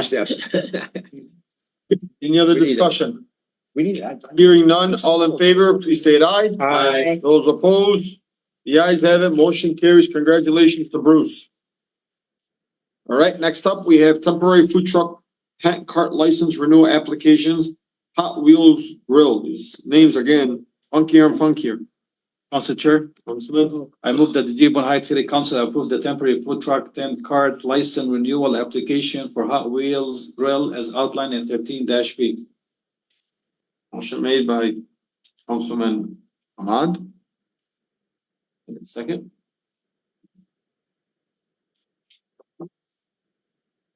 Motion defeated. I'm gonna fight it. Madam Clerk, motion defeated. Next up, we have comments from council members. Council Chair. Just a quick comment to the chief. I want to thank him for all the stuff that I've emailed you about these speeders in our neighborhood. Honestly, thank you for taking action on them. And I've been noticing a police vehicle every single day in that neighborhood pulling people over, and whoever that officer or officers is doing a hell of a job. But I appreciate it. Thank you. Any other council members? Council Chair. Councilwoman Breyer. Okay, well, I spent last Monday at the Inkster City Council meeting. It lasted an hour. And then the mayor had everybody come up and talk. He seemed to know them and what they were gonna talk about. That was less than an hour. So it was 2 hours and it was over. And they only had 6 council members. They did tie on something the mayor breaks. It's a strong mayor situation that, I mean, we're into our 5th hour now. And I have to get home. Handicapped person that needs attention, usually at 10 You want o'clock. me to minimize the agenda items? Yes, please. And the other thing is, I'd like to thank Mike McCaffrey and Westwood School District, known as Robichaud, for the lovely book sale or the lovely bag giveaways they've done recently. I attended his and I got this one last week. District, it used to be District 8, it's Westwood Community. And it's going back. Great job, but we never got an invite. Well, it was notified that it was there. I didn't get an invite either, but I saw the tent swing up, so I went. I just want to comment real quick on Councilwoman Breyer's comments on our meetings for a lot longer. The administration, I just want you to know, sends over several things over to the clerk's office. Yeah. The clerk sends it over for me to approve. If I can tell you right now, the city of Inkster does not have a packet that's Yes, they don't. No, they don't. So their meetings, if they went 2 hours, real quick, Councilwoman, I didn't interrupt you when you were speaking. But we have a little over 1, 2, 3, 4, 5, 6, 7, 8, 9, 10, 11, 12, 13, 14, 15, 16, 17, 18, 19, 20, 21, 22, 23, 24, 25, 26, 27, 28, 29, 30, 31, 32, 33, 34 items on this agenda. Right. So if you wanted me to, Plus presentation. so if you wanted me to trickle that down, I would have to contact the mayor's office and say, like the police chief, for example, had 4 or 5, I understand. our fire chief had 4 or 5. What they did was they had a closed session before their meeting. I have done a lot of those things in advance. We can't go into a closed session and have those conversations. Okay. You come up with a consent agenda. But yeah, I'm sorry, and I agree, I don't want meetings to go that long. Don't forget, we had a 45-minute presentation, a great presentation from our police chief right in the beginning. So that spent, our first 45 minutes to an hour discussing that. Plus, we're a bigger city, instead of 20,000 people. They went through this. Council Chair, my only comment is about just 13B, the food truck, application. I mean, we had to be honest with you, this is unfair, unprofessional. To have people come, apply, pay the money, do all the stuff, go through the hoop. And we had the study sessions and we agreed to have 20 in the city and we ironed up all the items and now we're gonna deny people. I mean, this is really unprofessional. I mean, you guys wanted to say something, say it back then at the study session, whatever we agreed on. I mean, not to have a second and an approval is really unprofessional. I agree. I wanted to do that, but I don't want to be here till 11 o'clock. I mean, you could have just seconded that, we voted on it and we move on. But I mean, to do this every single time, and now shame on us. I mean, people looking at us, this is pity now. Because we spent time, we did a study session, we studied this, we came up with ruling and, and now we're still pushing people away. And we should have just said from the beginning, we don't want them and we move on, but that's all I have to say. Thank you. Can anyone say where this food truck is located? Councilman, you should have just seconded. We could have taken to discussion and vote on it. Now it's too late. Right. And now we're comment here. Any other comments from council members? Seeing none, we're gonna move over to the administration. Comments from the administration. I'm gonna do this real quick. Last week, we didn't get out of here till 2:00, so we're doing really good. It was the election night though. Okay, that's why I want to thank everyone that participated in the election. Turnout wasn't so good, but we are anticipating the turnout to be a little bit higher in November. I would just want to thank real quick John Zadikian for always having, reminding me to put the information on social media and he'll put that on there. Thank you to the building and maintenance crew. And at that time, Mike Blackburn. It was a little more difficult this time because they split the crew because I think they work Monday through Thursday, some of the building maintenance and some work Tuesday through Saturday. So they were shorthanded. They had to bring highway in, but they made it work. Early voting took place at the Canfield Center for 9 days prior to the election, starting the second Saturday before. I'm encouraging everyone to go there, okay, in November, because you won't have, well, I hope you don't have long lines, but there's an excellent crew there. You can go, you get issued a ballot, you go and you vote your ballot, you put your ballot through the tabulator. The tabulator gets suspended every night until the Sunday before, then the tabulator comes back to the city and the results doesn't come out until after 8:00 on election night. To our Parks and Rec department, for hosting or for letting us use the Canfield Center for early voting and for using it for election day, the Berwyn Center we also use there. Also last minute, our EV crew says, why don't we put the early voting information up on all the digital signage that we have. So we were able to put it up at Berwyn, at Eaton, at JFK Library, the police station. So thanks to, I think he was behind me, Michael McCaffrey for the use of the libraries for that day and for using the JFK sign. St. Sabina, Dearborn Public Schools, Crestwood School District, Westwood, District 7, we couldn't do it without them hosting at all of our locations. Our crew, Deputy Clerk Flaman, our Council Secretary Georgianne, Sally, our back room, our Deputy Clerk Birchfield, who retired, came back to help us out. Kathy did, yeah.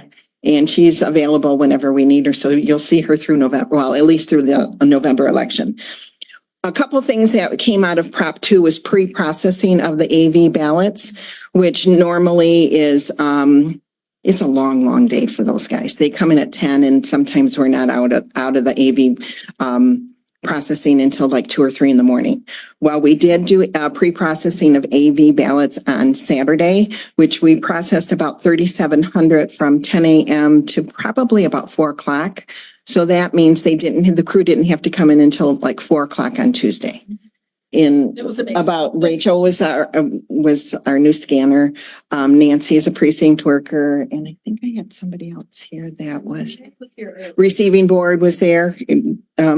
Treasurer Hicks Clayton does the receiving board for us. All of our workers, 150 plus those employees that come back and do the receiving boards. There's quite a few that come in and help us out there.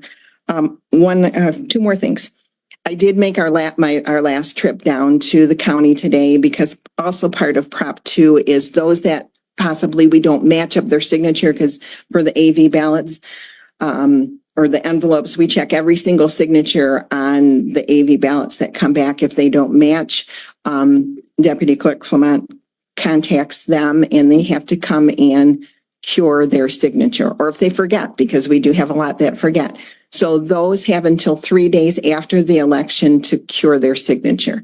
So as well as move ballots, which are cure, Let's just say somebody doesn't show up. then we can't process them. So what if somebody is up by 5 votes and you have 50 that have not been done? And then. What do you mean the cure? We can't, if we don't have a signature, But we can't tell it's you. Okay, I know, but do you guys actually count it on the first day or no? No. They are not processed. So what happens You have is. 3 days to be able to put it in. So say that it's a week before the election and they turn in their AV ballot and they don't sign it. We receive it in the QVF, the qualified voter file, but then we reject the ballot. Okay, so if a voter goes on to michigan.gov/vote, they can look up their ballot and it will show them that their ballot was rejected. But we do contact them via phone. If they leave us a phone number in the qualified voter file, Dana calls them or emails them and they get something in the mail. Okay. So they are thoroughly, so it's very important to make sure you look at your, and sign your ballot. So pre-processing, cure signature, move ballots. Those are electronic ballots that go to those that are overseas or out of the country, Canada. Those they get 6 days after the election in order to return them to us. And that's it. Thank you for all of we couldn't do it without. I mean, our registered voters are very lucky to have the crews that we have. Madam Clerk, congratulations to our great staff. And, I know it's, we have a little over 100 people that volunteer or work. 150, yeah. Over 100, Yes. 150. And so congratulations to each and every single one of them, but also congratulations to you. Being the clerk is actually one of the most difficult positions, I think, across the entire city. And I think it's the most undermining position. You are somebody that has to coordinate every election and ensure that you have 150 people that are willing to work from open to close. I mean, I don't think you understand how talented you have to be. And you are an extremely talented person, as well as with the talented staff, which allows you to become extremely talented. But really, Madam Clerk, and how much I admire you and I love you and I respect you. And I want you to know, like, you are a true asset to Dearborn Heights. And I truly mean that, not to be, just to say it to you. Like, I'm sincerely about it. Like, you are an amazing individual to the city outside of being the clerk, but your services started here to help making sure when somebody was struck by a vehicle, that's where you started. Yeah. And today you're making sure that, voters can go out and properly be able to vote and have all the resources that they have. And you're doing this because you truly care. You're a true asset. You're a true public servant. So thank you for what you do. Thank you. Really, congratulations to you. You couldn't do it without everybody. Council Chair. And you as well. You mentioned the election, and that's just a small part of the year, where all year long she deals with all the licensing and dealing with city council. 100%. I mean, every day she's had something to do, not just the election. She's It's not easy being the clerk or working in the got more things on her plate than any other person in City Hall. It's a phenomenal staff. You do. That's what You really counts, do. yeah. But, you know, they have a great leader, and a true leader leads from within. So you have a great staff because a great leader makes sure that everybody around them, not just in your department, but look at the city council. I can tell you unanimously, everybody here loves you. The city loves Thank you. you. So thank you. Thank you. Thank you for all that you do. Thank you. One more round of applause for an amazing city crew. We feel the same for you, Mr. McCaffrey, I promise. Hey, how you doing? So this one's a little longer than I've previously done, so just hang in there. So, hello, Council Chair and Mayor. Just want to talk about a couple of items. First off, this Saturday at John F. Kennedy Jr. Library from 2 to 3 p.m. Join us in honor of Smokey the Bear's birthday for a Smokey the Bear camp out with campfire stories, crafts, and treats for ages 5 to 10, but all are welcome. Children's ages 12 years old and under must be accompanied by a parent or caregiver. Next, it's from 2 to 3 p.m. this Saturday. Yep. At JFK Library. Thank you. Next, Saturday, September 14th from 1 to 4 p.m. at Carrollyn County Library. Join us for a fun-filled open house designed for the entire family. Sign up for a library card and learn about the extensive services and collections you can access. Try electronic resources like Canopy for streaming movies and Overdrive Libby for downloading ebooks and audiobooks in English, Arabic, and other languages. Enjoy refreshments, children's activities, inflatables, and a free raffle. Family entertainer Cameron Zavara will perform a comedy magic show at 2 p.m. If you want to be a community partner and help with community literacy, please contact Lynn Breyer-Skazalski, supervising librarian at 313-791-3824. Finally, I would like to thank all the sponsors who contributed to our backpack giveaway last Thursday, August 3rd, last Saturday, August, I don't know why I have Thursday. So we assisted over 150 families with school supplies that could not have been possible without our community partners.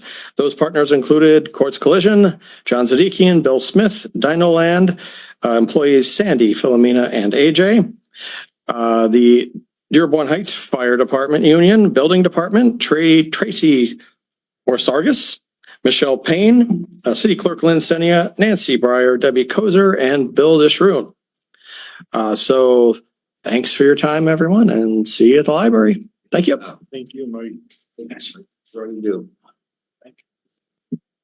Hello, good evening, everyone. Just real quick, as you know, it's tax time. We're coming towards the end.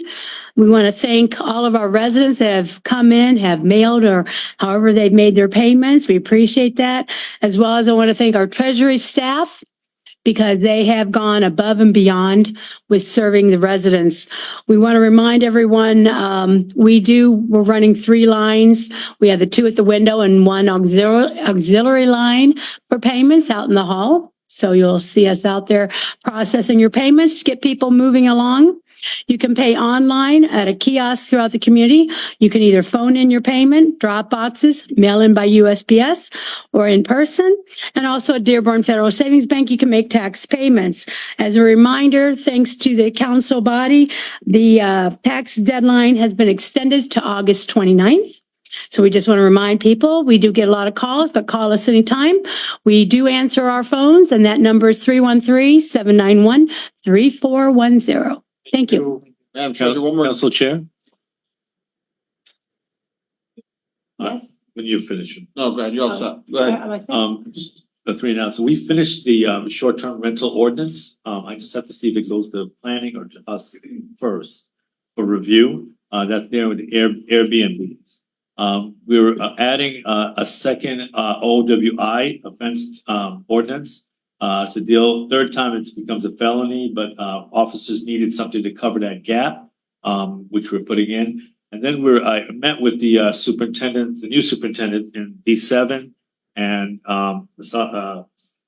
in Crestwood on our justice. We're calling it restorative justice. That's our program for our juveniles. And if you guys are not aware, our juvenile middle school kids, between vaping with marijuana in it, the suspensions are up. The high school kids, the truancy, the fighting, each district has given me the numbers. So it's definitely a need in our city, and we're addressing it. But like I said, we're working on the consequences. Dearborn used to have, like, some of the kids would work with the DPW, plumbing, doing training skills. So other than punishing them and putting high costs on the family, We want to be able to put programs that will help the kids learn and move forward. Some of them will be working with blight programs we have in the city. We want the parents involved, so I'm just giving you a heads up. We're looking at the end of September as a target date. But I said, what is scary is the amount of vaping that's going in our middle school and the amount of marijuana in the vaping. And we're looking at certain businesses that have been selling to the kids as well. Thank you. Thank you so much, Roger. No more comments? Any more Announcement? announcements? Seeing none, we'll go take it over to in person. I know you requested for an additional minute. I'm not sure if I'll need it, but we'll see.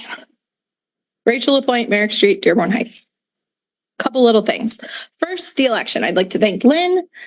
Working the election is the highlight of my year, I feel like. I look forward to working those elections all the time. I never want to run for office because I like working the elections, but if I need to, I guess I'll have to do that. But that's a future Rachel problem. Really quickly jumped on the city website to see the commission interest form that the mayor mentioned. I love it. I think it's great. One slight problem, somebody needs to let the IT director know that the CAPTCHA thing is broken and you actually can't submit the form. So he just needs to fix it. I'm sure it's super easy, but sometimes you miss those things and somebody's got to tell you.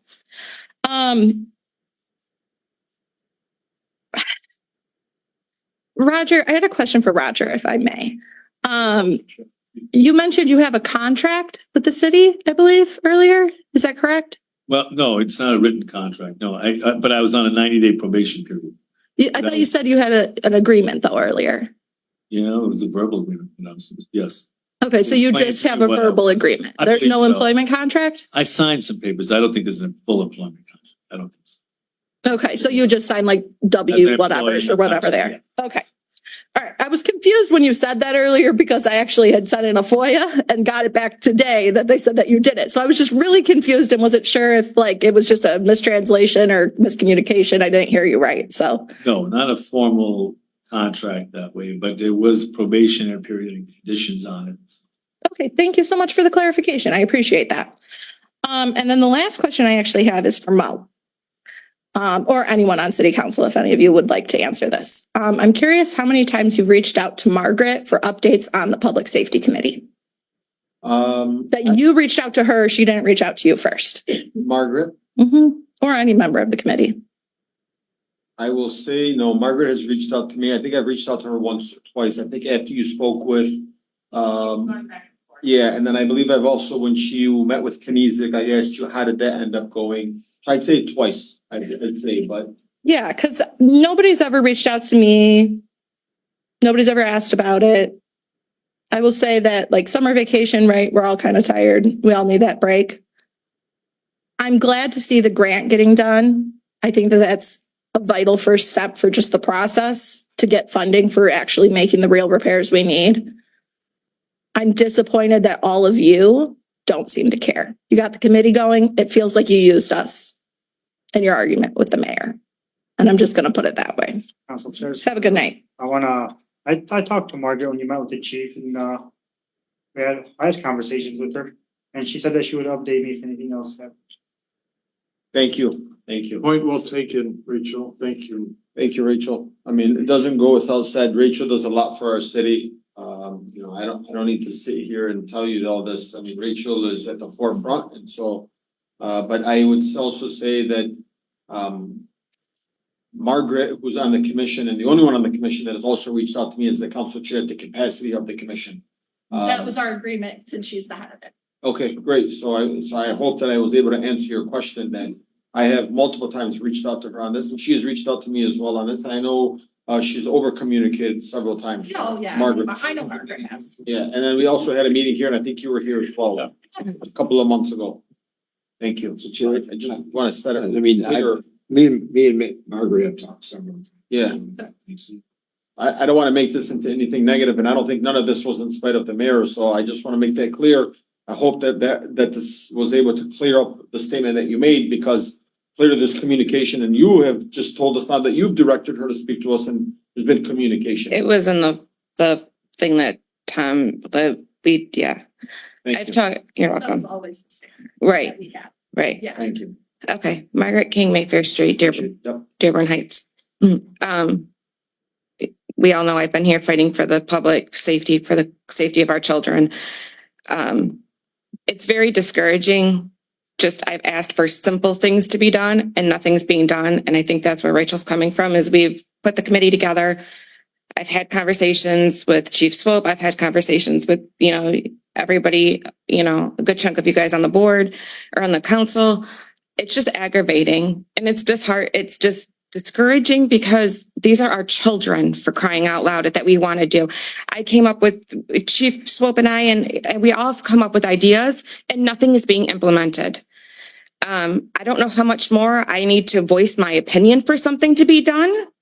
I've driven to Gibraltar and they had a little sign attached to the stop sign that just said 15 miles per hour school zone. Something like that, I could go and get at Home Depot and chain it to the stop sign.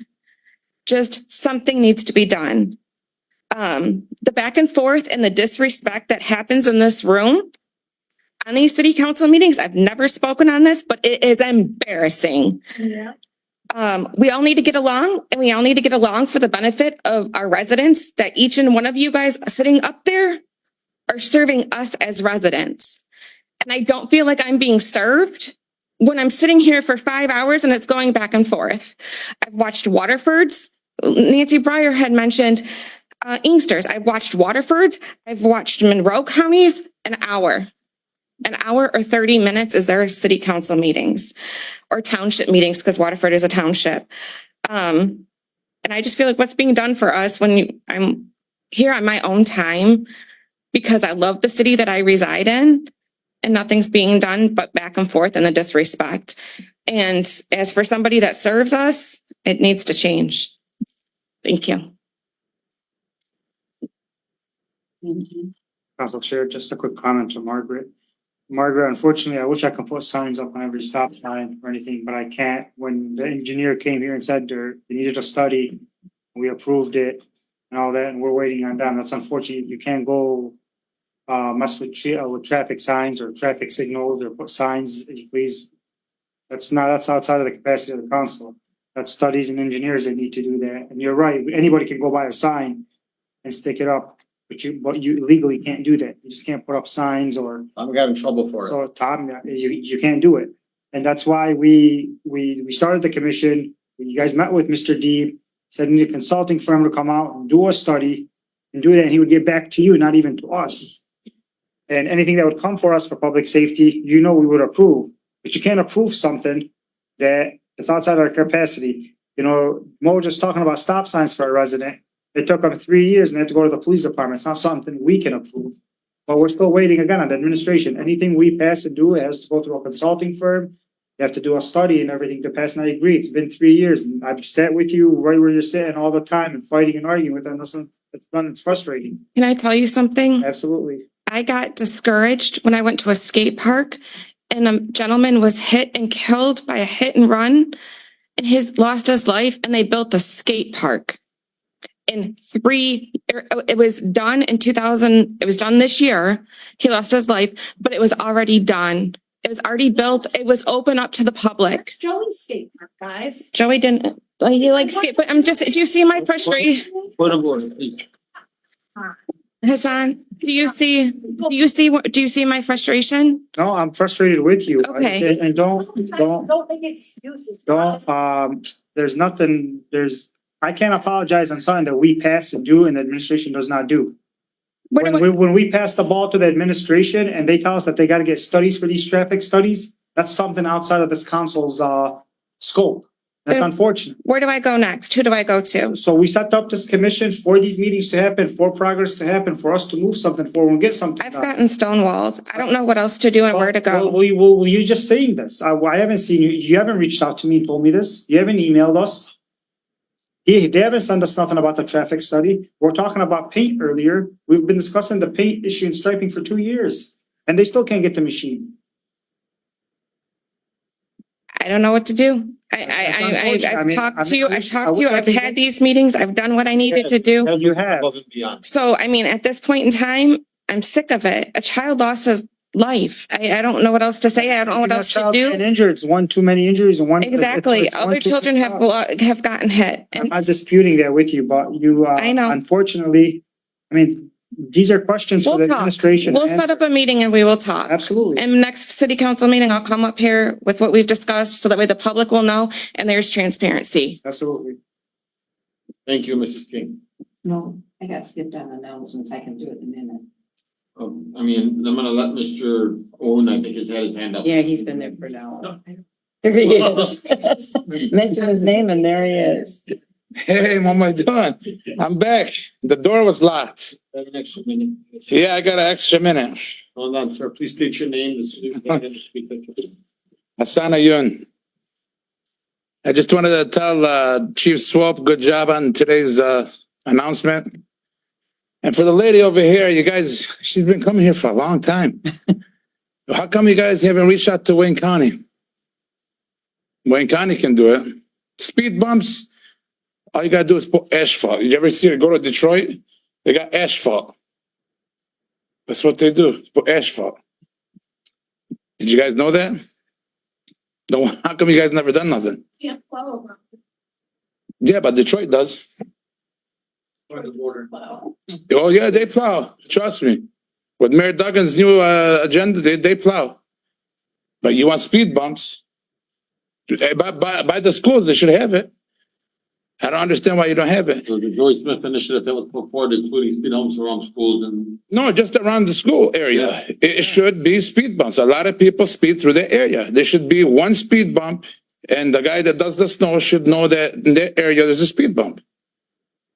And Roger, just to let you know, when you guys were sitting there saying grievance, I've done over hundreds of grievances.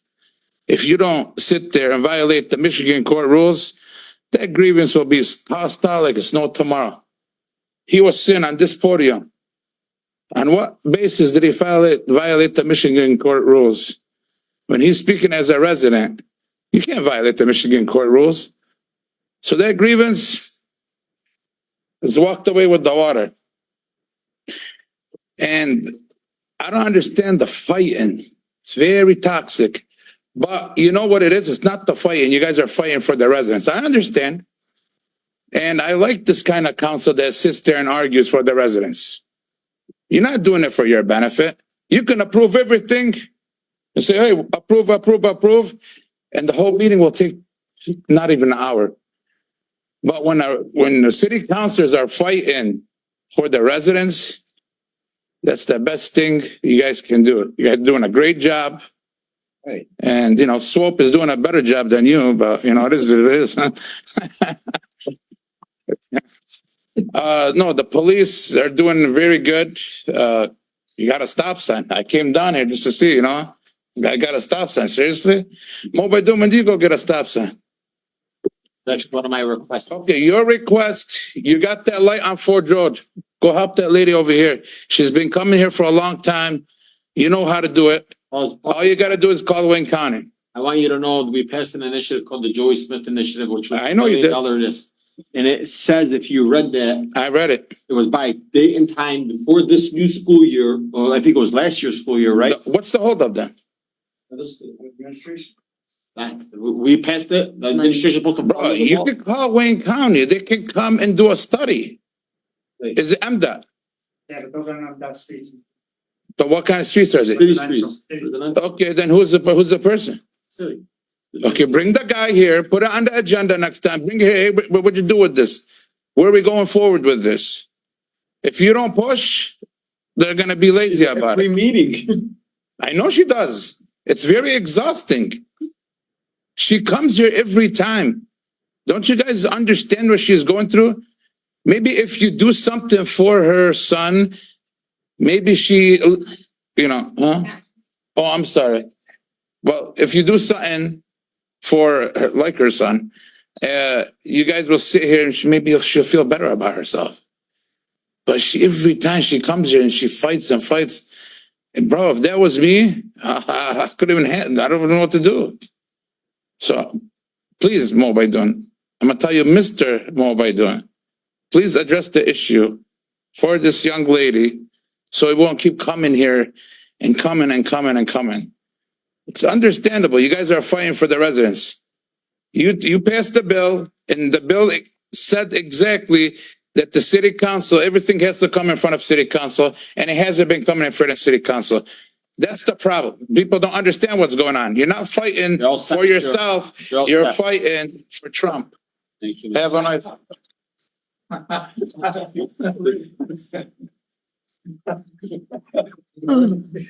Anyone else on Zoom? Councilwoman Breyer, you said you had a statement? Yeah, the Ecorse Creek meeting is on August 28th, Wednesday at 6 p.m.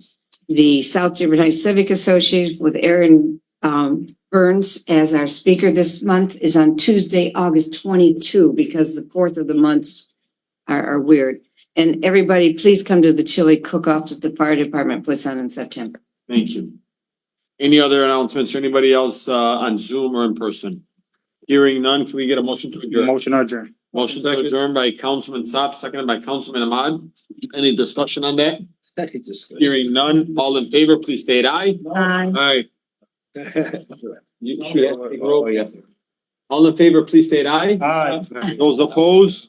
The ayes have it, motion carries. Thank you. Roll call. Hey.